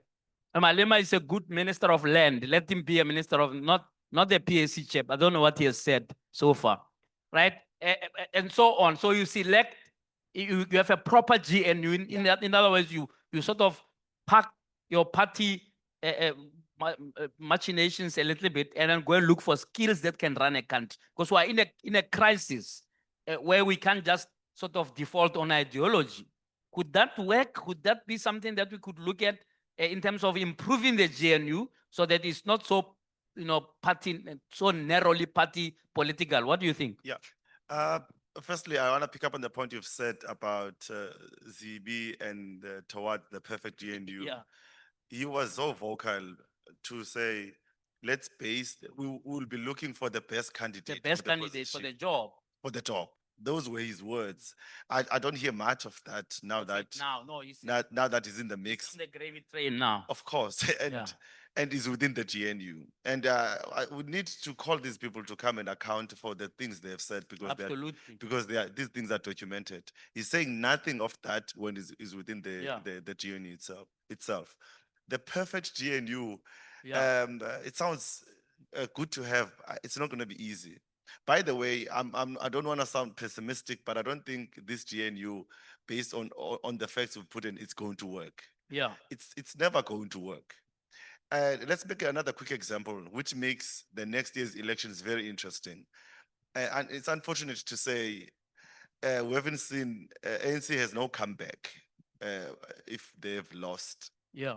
If we look at the local government elections in 2016, I think Musa Maimane did tell people, and people make mockery of him, that we are targeting metros for the 2016 election. And since then, there's never been a comeback. Yeah. We all know what has been happening right here in Nelson Mandela Bay, in, out. They've had so 5 many. mayors, yes. The same goes for City of Johannesburg. We can say about the Kuruleni and Tshwane, to a point where a municipality can't can't sweep the street, they can't clean. People have no water and so on, which is what we have been saying. I know it's going to happen in the post next year's election that we've got the coalitions. And I don't see them going the direction of the national GNU where DA and ANC are driving the show. Yeah. Because EFF has proven to us before that they can actually support a DA at the locals. Yeah. We'll be seeing a lot of those coalition. If you check the outcomes of the by elections that have been taking place, other political parties who are not as vocal, like the MK, not as vocal in the GNU, are finding feet and ground at the local level. It's going to be very interesting. And we're not going to be seeing the picture of the national GNU at the local level as we go forward. All right. I want us to round up the conversation by looking at the prospects for economic growth, but link it to health. If you have an unhealthy nation, you will not have a productive nation, right? How can the NHI deadlock be resolved? Because there are people who are saying, no, keep the status quo as it is. Now, status quo means 16% of people who have medical aid. They don't have to worry about, non-communicable diseases and all of that. And then the rest must queue at Baragwana and hope to live. Because if you're in Baragwana, you can hope to live, but you may die by just being there, right? So they say, no, leave it as it is, because otherwise everything else is not affordable, right? How do you solve that deadlock? Because Mozart doesn't seem to be interested in a compromise. On a much more even positive note on that, what we know is that, or what happened during COVID, and it's good to have that discussion post the COVID pandemic, which has given a lot of light into the NHI and so on. But one of the lessons we can learn from what the government did during COVID, this government said, everyone inside the house, lockdown. Yeah. You've got a curfew. Yeah. And no one was on the street. If you can't, we're going to get the police to assist you. Yeah. If not, we're going to get the soldiers to do that. Gazette was drafted within 3 days, 5 days. They'll go on media, they'll tell us about it, and people complied. This government can. whether we like it or not. So you're saying And implement NHI like you implemented COVID thank lockdown? you. Lastly, on that one, Yeah. a lot of these medical aid holders, even during COVID, they were at Paraguana because there was no spaces, no beds at their private hospitals. Yeah. And their lives, most of them were saved, which is very much possible. Yeah. What I want us to know is that this government can, It can, all right. and they just choose not to. Yeah, they choose not to. Okay. How do you resolve the NHI deadlock? As a In the first place, do you think it's a deadlock? Because you don't think the GNU think it's a deadlock. Is the NHI thing a deadlock? As a political scientist, I'm compelled to build on this. Yeah. And interpret what he's saying. Okay. He's saying we need an edit of democracy Mm. and have a little bit of authoritarianism. Yes. That's that's quite frankly what we need in every aspect of South Africa. Are we we're negotiating too much? Yes. And now part of it is caused by a leadership that doesn't have competency. Or courage. Maybe they're competent but not courageous. Competency and courage. I think competence is a key issue for me. And by the way, advertising moment, we need managers who've got capabilities to manage political environments in order to deliver projects. I spend a lot of time in my master's treatise on Gqeberha, looking at how Gqeberha could not have been done unless the engineers there took a thing that says, yes, we are engineers, we must do engineering, but we're in a political environment where we must mobilize resources. And these are the competencies you need. So I'm saying your constituents as BMF are people who now need the competencies to manage a murky political environment in order to be able to lead the politicians. Because you are here longer than them. Your DGs, and everybody. So what we are doing at Raymond Mhlaba Center for Governance and Leadership, we are only last week we've started to accredit a course called Political Risk Management for Senior Executives. So brilliant. Just to come back to your question. That's a commercial break. Prof, we cannot substitute leadership. We can't. You are not going to make political arrangements that substitute the need to deliver. Yeah. The arrangements, whether it be this kind of GNU or another, or a little bit of a dictatorship, all of them are not self-actualizing. Okay. Please help me on the NHI. Yes, I'll build on the courage. I think the competence issue, I think that has been addressed in great deal, especially in the public sector. Yes. You find that most people are qualified, they've got masters, doctoral degrees, but when you look at the impact of that in the system where they operate, it's not good. Yeah. So I think I'll build on the courage to make sure that at least the policies are followed through, especially on the implementation. The critical issue, I think, is the impact for me, which should be the takeaway. Hence, I was saying earlier, we've got to turn the growth of the economy into a tangible impact for the poor in particular, or less privileged, I'll say. So the courage, I think it will be a takeaway for me. But is that political courage existent now in the current arrangement? Because it looks like it's a courage, but in opposite directions. It will then, I'm tempted to say, it appears, lawyers have taught me that I use those words so that I'm not held accountable. It appears that it has a challenge. It has challenges. Yeah, it appears that it has challenges. Yes. Okay. That from the political side of things, they seem to be that. Unfortunately, that is the only way we will get the politicians that will be elected. Yeah. And they need to go out and kiss babies. Of course, that's the job they need to do, to make sure that they're elected again. But from the administrative point of view, you need that courage to make sure that the policy is implemented to the latter. So courage, competency, yes. Ideology. I mean, where does it fit in all of this? Your last word. Yeah, I was interested in this courage one. Courage doesn't exist at the moment. I think. Okay, doesn't exist. It's not there. Yeah. courage would have been in existence if we were not allowing other provinces. But is it not in small pockets? I mean, don't you think that somebody like Motsoaledi has courage? Because don't want it doesn't small matter, the private sector comes with how many guns, he's still sticking to his guns after 10 years on NHI. But you Is that not what the kind of courage you're looking for? No, we need more. So it's insignificant to a point where it doesn't count for anything. If you were to take him and times him by 10, maybe we can get somewhere.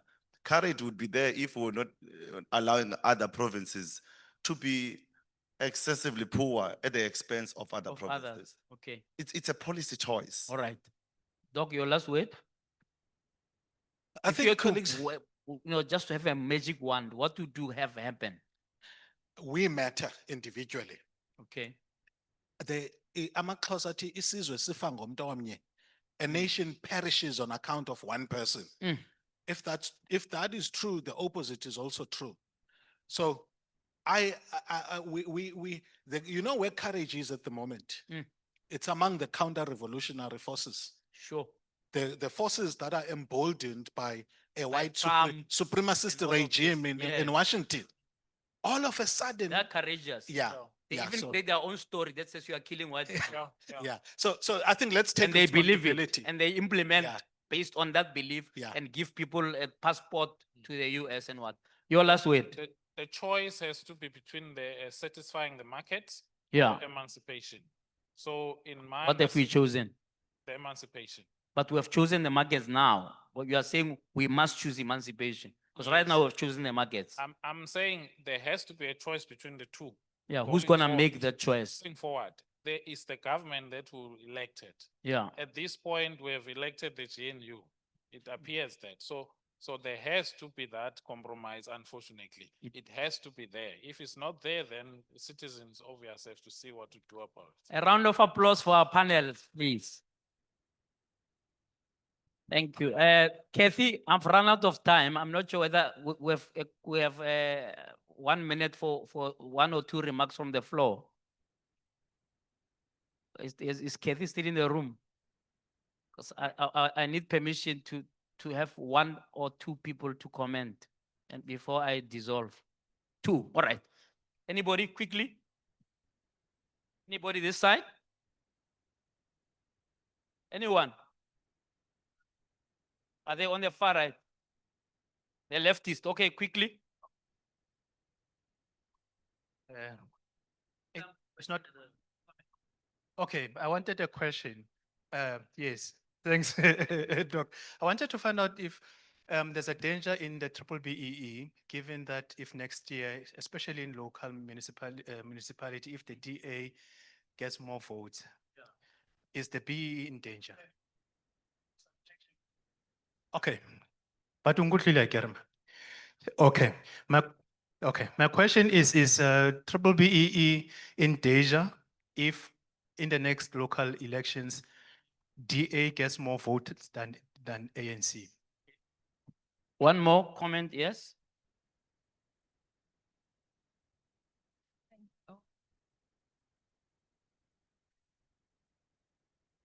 Thank you. I think my comment is more around this one of the ideology. If we go back to some of the statistics that we looked at this morning, there's no way that a country that has a Gini coefficient of 0.67 can have a political ideology that is not left-leaning. There's no other way to shift that needle. There has to be some kind of left shift. And traditionally, the ANC has always stood on the position of the left. That has been their fundamental offering from the beginning.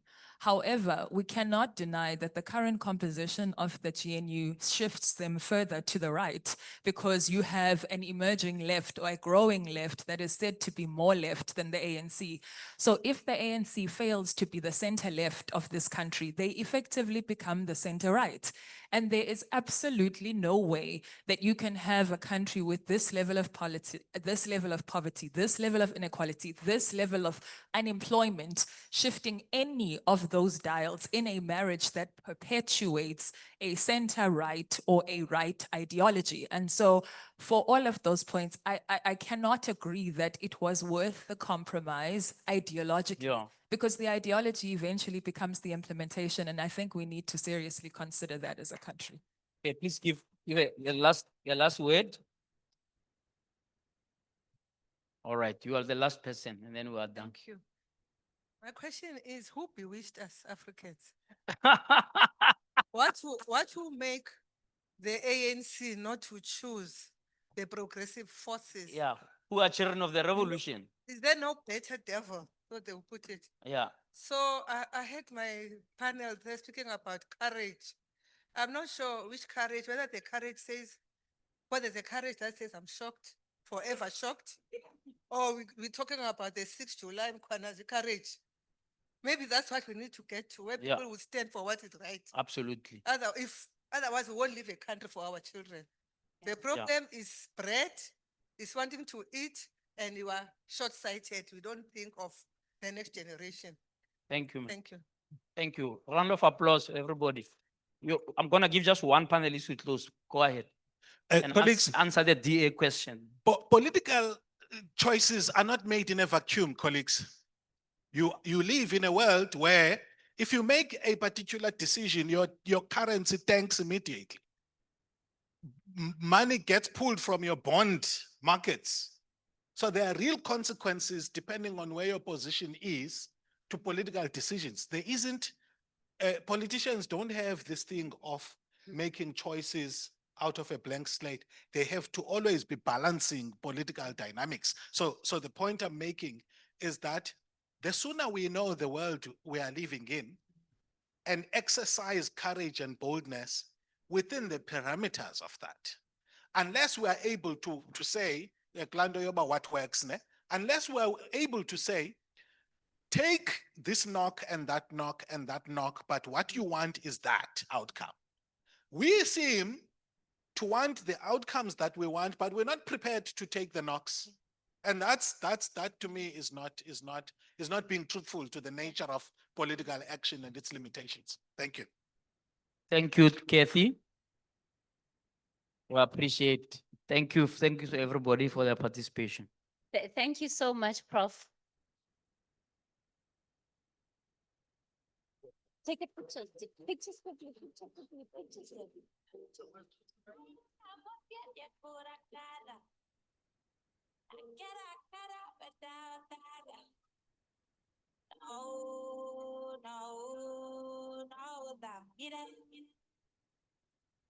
Knock it out.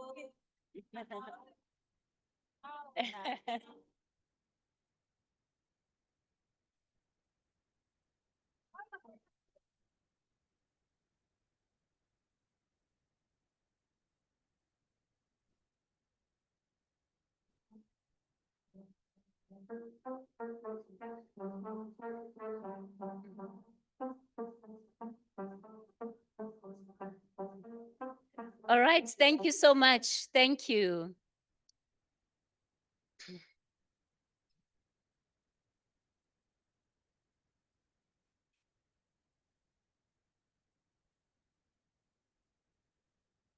All right, let's give our panelists and our moderator a warm round of applause.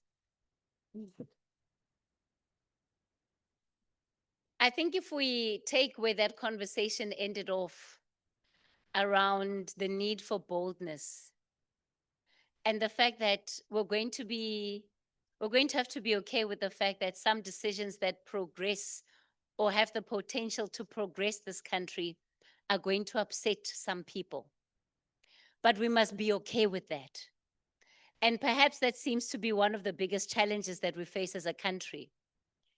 Because you can't be everything to everybody. Sis Pelisa spoke about a premium, a transformation premium that we need to be willing to pay. And perhaps that's the question. What is the premium that we must be willing to pay as a society, as a country? So if we're to bring it into context, if the progressive forces come together and there's a crash, that's not just a GNU problem, it's a South Africa problem. Now we all feel it in our pockets. Is that a premium that the collective of our society is willing to pay? And these are the questions that we need to ask ourselves if we're to truly look into what it's going to take to reform the economy of this country to one that is more equitable. Let me invite for our final panel discussion today, Mr. Ngaba Songezo Mabeke. Yes, guys, my Xhosa is getting so good. Give me a round of applause, man. I'm from all the way in the north, hey? He's going to be dealing with the oceans economy, South Africa's next industrial frontier. And the aim here, because we are in this very important province, is to highlight the Eastern Cape's oceans economy, skills, logistics, supply development as a driver of jobs and industrialization for Black communities in particular, and also positioning the region as a model for equitable industrial transformation. Please, let's give Songezo a round of applause.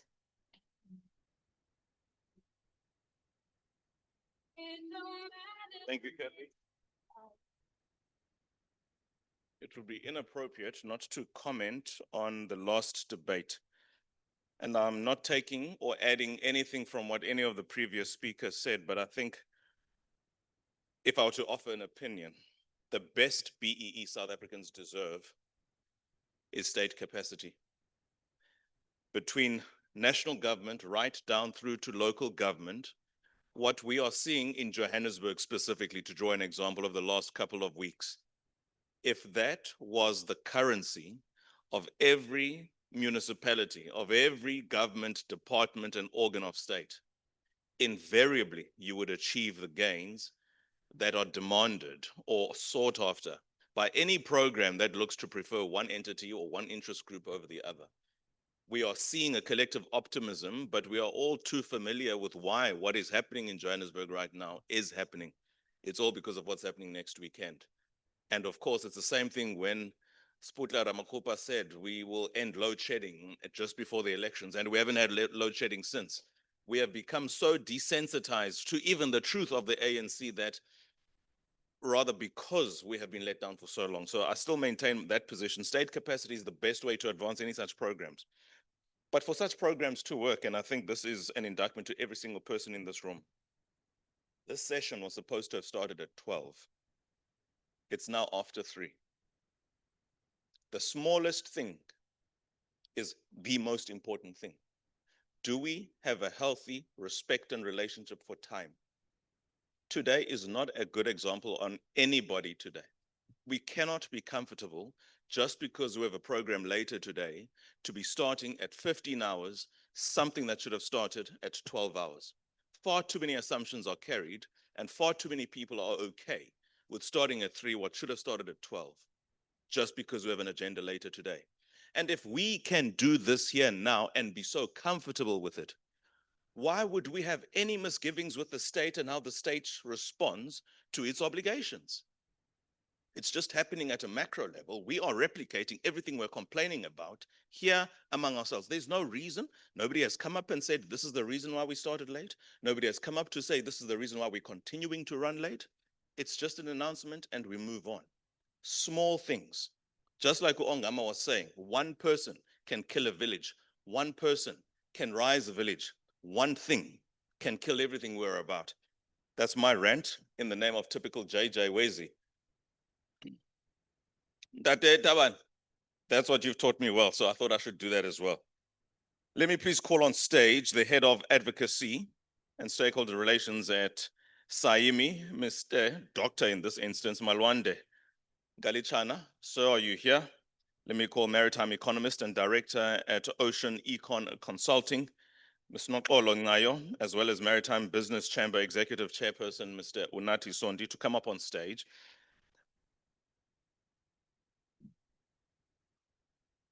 They will be engaging how can the Eastern Cape's oceans economy become a driver of jobs, industrialization, and Black economic empowerment, positioning the province as a model for equitable industrial transformation. And all of this at some point has to touch on the presidential campaign of Operation Phakisa, instituted or introduced 2015, 2016 by President Zuma. This conversation obviously examines whether the Eastern Cape, with its coastline, ports, marine sectors, and the national policy platform offered by Operation Pakisa can unlock a genuinely transformative oceans economy. I would imagine, therefore, part of what we will be discussing will focus on how skills development, logistics, infrastructure, supplier growth, and community participation can ensure that Black communities become industrial actors, not peripheral participants.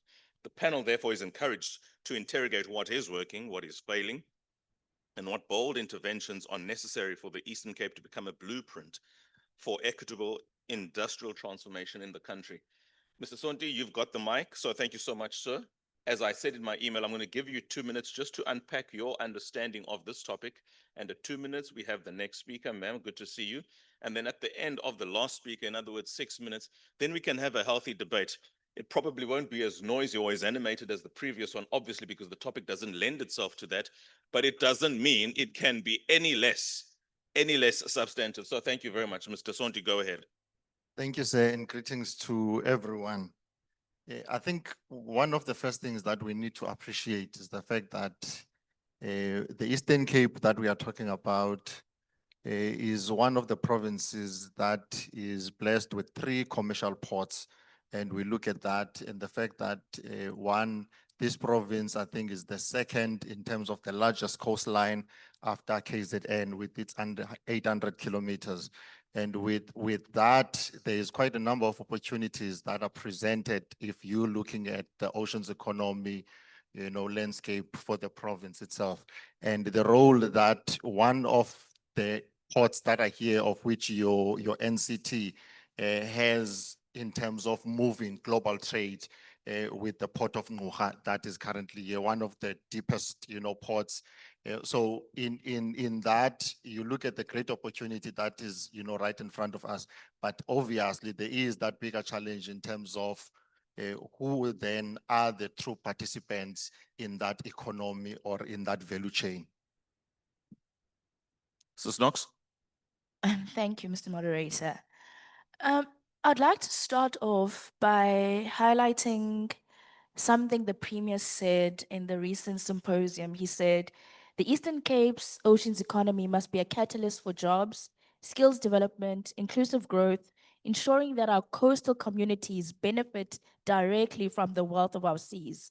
He said, we cannot allow the natural resources to bypass the people that they meant to uplift. For me, that was very alarming because we've come a long way. Those who understand is that in the 2019-2018, we were faced with the Gqeberha case where a coastal community was not allowed to access the sea and were not allowed to fish because it was deemed a marine protected area. Until advocate Mugai Toby took that case to the High Court, that community was able to access the sea. We all know in the Alfred Zone region what happened with the Shell survey and where we stand today, and how our government was very quiet and they did not even have a word. So I think in the recent panel, one of the speakers said, we need managers that will be equipped with political insight.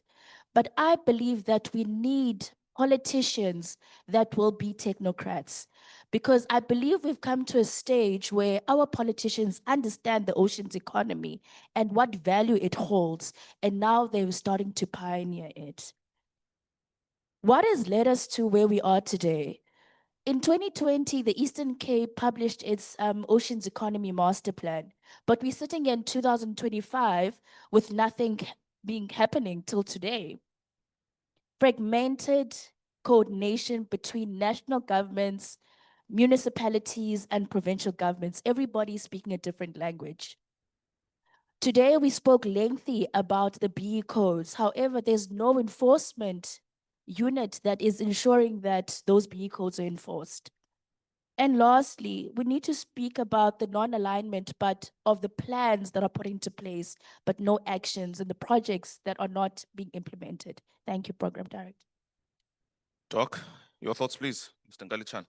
No, thanks so much to you, Mr. Songes, and good afternoon to you all.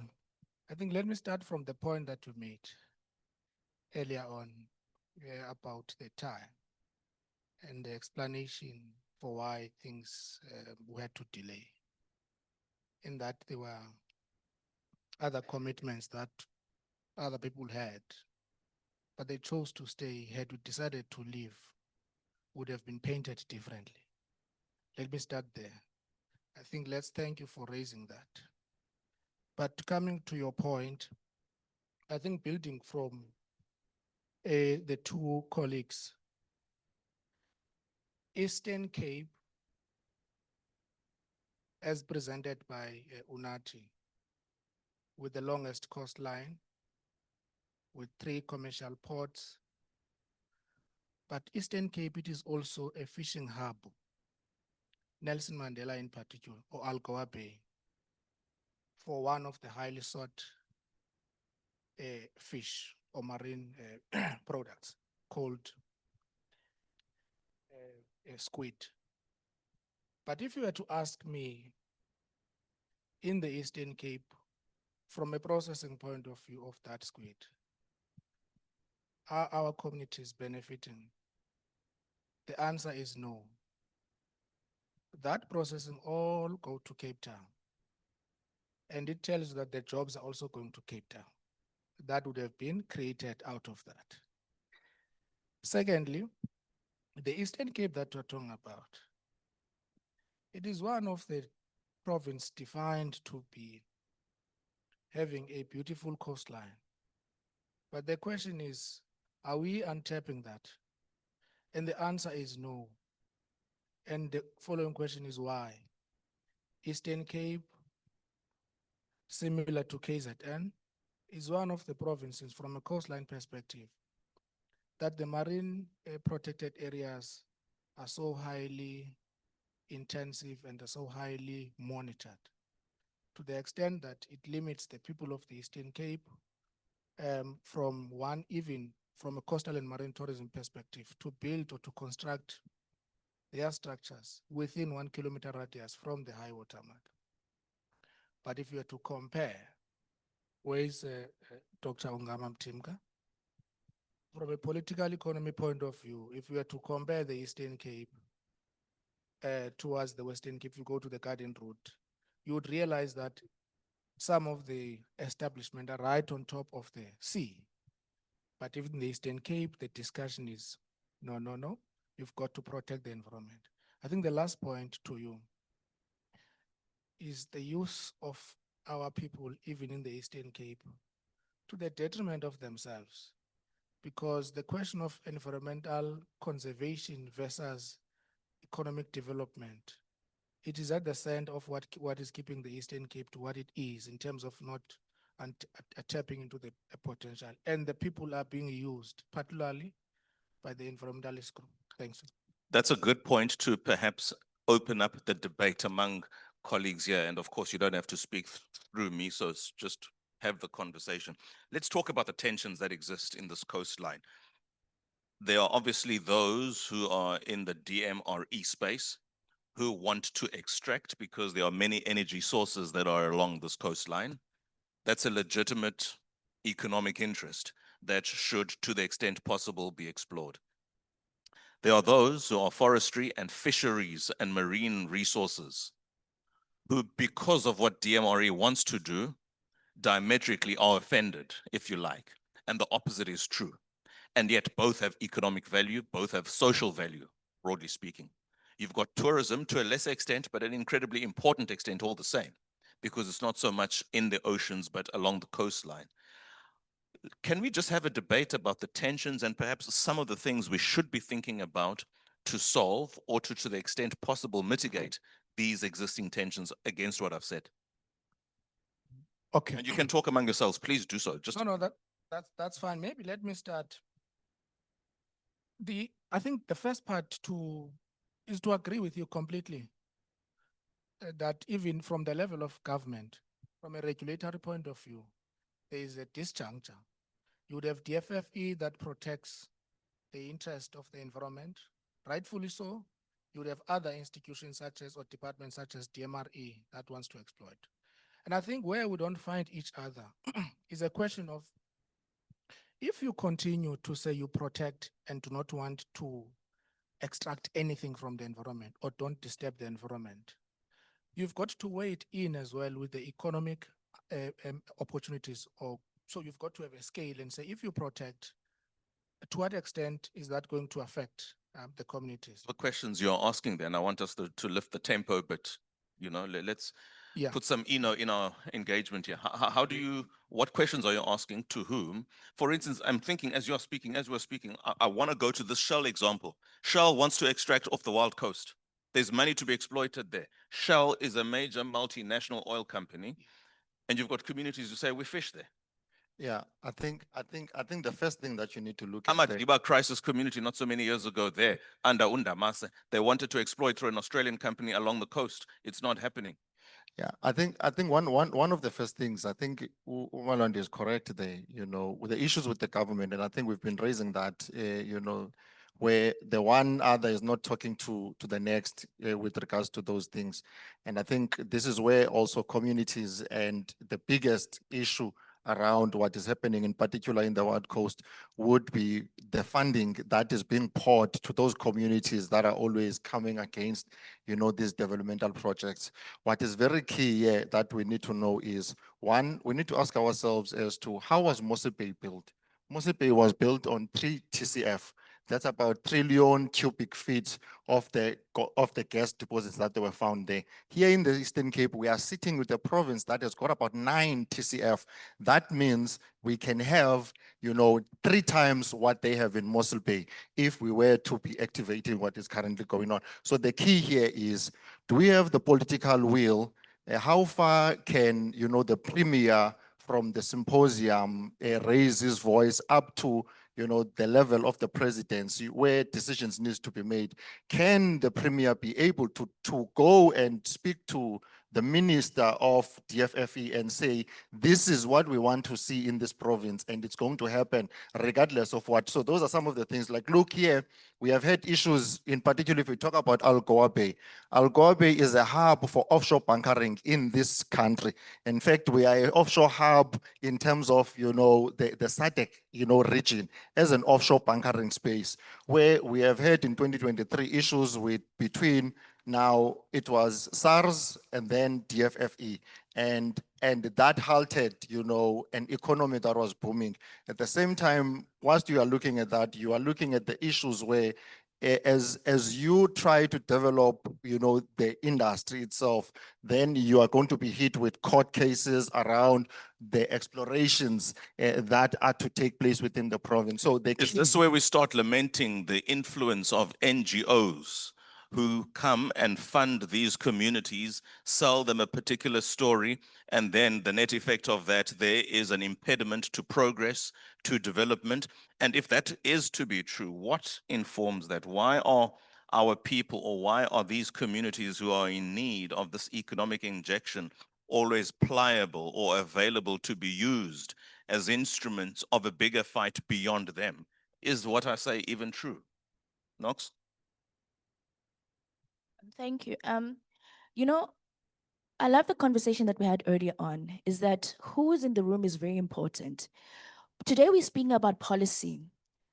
When it comes to policy development, who's sitting in those rooms? Who's setting the agenda? And who's formulating these policies?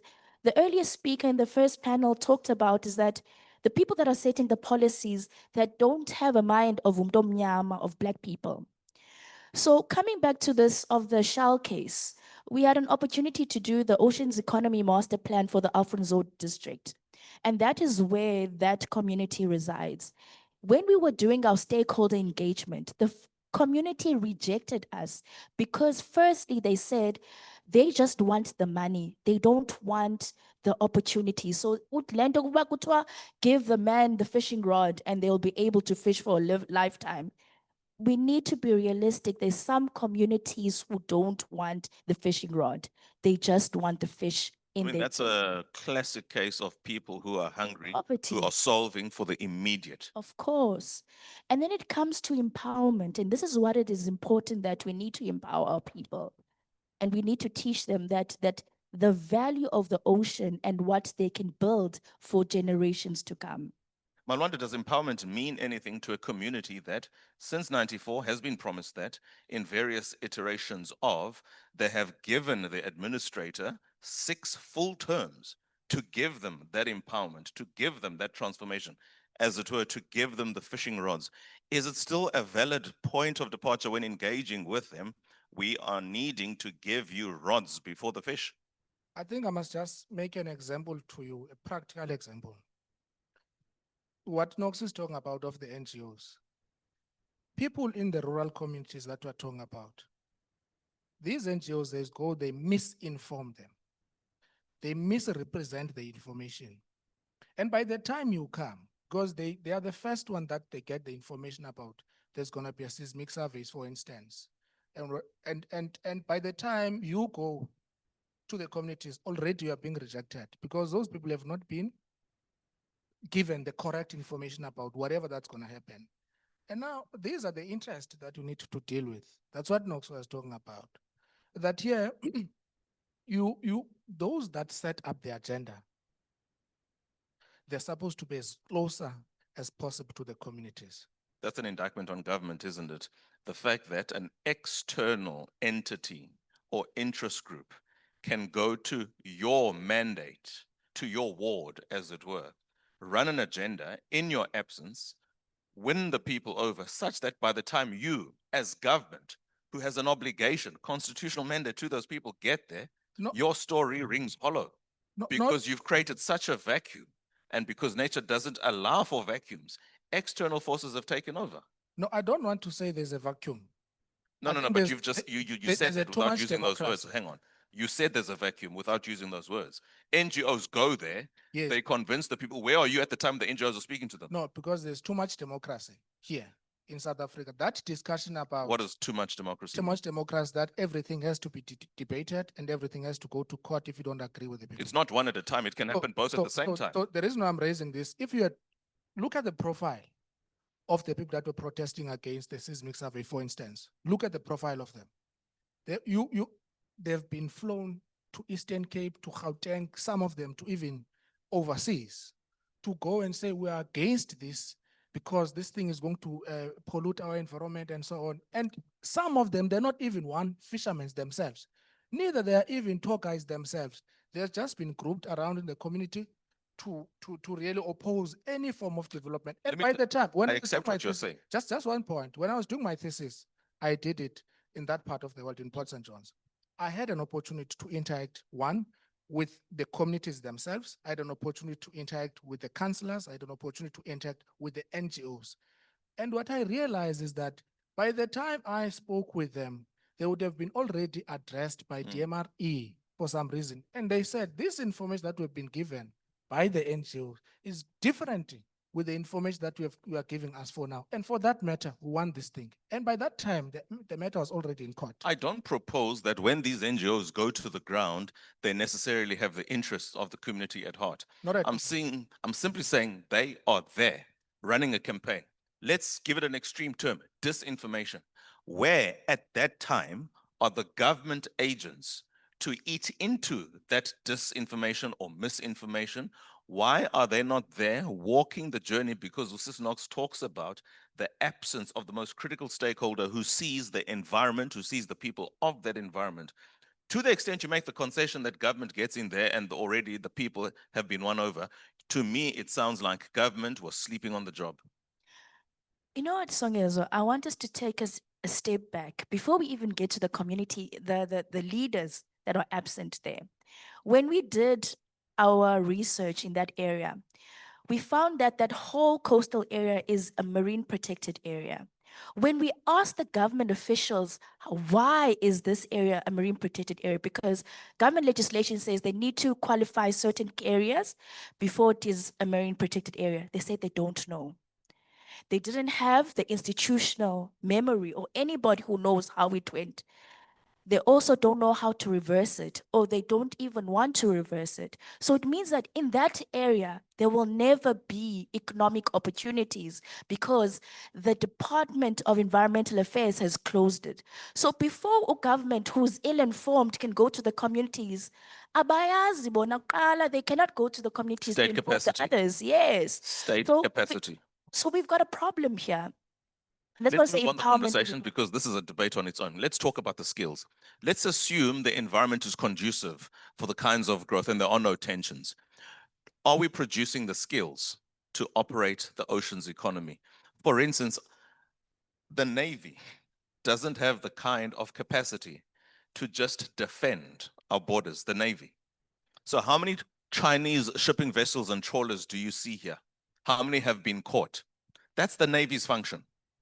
How many rescues do you see being conducted by the National Sea Rescue Institute instead of the Navy or public entities who should be operating?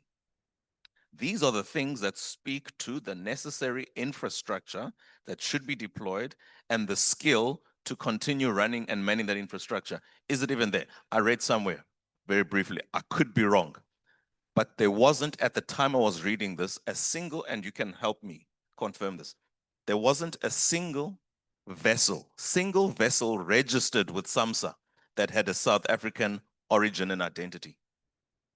These are the realities of not being able to make any meaningful inroads into the ocean's economy.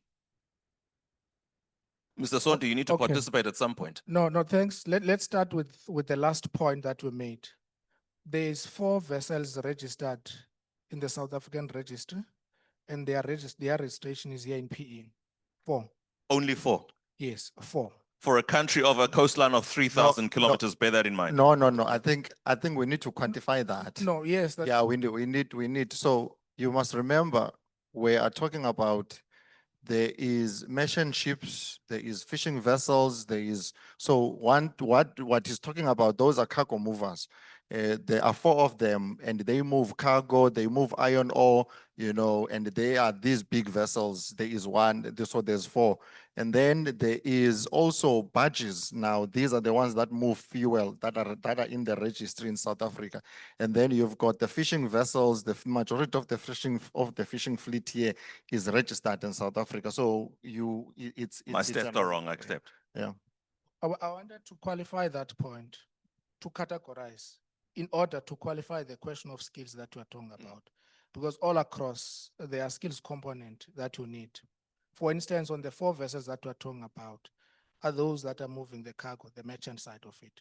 In there, you need to have your officers, both the deck and the engine, and all other sub-departments. In there, from a skills perspective, your question was, are we doing enough to get, people competent to work in that space? From a SIME perspective, and from a government perspective, from a seafarer development training program perspective, we're trying our level best to do that. But what I must say to you, it is very expensive to train seafarers, similar to train the pilots for aviation. On a scale, it's between 850 to 1.1 million to train just 1 person. And that part, we're doing the best that we could do as a country. But the second element is on port operations that Unat was talking about as well. On port operations, that's where we're also trying to tap into it. And I wish, Unat, you are going to speak about the cabotage part of it and how it is going to address the question of skills. And then the last maybe point, we should incorporate in this conversation how NMU, Nelson Mandela University, in the last 8 or 7 years, introduced the ocean sciences faculty, the only one in the province. Forget the fact that we've always had a coastline. Now we have a research institution that is not even a decade old to operate this coastline. So surely there is a skills deficit somewhere. I might not have the maritime language, but surely there is. No, it is not a faculty, it is an ocean science campus with different, I'm gonna go there, with different institutions operating in there. Majority of them are research institutions. And we're the only ones that are producing the skills from a skills development perspective. Secondly, the university itself has got the marine engineering department where it produces, I think the first cohort was produced in the 2024 graduation. First cohort. First cohort last of year. that. Yes, of that. And secondly, From an administrative perspective, there is a maritime management program at master's level, which is also being done by the Second Avenue campus here at Nelson Mandela University Business School. There is also three other programs. One is a Master's of Philosophy in Maritime. Two is a postgrad diploma in Maritime Studies. So from a skills development perspective in the Eastern Cape, the university is doing its best. But if you were to ask me about the TVET colleges, we've got TVET colleges here and quite a number of skills that can come out of those colleges, can assist in terms of the port operations here. And we've been saying one to the TVET college that it should consider in that regard, and we've engaged it with Sisnon Dumiso-Venyan around the skills that they can produce. Not necessary to start something from scratch, but converting what they have. Sure, I accept that. Yeah. But as well, before you continue, but ultimately, you don't take away from the fact that in the last decade or less, all of what you're referring to has been happening. In other words, what took so long? What was the sudden difference after 10 years, given the fact that NMU is as old as it is, Fort Hare is right, they've got a campus by the coast next to one of the oldest port authorities in the country. Why has it taken so long for the province to wake up to this perhaps? TVET colleges, excellent point. There are so many skills available in the downstream economy, not necessarily to be operating vessels out at sea, but to be critical role players for Mercedes-Benz. I think to answer your question, why a hype has been created since 2014 on the oceans economy in terms of the opportunities that can come out of it. So that's why the sudden institutions have it. But if you had asked me before, I think that there was less information or knowledge about the capability of the ocean to be a catalyst from an economic development point of view. So now there is that, hence State in capacity. Yeah, but I think as well we need to to take things back a little bit further and understand how the entire maritime economy operates on the international landscape, and that's how then you are able to bring it back to where we are. And also you look at the history of the country itself, you would note that maritime, in fact, oceans economy activities are not new in this country. Whatever first trade that happened in 18 whatever, they 1488, Bartholomew Dias, Portuguese explorer. That's when he came through the ocean. He did not come through land. He came through an ocean, and he saw people that were trading, and he could see that there were trades, there were things that were currently taking place then. The biggest challenge that we have is what then happened between then and now in terms of if you look at this country, you're talking about vessel ownerships. In 1959, we had the establishment of Safmarine, which was a South African, a shipping company, which was financed by exactly what we were talking about here, IDC then, which was partially financed by IDC and the Afrikaners. And you would look at immediately once we transitioned to, democracy, that those assets were slowly but surely, being taken out of the system, because exactly what Umalwande was saying, that I think as this government and as, the Black community in particular, there were certain things that we did not know about in terms of, the maritime operations, in particular in government, that state capacity, because we then allowed for the sale of those assets, which was formalized in 1999. And then we never had that, control, because if you look at the history now, you would note majority of the people that are working in the ports, majority of the people that are working in certain, of these shipping companies, all of them were being trained through Safmarine, and of which we did have, a training facility to be, because of if you've got a flagged vessel, at least you are able to have your own cadets, your seafarers, in that you are able to control what is currently, happening in there. And I think that's where we are as this country. And I think with the hype from 2014 to now, we missed something there in between, but I think we are going back there, slowly but surely. And I think as this province, so one of the things that we need to appreciate, this is the only province. KZN had a maritime transformation strategy, something like that. something like that, but they did not have an oceans economy master plan.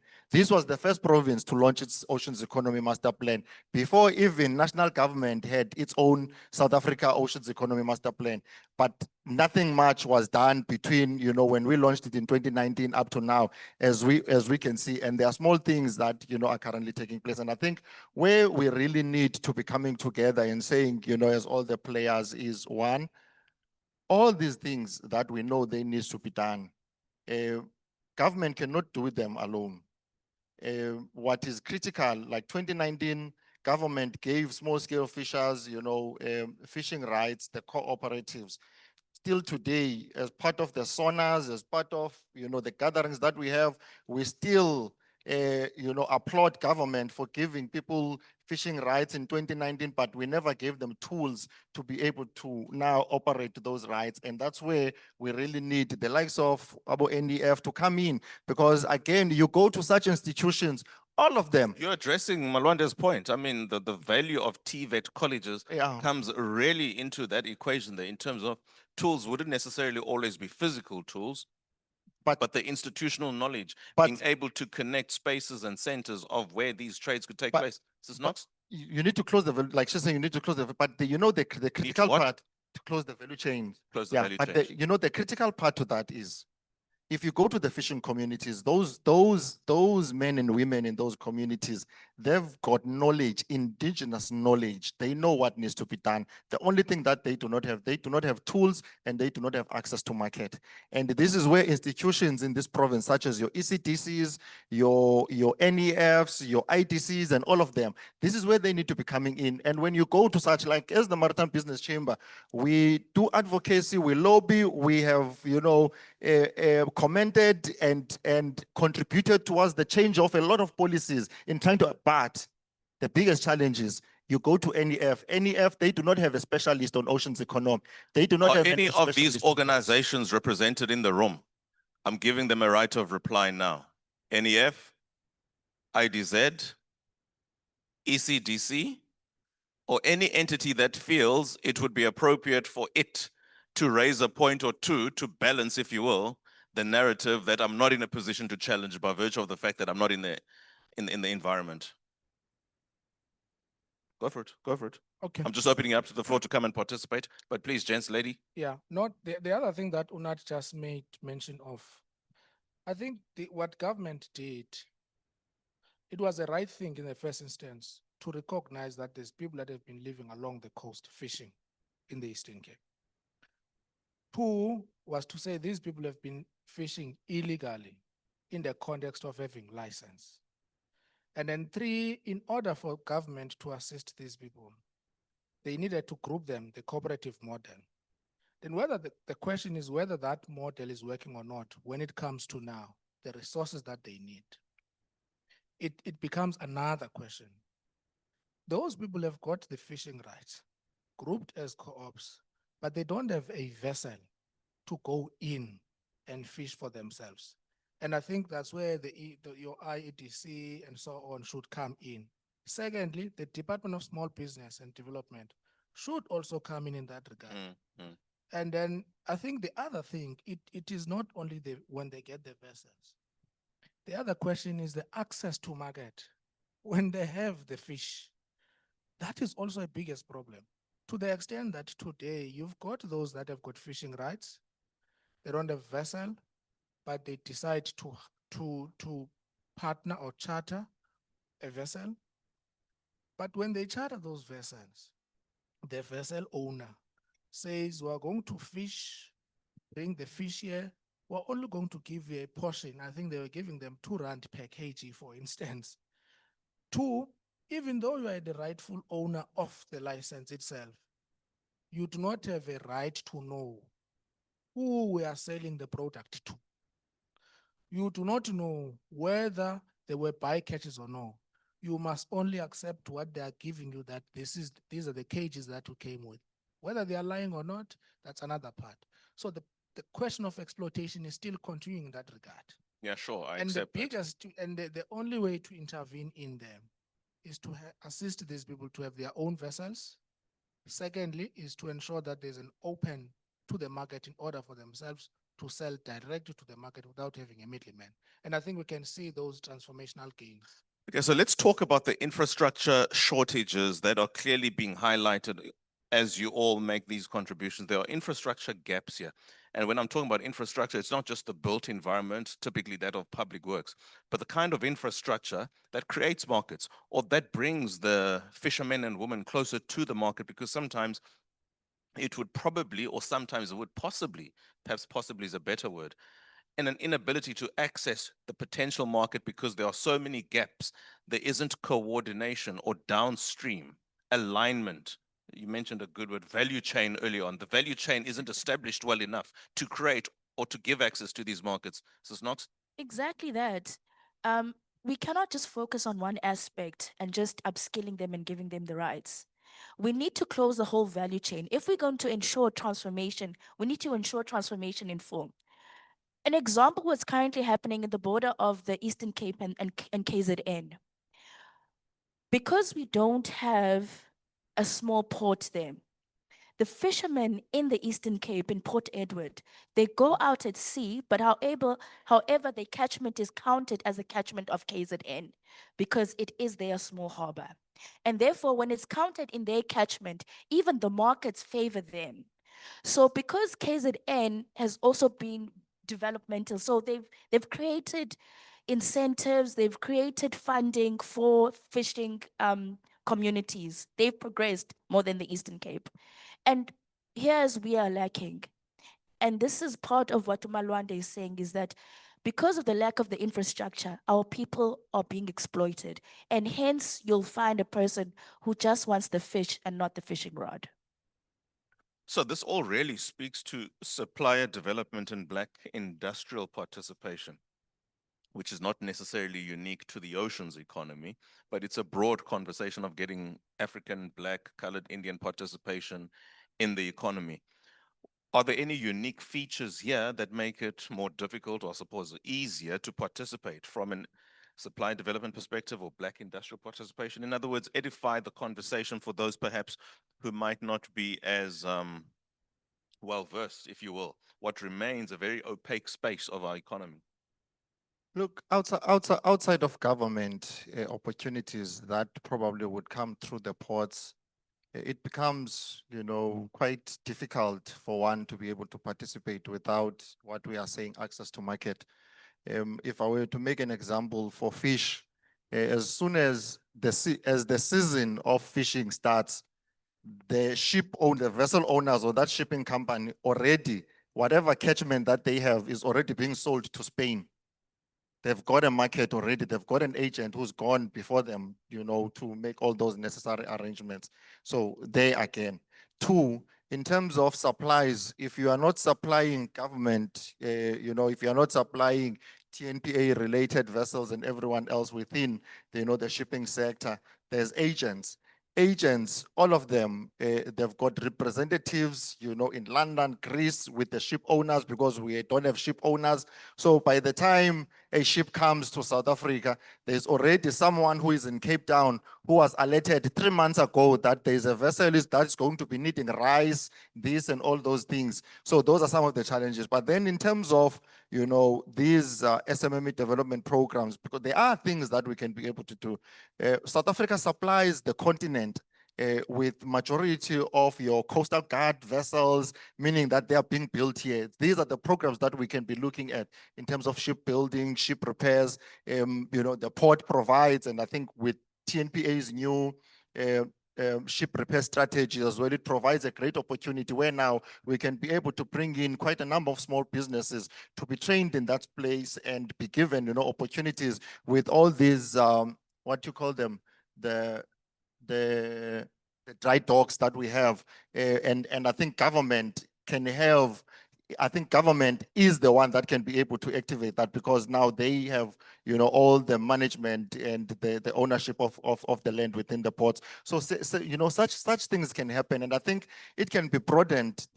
We're just talking about one. There is aquaculture, where there are certain things that we also, could be doing for, for aquaculture, where it does not even only depends on, you know, for the coastal communities, for things that can be done even with inland. All city aspirational. and all of that. All aspirational. What is being put in place to create realities? We need to be honest. What's currently happening is that big business is creating supply development initiatives for these small players to fight amongst themselves, to fight amongst the crumbs while they keep the bigger piece of the cake to them. Secondly to that, I mentioned in my opening that what we don't have in the maritime industry is that we don't have a monitoring agency that is looking at the supply development elements of BE. The only focus is on employment equity. We have managers, we have Black women coming in, but we're not seeing the changes because the transformation is not really there. So what we need is an agency, and this is where I think the voice of the BMF is very silent. The BMF has done so much work when it comes to the finance industry, when it comes to mining, and they've been very critical on issues of transformation. But however, when it comes to the oceans economy, and when it comes to maritime, they've been very silent. Recently, we had our maritime BEE codes being published up for consultation. There was a rejection from big business because they wanted to contain the status quo. The BMF, who's the voice of Black business, was very quiet. So even to your earlier, we didn't hear the AF. So I just do want to raise the fact that Mr. Ndlovu, who's the managing director of the BMF, in other words, the administrator of the BMF, is here. His president is here in the front row. Yes. No, I think. And if they would like to have an opportunity to say something, again, the microphone is available. How much time, ma'am? But I think Okay. in terms of the transport sector codes, understanding that there is a current round which is currently, you know, being applied in terms of comments, and I am hoping BMF is one of those that have been conducted as well within that process in terms of the transport sector codes. So there is a process like that. So what Unox is saying, what we need, you know, currently right now, so if you want certain aspects of the maritime or of the oceans economy, there's DFFE, there is Department of Public Works for Small Harbour Development, there is Department of Transport for a maritime branch, then there is your SARS on, you know, on the other side. All of them, they come up with regulations. And you've got the South African Maritime Safety Authority, which is not really a maritime authority, it's just looking at safety. So what we need, you know, for us to move in maritime further as this country and as this province. For the province, we have got to exec, but for the province, what we need to have either an oceans economy, blue economy, or a maritime premium envoy in the office of the premier. That would be now, you know, looking into this. For the country, we need a maritime affairs ministry. I don't want Kathy to be tired. She's standing on her heels. Doctor, you will have the final comment in this panel. Yeah, for me, two things on the supply development side of things. I think the development funding institutions should be ready to fund SMMEs to participate, because some of the things that happens, the SMMEs are excluded systematically from the agents. The agents would call you on Friday and say on Monday you must deliver water, bread, and something on a vessel out at sea. If you're an SMME and you need 200,000, where are you going to get that fund? So if they are called to be accounting here, they are going to tell you, no, we did appoint so-and-so, but they could not deliver. But if you look at the time frame that they given you, they systematically excluded you from that one. The second point, last point, I think we must be very bold in going out to the communities and wherever we find space and tell people about the oceans economy and demystify some of the information that has been said, that there can never be a development from the ocean. The only thing that is going to be there is a distraction if you build any industries from the ocean. Yeah, that's a good point. I think ultimately this industry is, for the incumbent, reliant on information. And for those who are trying to get in, it's trying to get that information, and that information asymmetry it begets some of the challenges that you are talking about. People don't know how to get licenses revoked, how to get licenses, how to change demarcations, how to change these national heritage sites and the like. And of course, an incumbent has got no incentive whatsoever to participate in the change of whatever the status quo that gives him or her placement as the incumbent. Precisely why that first point that I had addressed, government needs to step up. It's great that it has in the last 10 years, but for all of life, we've always had the ocean over there. And the question is, why did it wake up so late? Or even worse, why is there seemingly this, in the interim period of 1994 to 2014, a solid 20 years, where it seemed this wasn't part of its understanding of economic growth and contributions to GDP. All the same, we can never have such a conversation completed within an hour. Ms. Mohlahlana, the microphone and the platform is yours. My panelists, ladies and gentlemen, please give them a warm round of applause.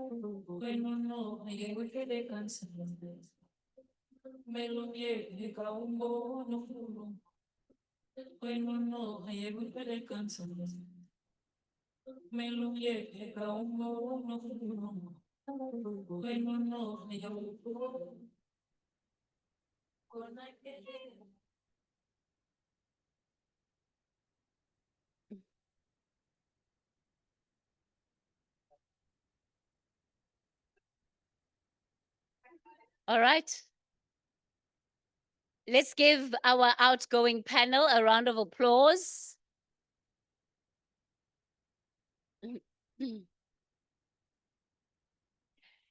Ladies and gentlemen, you'll be glad to hear that we are at the end of our session. All right, can I have everybody's attention, please?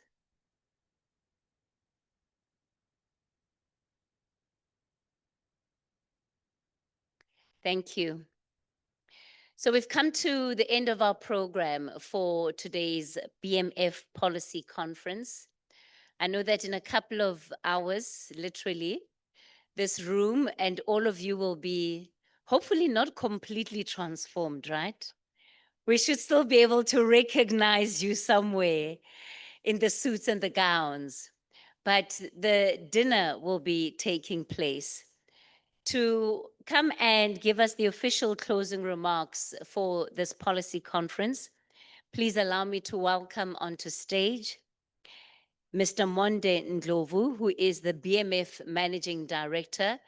He will be the last voice that you will hear, and he'll also, I think, throw forward to some of the logistics around this evening. Please give him a round of applause as he comes on stage. Monde, why are you looking stressed? Is it because they were saying that the BMF didn't submit for maritime? Okay.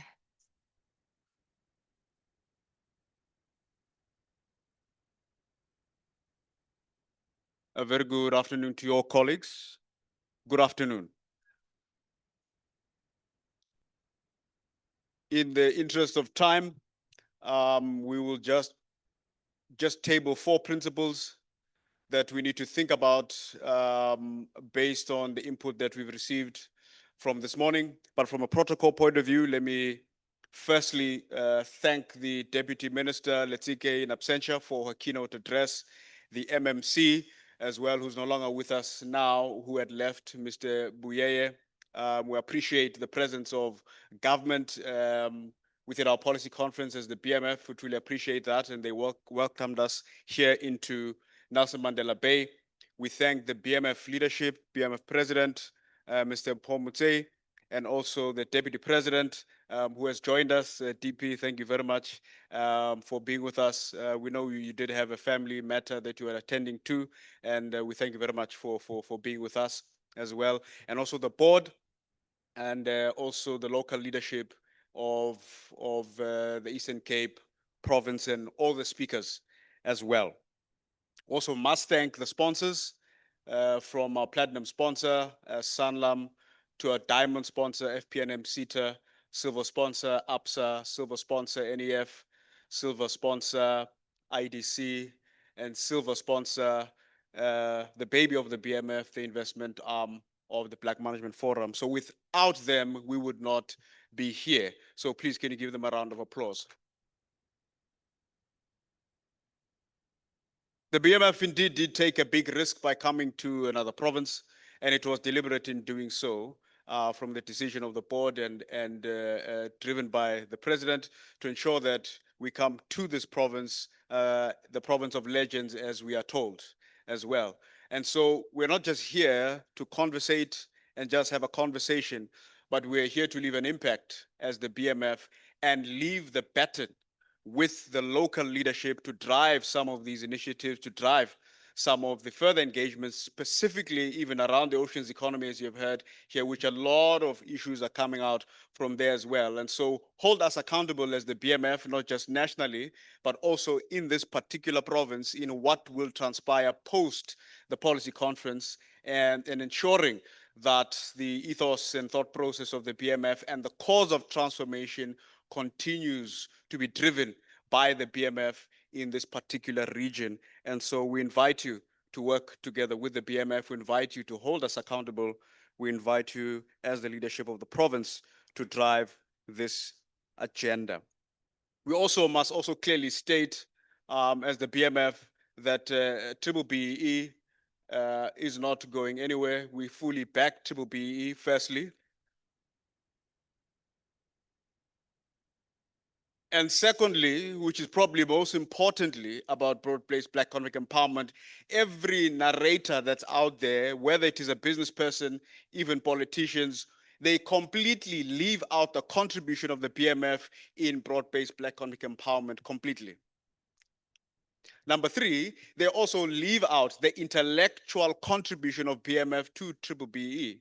They leave out the resolution taken by BMF in 1997 to establish the PCOM, as they called it then, chaired by the current president of the Republic. They completely remove it from the narrative and the narration as if BMF never existed and contributed to Triple BE. And so that story, that narration needs to be corrected. It is not correct that BMF did not make a contribution. In fact, the law of BE would not be here if BMF did not use its convening power in the 90s to do so. So that story is critical in that the BMF played a critical role in ensuring that the law of Triple BE comes into effect.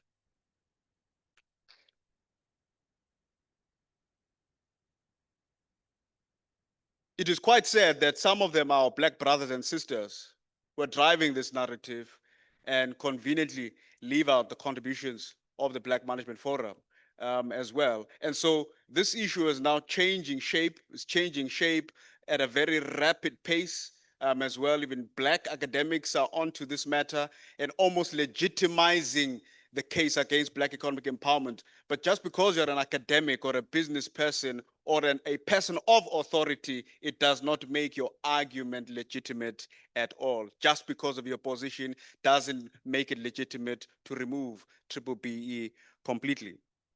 The other problem with it is that when people are supposed to deal with the macroeconomic conditions or macroeconomic framework, they blame Triple BE as the fundamental problem with this country, as if Triple BE is macroeconomic policy of the country, which it is not.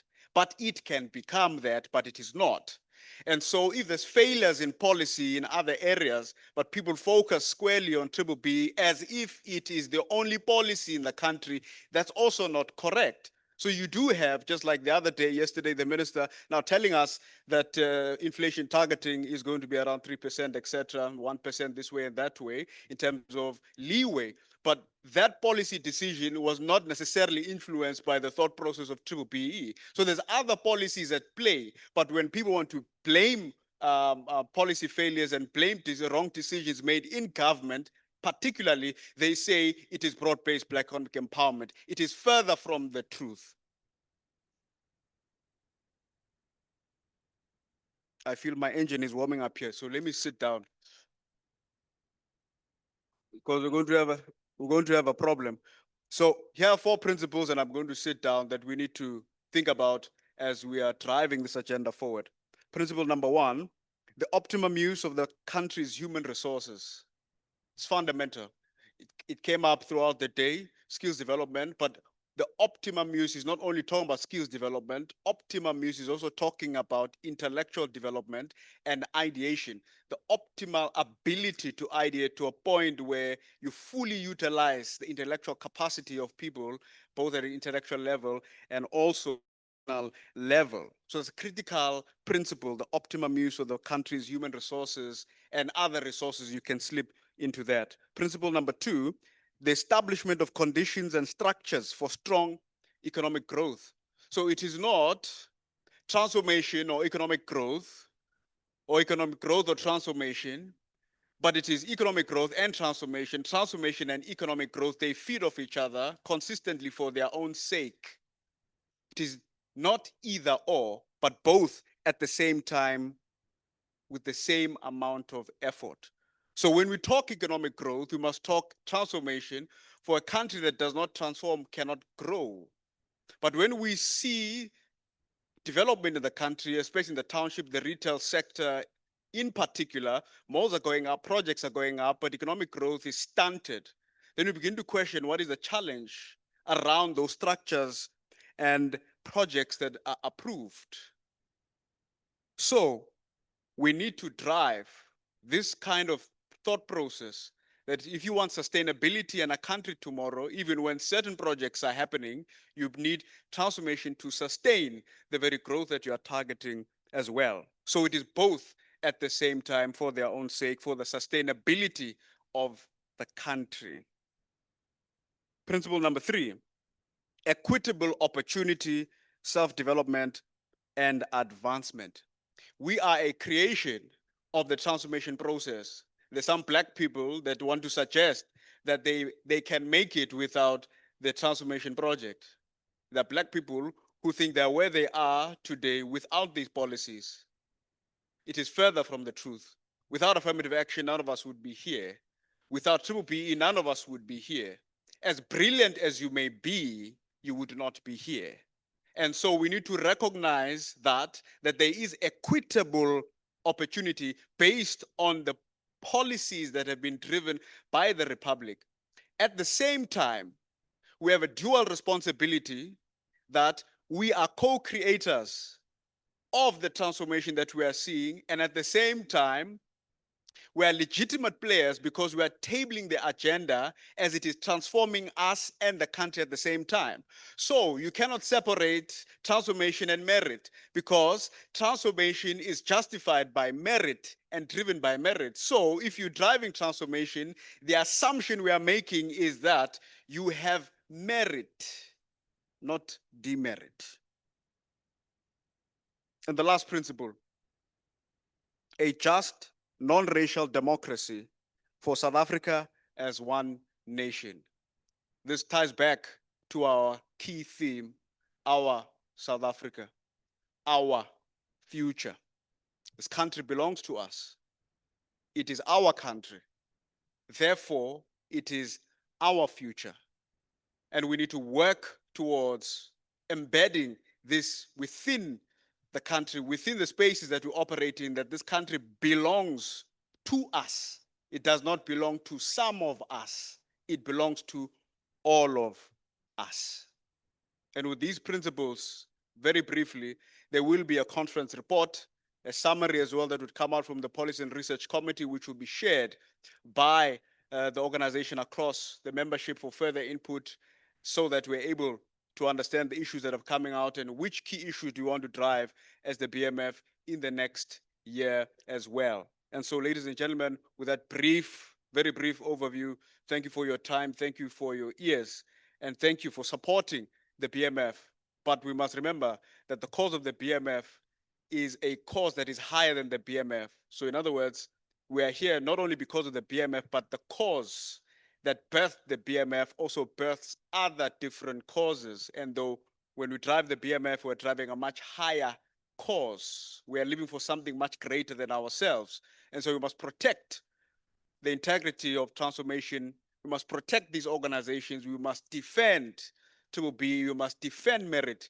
We must defend the gains that our forefathers and mothers have made. Let's make our contribution and also leave one brick behind as we build this cathedral called South Africa Incorporated.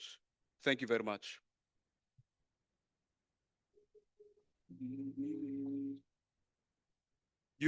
Kathy said something about tonight, isn't it? We are scheduled to begin, I'm going to say 6:30. I know we have to turn around this room, but I'm going to say 6:30. So can we please be here by 6, latest 6:30, so that we can begin at 6:30. It may be, I might be a bit ambitious with 6:30, but let's make it 6:30 as well. I'd like to call President and Deputy President to please come up, and Kathy.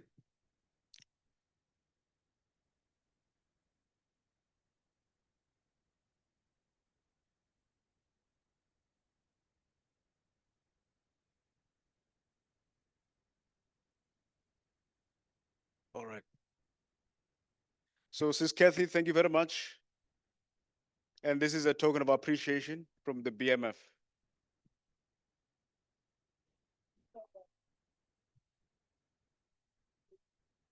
Where's the photographer?